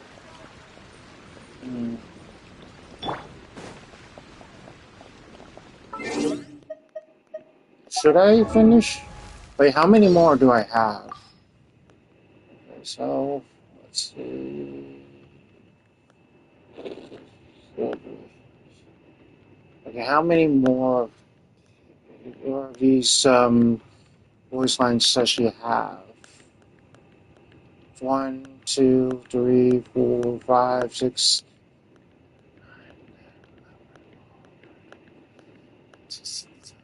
18, 19, 20, 21, 22, 23, 24, 25, 26, 30, 31, 32, 33, 34, 35, 36, 37, 38, 39, 40, 41, 42, 43, 44, 45, 46, 47, 48, 49, 50, 51, 52, 53, 54, 55, 56, 57, 58, 59, 60, 61, 62, 63, 64, 5, 66, 67, 68, 69, 70, 71, 72, 73, 74, 5, 76. Dear God. Yeah, 76. Should I? My question is, if I do this, would anyone actually care? Might as well. The Komori Tea House is doing surprisingly well. They have a great number of visitors every day. Oh, we should also open a tea house. Paimon feels that it'd be really profitable. Well, if we do end up opening a tea house, then you're gonna be the boss for sure. Huh? Deal! Paimon didn't think that you'd have so much faith in Paimon's abilities. Paimon will make sure to be a responsible manager and make our shop the best tea house in Teyvat. I don't think it need to be managed. Do you remember Taromaru? Yep, he's the owner of the Komori Tea House, right? A lot of the clients go to the tea house to play with him rather than drink tea. So I was thinking, if you were running the shop, you'd definitely be more popular than Taromaru. Of course! Hey! So you don't really trust Paimon's management skills? You just want a mascot! With the abolishment of the Vision Hunt decree, I guess the Sakoku decree will be the next one to go. Here's hoping that everything goes well. Let's encourage everyone to hold on for just a bit longer. Yeah. If we get the chance, let's find Atsuko and tell her that the sakura trees in her homeland are blooming. How is that supposed to comfort her? Okura Mio says that she hardly has any fancy kimonos in stock these days. So chances are that you won't be able to buy one, even if you can afford it. It's a real tragedy. Paimon wants to look glamorous too. But the Sakoku decree's been abolished. She should be able to import silk from Liyue now. You're right! Great! So there's hope for Paimon's kimono dream after all! Just imagine it. Paimon emerges from Ogura's shop wearing a custom-made, pure silk, one-of-a-kind kimono. Total transformation! This Paimon's going places! No longer just a sidekick in the legendary Traveler's Adventure story. Oh no. Say hello to Paimon the Elegant, wearer of fine silks and fated friend of heroes. Wouldn't that be amazing? It would, wouldn't it? What I'm hearing is, you want me to pay for your new wardrobe. Exactly! You read Paimon's mind. See? That's what being fated friends is all about. So Paimon was thinking 7 different styles, one for each day of the week. Still not sure on the specific designs, though. Let Paimon think. Suddenly, I'm not so interested in buying. Free knowledge? Without having to study? At all? Can's knowledge is amazing! Could Sumeru have Can's knowledge about the different customs of the 7 nations, too? If so, Paimon could just open a can every time we get to a new place. Paimon wouldn't have to explain things ever again! Or we could just open them all here in Sumeru. But traveling wouldn't be any fun without surprises to look forward to. Plus, if we opened them all here, I wouldn't even need Paimon as a guide anymore. Okay, scrap that idea. No more kid knowledge. Let's save our mora for something else. Something like... Oh, tipping Paimon for guide services. Seems fair, right? No, absolutely not. I wouldn't tip you if you were my executioner. The Eremites are a real motley crew. There's certainly a diverse range of characters. Yeah, that could explain it. Oh, Paimon can play lots of different characters too. Judgy Paimon, knowledgeable Paimon, helpful Paimon. And of course, the classic completely misses the point Paimon. The first time we saw the wall of Samiel, Paimon was stunned. It seems to go on forever. Well, it was built to protect the entire rainforest, after all. And it's so tall. Who knows if you'll be able to climb all the way to the top? I doubt it. Also, why do I have to climb it exactly?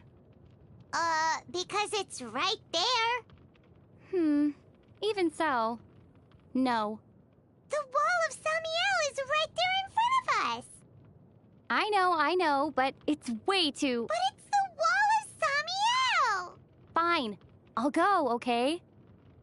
All these Sumeru scholars seem to wear Akasha terminals, so they can get information from the Akasha system.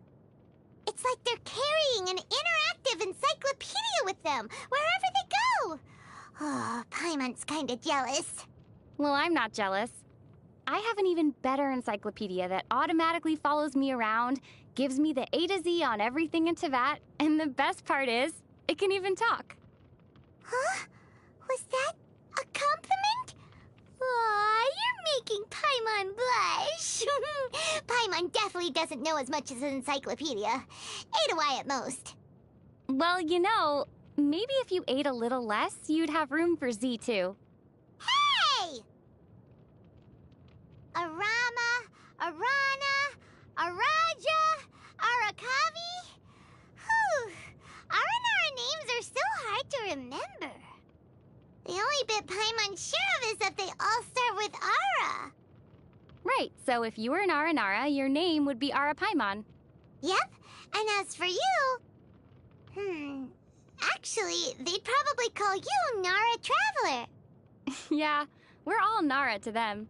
So, if there was someone whose actual name was Nara, what would the Aranara call them? Nara Nara, I guess.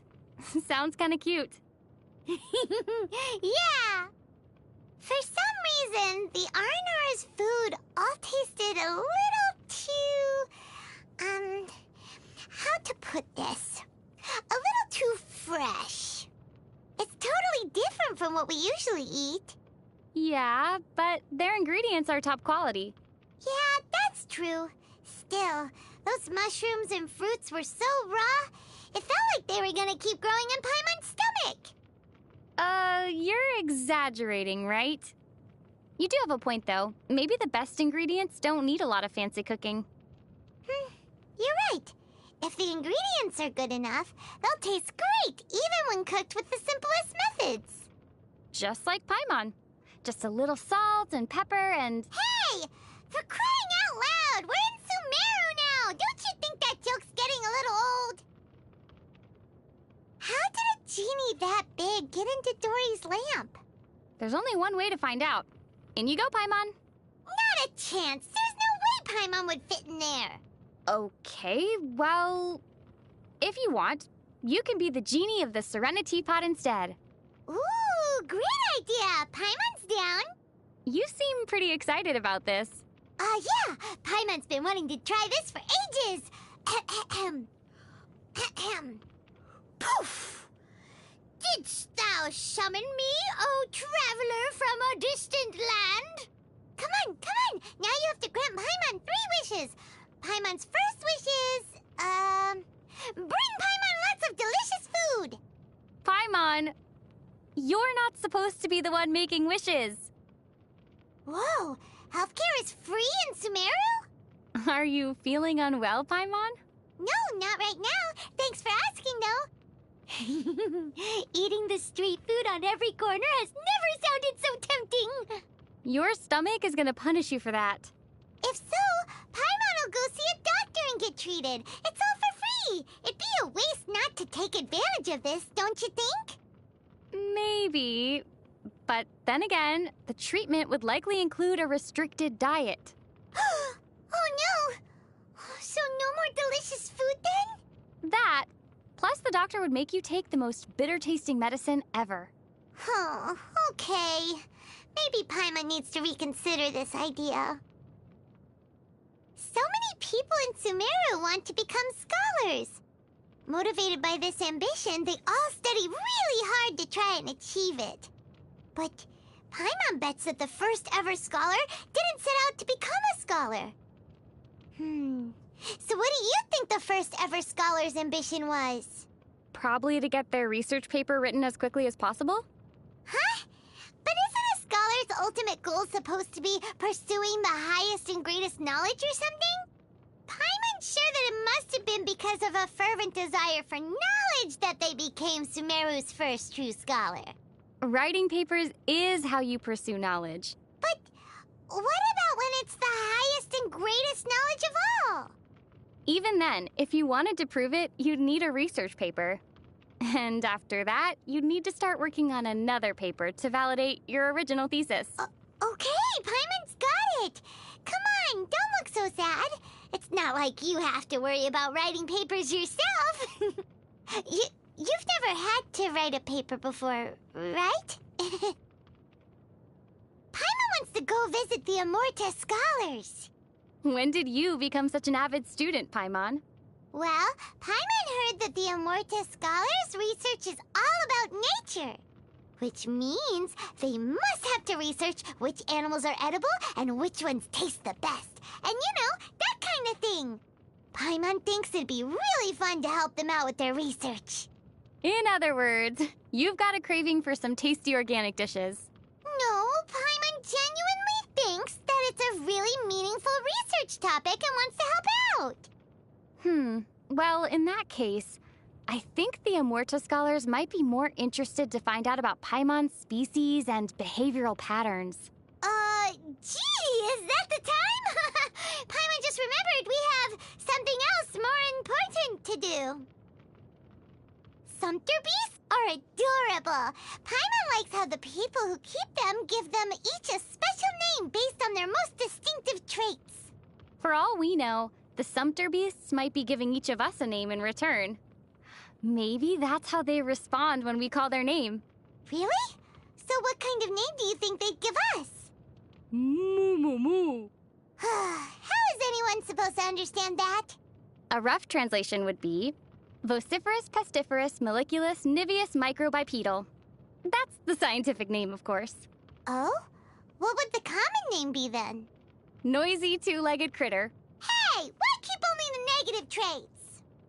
There are 6 Darshans in Sumeru. Ooh, it would be cool if Paimon had her own Darshan too. It'll be called Paimonology. And what wisdom would Paimonology stand for? Practical wisdom for everyday life. So, Paimonology scholars would specialize in the art of cooking slimes in 100 different ways and never letting a single Mora escape their grasp and giving people ugly nicknames, etc., etc. Whoa, you read Paimon's mind! Also, don't forget how to become the best travel guide in Tibet. Oh, this is a fantastic idea! Come on, let's go submit a Darshan application to the Academia! From this day on, you'll be the Grand Sage of Paimonology! I'd like to decline the honor, please. Did you know that there are all kinds of strange shroomkin in Sumeru? Yup. Here's a fun one. Legend has it that there were some forest spores who couldn't live without mushrooms, and the two species gradually formed a symbiotic relationship with each other. Now they're known as shroom boars. Whoa, that's a lot like us. Paimon can't live without you either. If you can't live without me, that means I'm the shroom, and Paimon's the... Boar! Hey, wait a second! The residents of the Grand Bazaar are all so talented! They sell their own woven goods, beautiful vases and jars, and delicious-smelling spices that make Paimon's tummy start rumbling. And they all sing and dance really well. Paimon wishes she could do that. Well, if you're serious about it, there's no reason you couldn't learn. What? Really? Well, for starters, you have a natural advantage when it comes to dancing. You won't trip over yourself or accidentally step on someone's foot. Oh yeah! Paimon always forgets how useful flying can be. Alright then, let's go boost a move at the Grand Bazaar and watch everyone shower Paimon with admiration. So that's what this is about. People in Sumeru seem to take divination and fortune-telling pretty seriously. For starters, there's astrology, although only the scholars get to practice that. But ordinary citizens have their ways too. They can do divinations with just a cup of coffee. It is the nation of wisdom, after all. It seems like people have an insatiable curiosity to learn about everything, including their own future. Paimon heard that they can tell your fate just by looking at the bottom of a finished cup of coffee. Sounds way easier than climbing to the top of a tower and staring at the stars all night. Oh, so you're interested in learning your fate now? Yeah! Although, Paimon's really more interested in finding out what the coffee tastes like. Khedive and Anissa kept talking about poor Biruni this and poor Sina that. Why do all these words have poor at the front? Per means descendant and also student. So in this case, they're referring to themselves as the children and students of the great sages of old. Huh. So that's what it means. From the way they were throwing these words around, Paimon was sure it'd be something to be proud of. Wait, but isn't it? Well, Paimon for one would much rather be known as the founding father than have a name that basically says, so-and-so's my daddy. Pretty embarrassing, don't you think? Yeah, I have to admit, I've never thought about it like that. It's not only Sumeru locals at the academia, huh? There are students from other nations, too. Imagine leaving your hometown behind and traveling to a faraway and unfamiliar land in the pursuit of learning. How inspiring. We travel to unfamiliar lands pretty often, too. Huh. You're right. That means we're also super inspiring. Not in the pursuit of learning, though. Oh, so we're not as inspiring as the students after all. But we do know the best places to eat in Sumeru and who you can rely on to help you out. That counts as knowledge, right? Yeah. And to many people, it could be extremely valuable knowledge. Great! So we're just as inspiring as them after all. The whole of Sumeru City is built on top of a giant tree. How amazing is that? We've seen lots of incredible trees on our journey, haven't we? There's our old stomping ground at Windrise, the frost-bearing tree on Dragonspine, and the sacred sakura in Inazuma. Sumeru's tree doesn't seem to have a fancy name, though. People just call it the Divine Tree. Sometimes the most important things have the simplest names. Really? Maybe you have a point. Long names would be kinda inconvenient if you had to say them every day.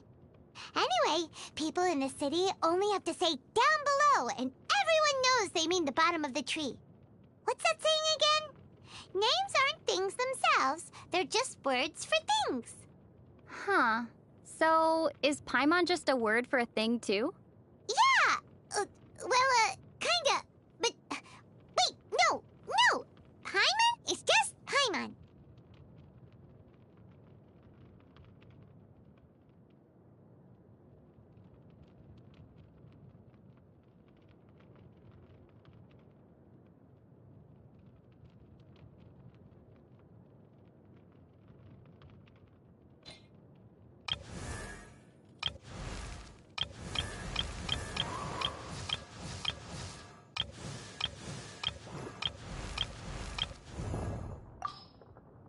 My name is Noelle, maid of the Knights of Favonius. and it's my pleasure to be joining you on your adventure today. Should you encounter any problems at all at any point throughout your journey, please do not hesitate to call me, and I will be delighted to provide you with my full assistance. Yes, starting right now. What do you need? Leave it to me, all of it, whatever it is. What exactly is it? I didn't quite catch your request. You seem tired. Would you like some tea? I'll brew you some. Do you take sugar? 1 cube or 2? Whenever you need me, I'll be there. Oh dear, everyone's laundry is still on the line. May I be excused to fetch it in? Please stay indoors until the storm passes. I will deal with any urgent outdoor business. Such fair weather. Why don't we do a bit of sunny work? Oh, what sort of work is that, you ask? Well, anything that makes you feel bright and sunny, too. Can you hear the Animo Archon's voice on the breeze? It calms me down whenever I get flustered. Good morning. Breakfast is served.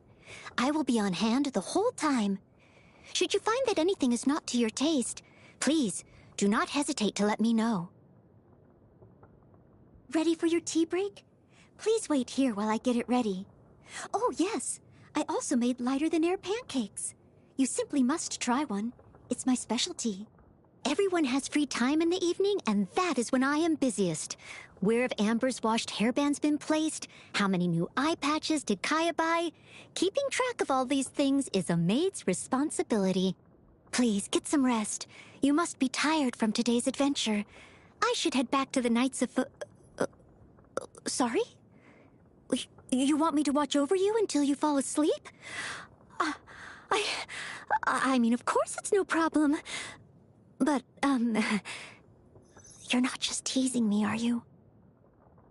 In my job, I do the exact same things every day. A far cry from being a true knight, that's for sure.